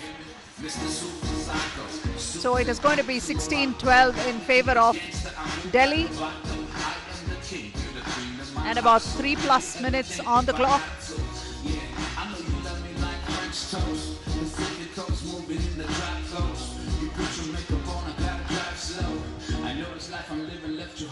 Three guys on the floor here.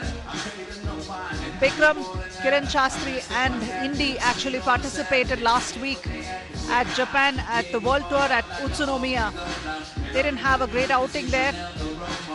Lost both games. A lot of questionable calls, but that's how the cookie crumbled. And so it's brought them back to India, very hungry to pull off some victories here. And at the end of round 6, we are at round 5, and the next round is going to be played in Maharashtra, in Mumbai. And at the end of the league, which is the last round in Mumbai, the top 2 teams are going to participate in the World Tour at Hyderabad later this year, in September.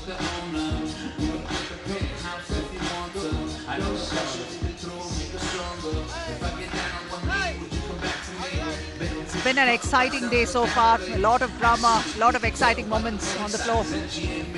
Let's have a look at all the results so far.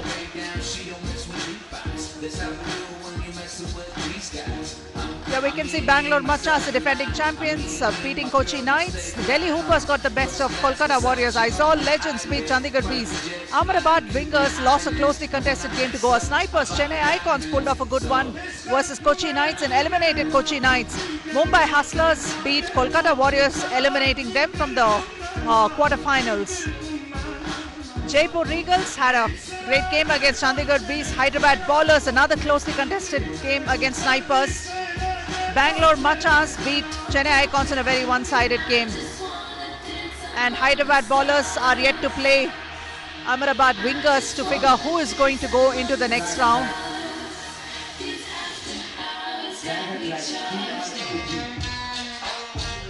The crowd is getting into the groove, enjoying the music.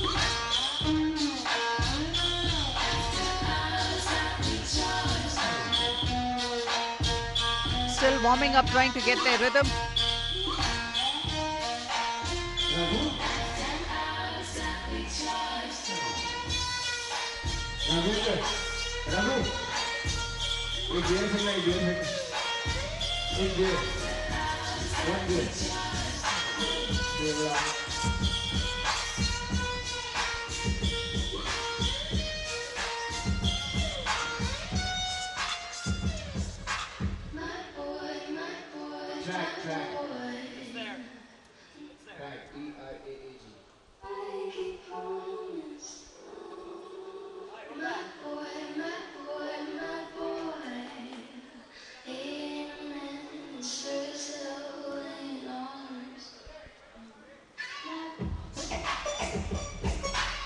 Trying to get warmed up and as efficient as possible. You can see Indy taking those shots off.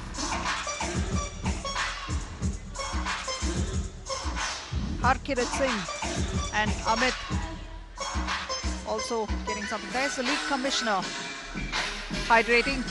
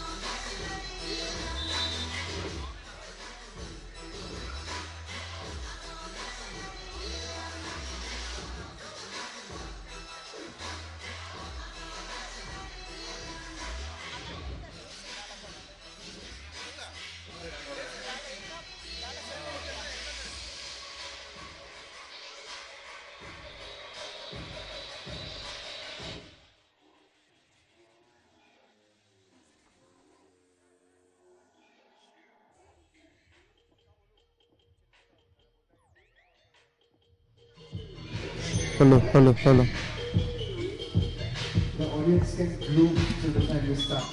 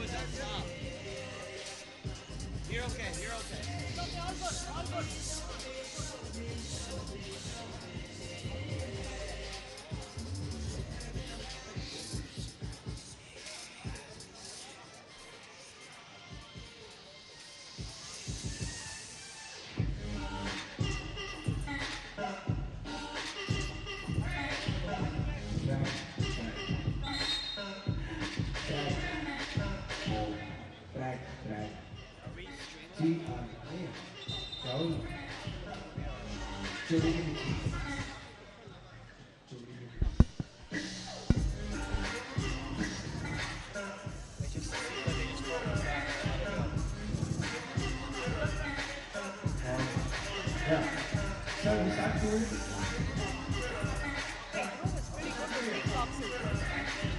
much?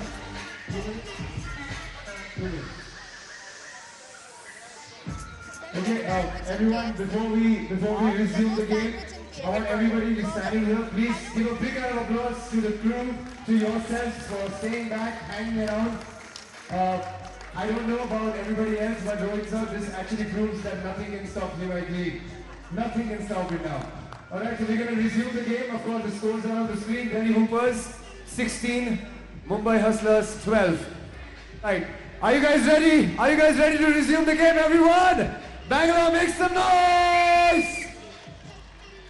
And we're about to watch the start of the game once more. 3 minutes and 6 seconds remaining. And Delhi Hoopers lead 16 to Mumbai Hustlers 12. Himamshu, what do you think is going to happen right now, because they had an extended enforced break on them? So, I mean, extended breaks actually hurts older people. So Indy's going to be in a little bit of a bind here. Let's see how he reacts, as he's probably the oldest player out there right now. Your body tightens up. I mean, your body just relaxes a little bit, so it's going to take him some time to warm up. Let's see how. Of all people, I think he's the one that's going to have. We're going to look at to see how it affects him. Still treading a bit gingerly, Amit for Mumbai. It's Delhi ball now, 3 minutes remaining. I don't. So, I mean, the moisture is going to be a bit of a problem for the rest of the day, so team's just going to have to adjust to it. We have about two games after this remaining, so we'll see what happens, and I'm sure the rain will hold up. Indy taking it and fouled in the process by Bick.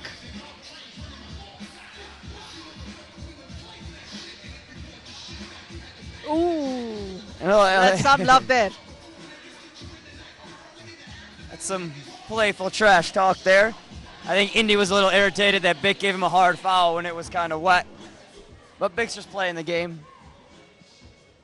Indy was worried about getting injured.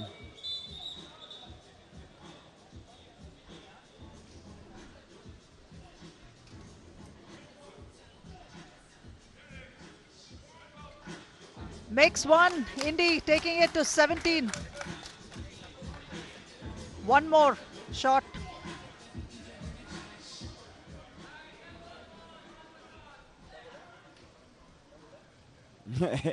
The jabbing continues. One more, that's 18 to Delhi. You can tell they're running a little bit slower. They're not used to the moisture on the ground yet, so they're kind of taking it easy right now. No one really wants to get injured when both teams are in for game 2 or day 2 already, so why take the risk, really? I think the last 2 games are going to be a little bit more hard fought, because both teams, it's do or die. Dhruv with the ball for Delhi, out to Kiran. Kiran passing it inside to Indy. That was a sweet just assist. a miscommunication on defense right there. Indy just kind of slipped through with there's some confusion on Mumbai's part. Good hustling defense by Beats Berman. Oh. Again, Big's kind of taking it easy with the not stopping on a dime. And that's what we're looking at. Icing it once more with 21 and not going up to the 10-minute mark. Minute and 55 remain. Delhi are happy with that. And why not? I know Big's not going to be happy tonight. He's going to hear a lot of jabbing from Indy and Kieran. Bick is going to have to sleep it off tonight, considering he tried to stay up last night, keeping Delhi awake.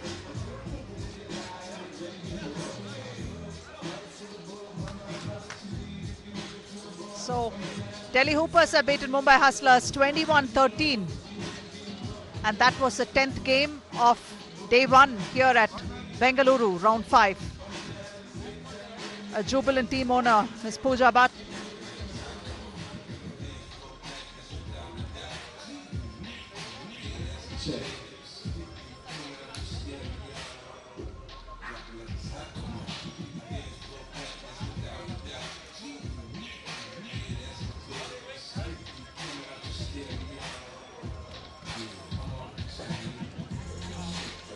The celebrations continue.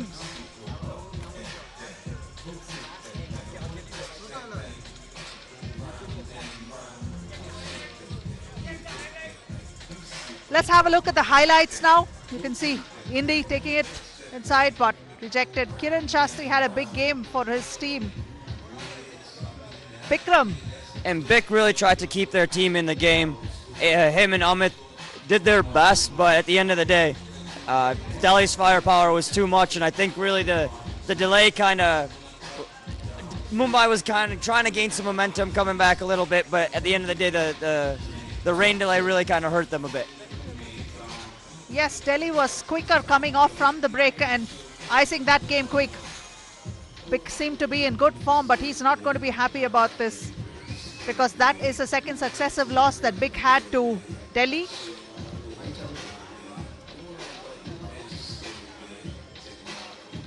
Kiran Shastri with a nice assist to Indy. We need this mic to be on. And over to Mike. Rishi, who has Indy with him on the floor.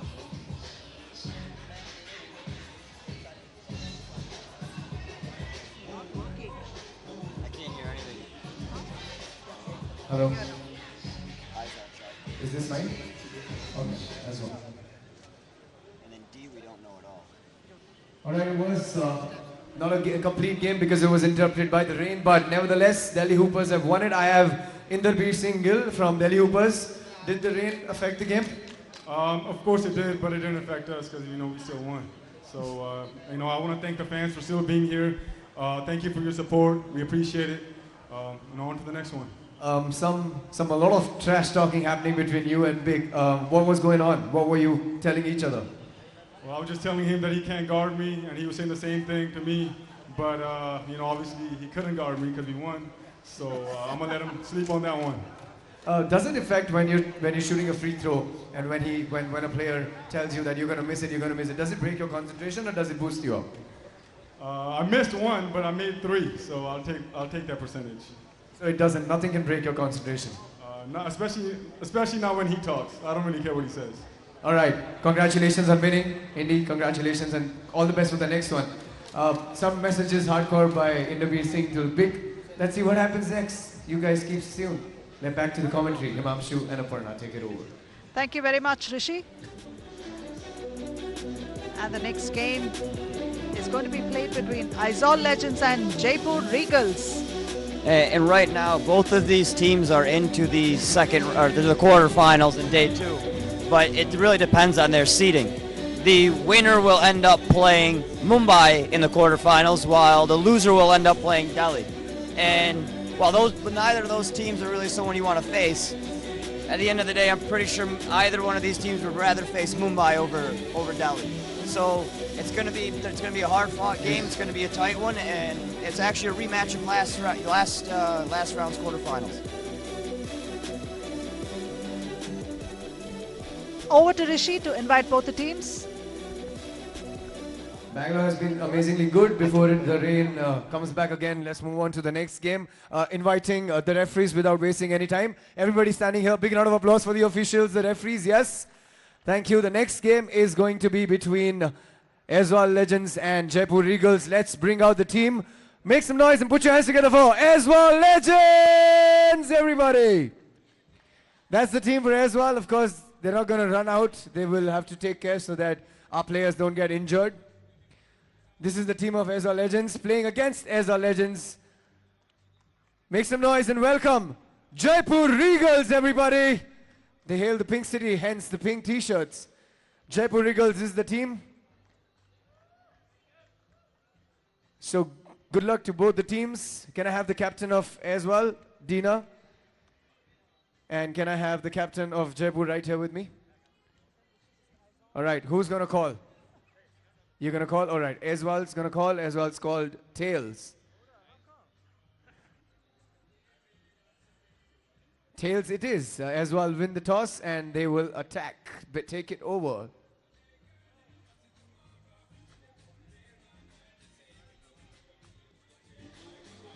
And this is going to be quite a matchup. Both teams kind of took it easy so that they could play this game to their max. And that's Kyle Benton, chairman of the boards, literally pulling down those monster rebounds for Aizawl. And he has found his rhythm and groove. And Aizawl have literally found their mojo with Kyle. And on the other side, wearing the pink jerseys, of course, are the Jaipur Regals. And wearing the grey jerseys, Aizawl Legends being represented by Kyle Benton, Vanlal Tazwala, Zodin Tara, and Vanlal Moana. And wearing the pink jerseys, Jaipur Regals, Vijay Parmar, Patrick McGlynn, Rajesh, and KFCA, local boy from Bangalore. This is a big game because even though they have both made it to the quarterfinals, it's all about seeding now and who's going to play who tomorrow. So both teams will be looking for a win. And it's going to be, oh man, it's starting to come down a little bit again.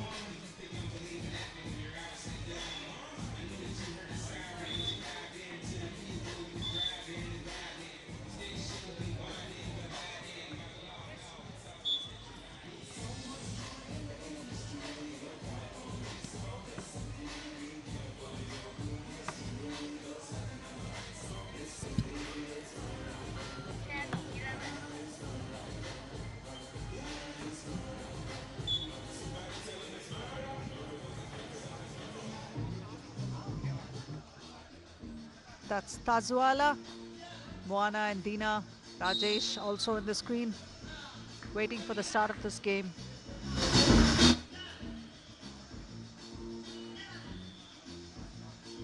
Dina has been a very calming factor for his team and he manages team very well.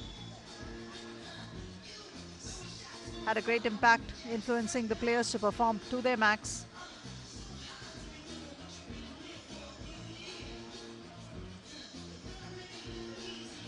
You can see the huddle. Big man for McGlynn. And even though the rain's coming down a little bit, we're going to test it out, tough it out, and see.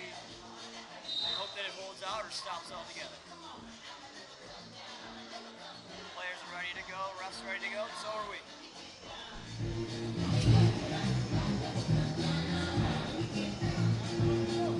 It's Aizawl ball and Kyle Benton is going to get the first touch. That's Moana. Tazwala, I'm sorry. Not an anonymous start for the rain.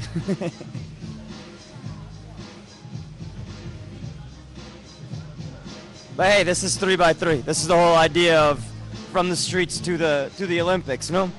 It's in the street it does rain, so. Vijay Parmar trying that one, but rebounded by Kyle. Out to Tazwala. Tazwala spotting up for a 2. Dina is there to pick up the rebound. I think everyone's playing a little bit tight right now.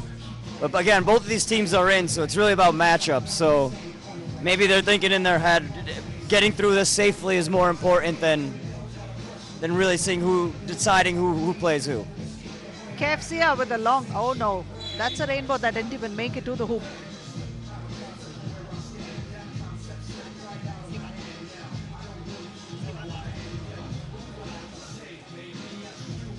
Dina to Kyle. A tad slippery, the ball as well as the floor. For McGlynn. Dina is there to pick up the rebound and take it out. But the game is definitely going to be a lot slower than expected. No, rebounded. KFCA. Opening scores. I think it's going to be the first one who's going to hit 10 two-pointers for this. I don't think many of them are going to really risk going down low. And Dina's having a hard time from the start with the ball. He manages to get that one in and open scores for Aizawl. For McGlynn, a rare air from him.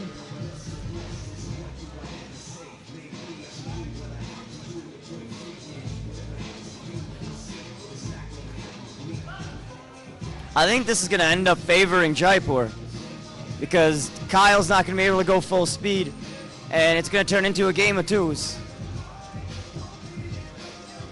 Kef tries to rebound and put it back inside. Out to Patrick. Vijay Parmar. Inside to Kef. Kef. Whoa.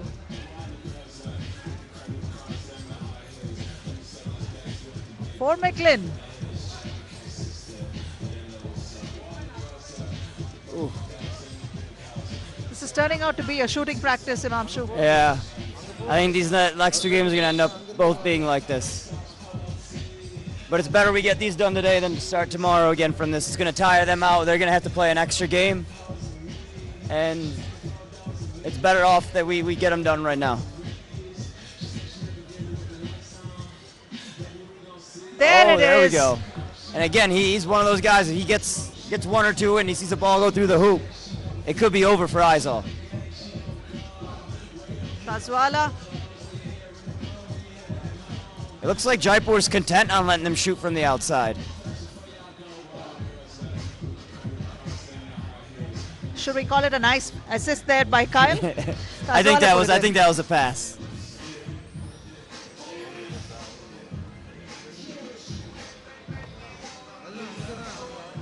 Rebounded by For McLean. There's a block by Kyle on that. I mean, he really got to take advantage down low.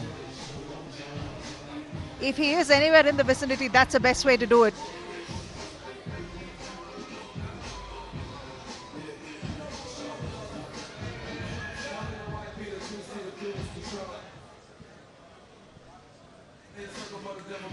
Missing that free throw, Kyle Benton. KFC with the ball to Vijay Parmar, spotting up from the perimeter. Rebounded by Kyle for Aizawl. Dina. That's Dina's shot there too.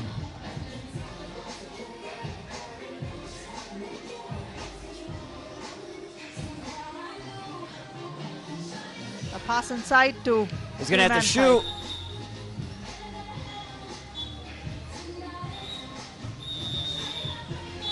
It's a shot clock violation. We got a TV timeout with a score 4-3. Very, very low scoring game compared to what's happening earlier Then today. again, we're actually seeing the players walk on the floor rather than run, but that's also because of the conditions, the moisture on the floor. There's moisture on the ball. Got some Aizawl fans out there. In fact, we saw quite a few instances where the players were actually finding it hard to hold on to the ball because of slipping. Sometimes the conditions get tough, and the ones that adjust best to it come out on top. Ladies and gentlemen, I know that this probably isn't like you just want to see, but we are fighting the rain. The players are taking a big risk. So I want all of you who are standing here and watching the game to please keep cheering and applauding whenever this happens. Please support us. We're fighting Double this team game. right there. Also, Jaipur, again, reach they seem to have their game plan in, but that time it kind of bit him in the ass. See, that's what I'm talking about. So please, Moana show with us that your shot. support, give us some love. Thank you for being here, all of you. Aizawl have 5 and Jaipur have 4. That was Moana with the 2 last. Yeah. And there it is, Kyle Benton with one more, adding to the kitty. 6 points. Starting to pick up a little bit. I see some energy out there.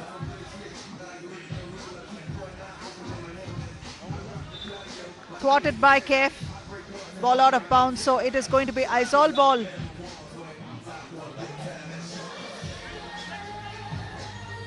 Moana with the ball.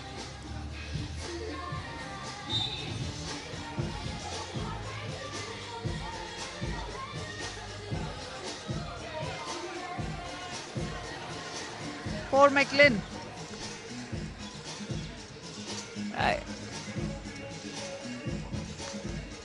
They're really their strategy is jacking up threes.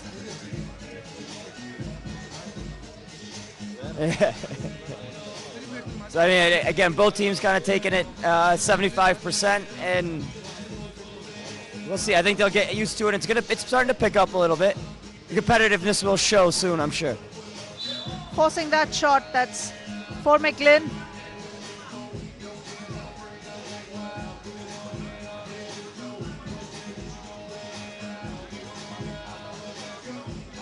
Moana.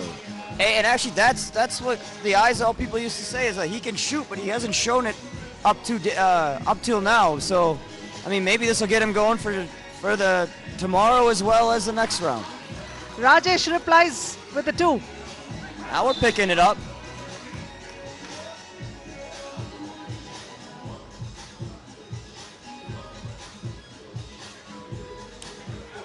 And it's a pretty clean game, especially considering Aizawl is one of the teams that probably fouls the most.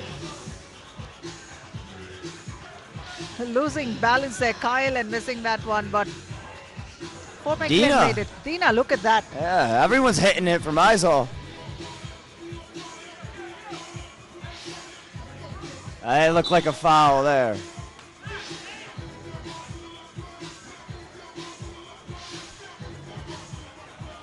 A little late of a call, but it's the right call nonetheless. It was clear that he hit him on the arm. So 2 shots for Patrick.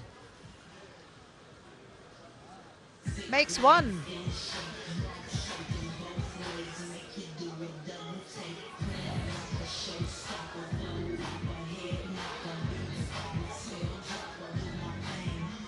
Makes the next one as well. Patrick McLean for Jaipur.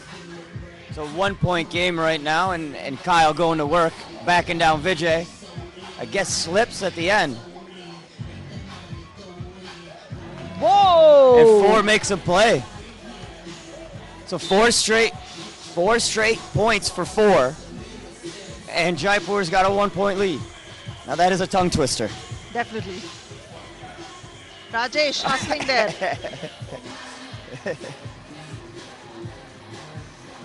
Good hustle though, good hustle.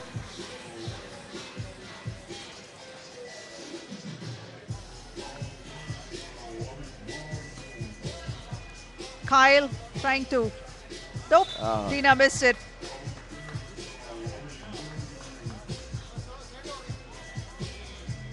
Dina will take a break and Tazwala comes in place for Aizawl.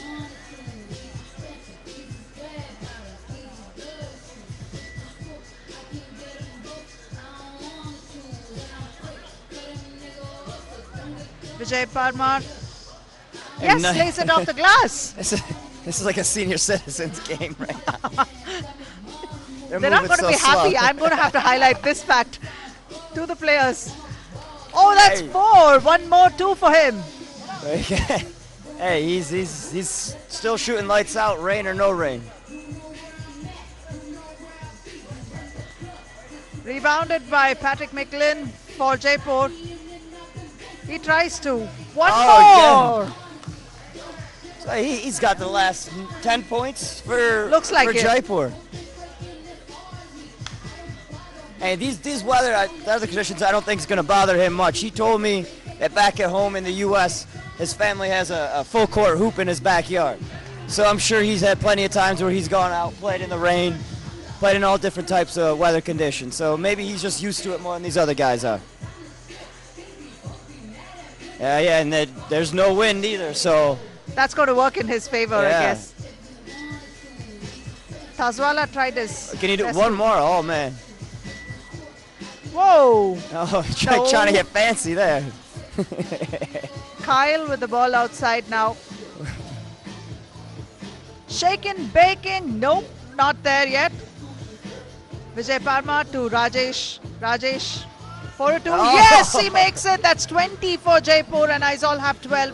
Just 1 point more to ice this game. And I think Jaipur was just waiting for the rain. They seem to be playing better now. Oh. A good defensive effort by Tazwala. Parmar to end it. Nope. A 2 for Tazwala. Nope. This is a chucker's dream. All threes. I think they're quite comfortable playing from outside rather than Oh, having nice too much pass movement. there. Whose ball That there was at a the end? I think big Aizawl Dina. may have touched it at the end. Went off Dina's hands. Yep. Oh, forward trying to end it. Oh, that looked good from our angle. Dina is not able to stand up. I think he needs new shoes.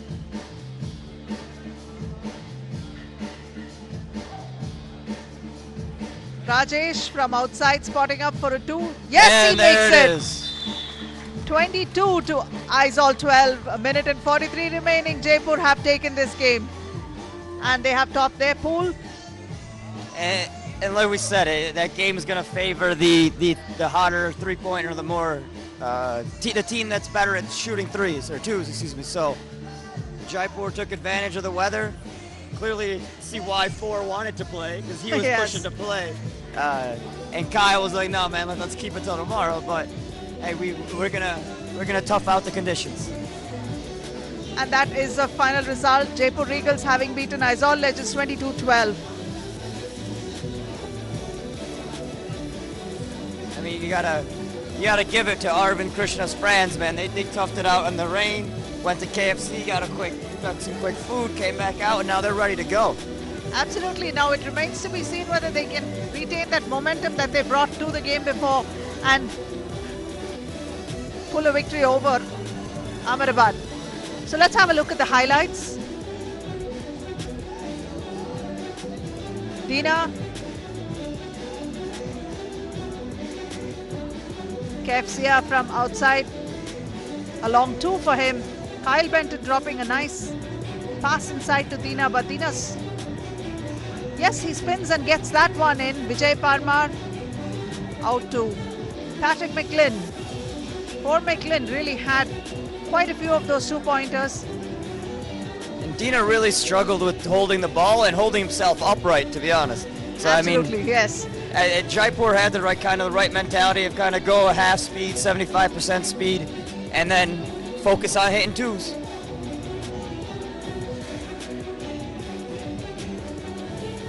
Another 2.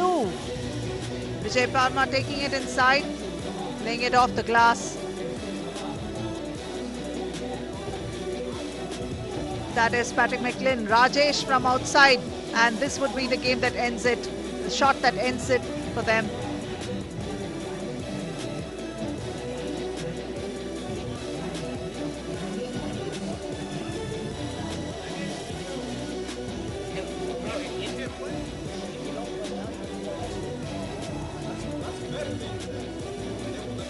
And the next game to be played is going to be between Ahmedabad Wingers and Hyderabad Ballers.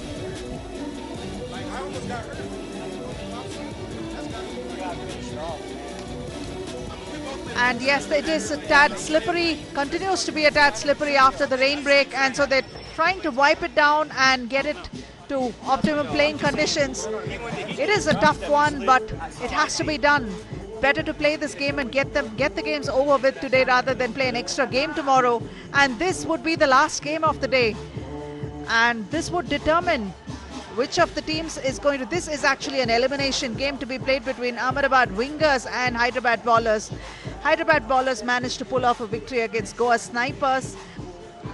And Goa Snipers managed to get a victory over Wingers. So this game is going to determine which team is going to go home.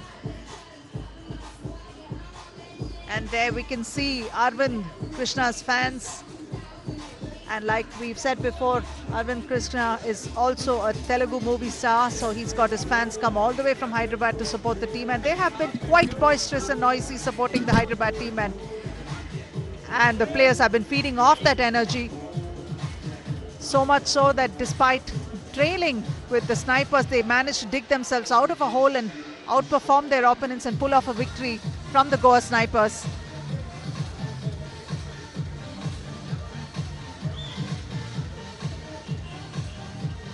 Those painted areas are particularly treacherous, so yes, it is imperative to wipe down the lines with care.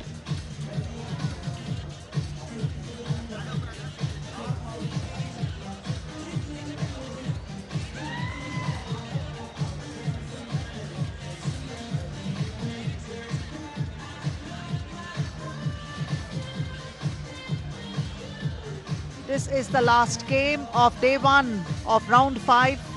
We are here at the Phoenix Market City Whitefield, Bengaluru. We have one more round after this, which is going to be played at Mumbai.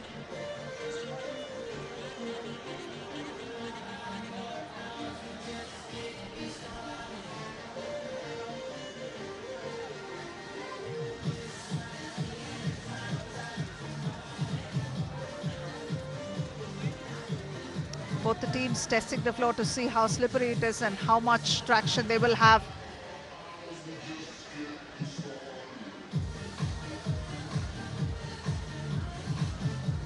Not quite happy with the results. Both teams seem to have something to say about the playing conditions, floor being slippery. So it remains to be seen whether this is going to be carried over for tomorrow or continued thus, but it still remains cloudy and chances of a mild drizzle, although it has stopped right now. We can see Arvind fans from Hyderabad, and that would be Sushant Malan, who had a bloodied nose. He had a cut on his nose and had to have it taped. And on the other side we had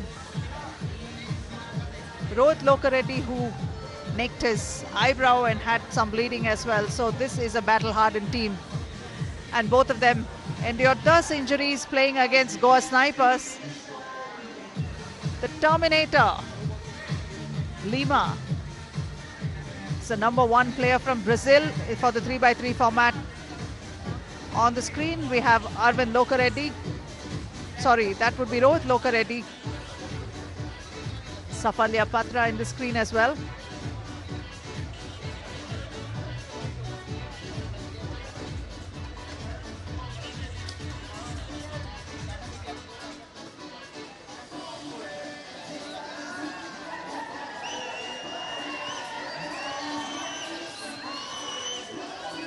There we can see the fans really getting ecstatic.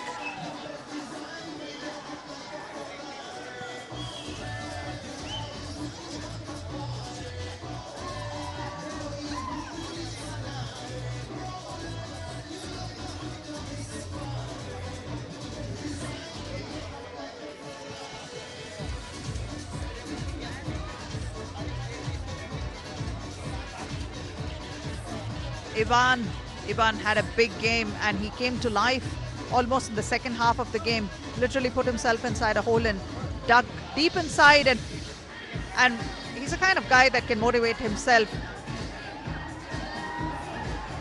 First game. Okay. No, so we don't know who's playing who tomorrow. No, right? I know half. So it's no point, right? No. So we're not using it tomorrow. Yeah. So just to update everyone out there, it looks like we're gonna cancel this last game, as it means that there's a lot of importance to this game. There's a lot of importance to this game, as this game will determine who between Goa, Hyderabad, and Ahmedabad make it to the next round. So based on the weather conditions and taking into account the safety of the players as well as the importance of this game, we have decided to postpone it until tomorrow. It'll be the first game tomorrow, and check out social media as well to check out what time we're going to start this, and we'll update you all on there. We appreciate you guys watching and staying patient with us throughout this process. Only for today it's cancelled, but we'll be postponing that to tomorrow. Let's have a look at all the results of all the games that were played today. It's a management decision, I know your fans, but I'm sure that you don't want them to get injured, right? Because it's very risky, so the management has taken the call.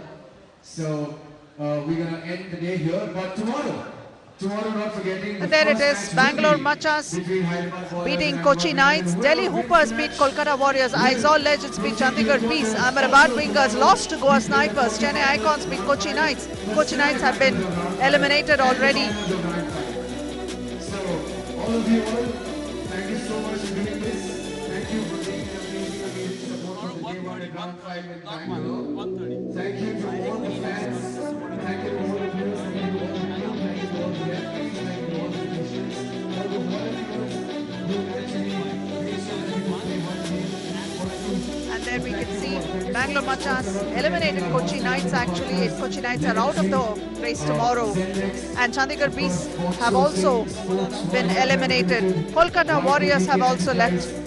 So they will not be playing the quarterfinals tomorrow. But this game, the last game that was postponed for tomorrow, will determine the outcome of the last quarterfinalist.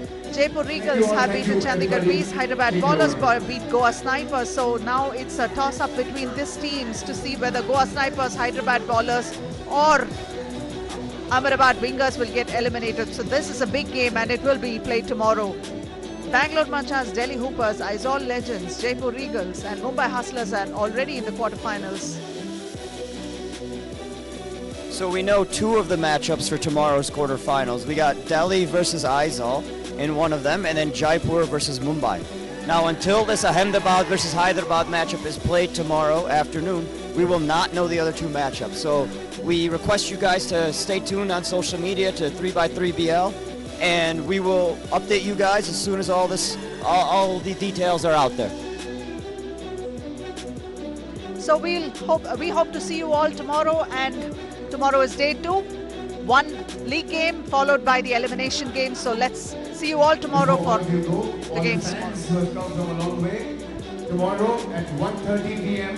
we'll have the first match. Tomorrow at 1:30 p.m.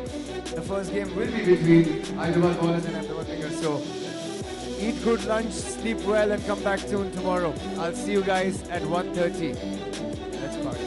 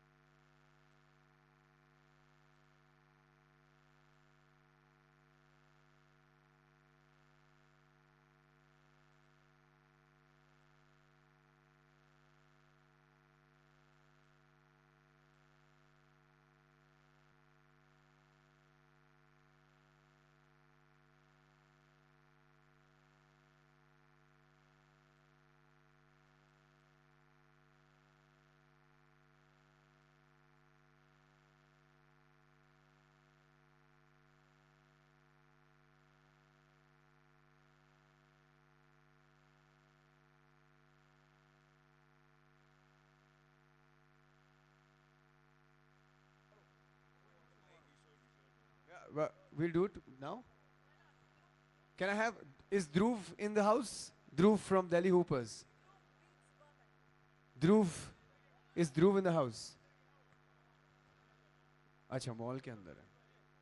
Where is Dhruv? Really? We were supposed to have Dhruv beatbox. Should I send the mic up or are you going to get your ass down? Cheers, baby. I love you too. All right, we do it tomorrow, Dhruv. Should I promise these people tomorrow? Yeah? Okay. Dhruv beat Burman is going to beatbox tomorrow. Okay, guys, 1:30 p.m. tomorrow, sharp. Arvind, how long are you going to be on the court? These people are not going to leave.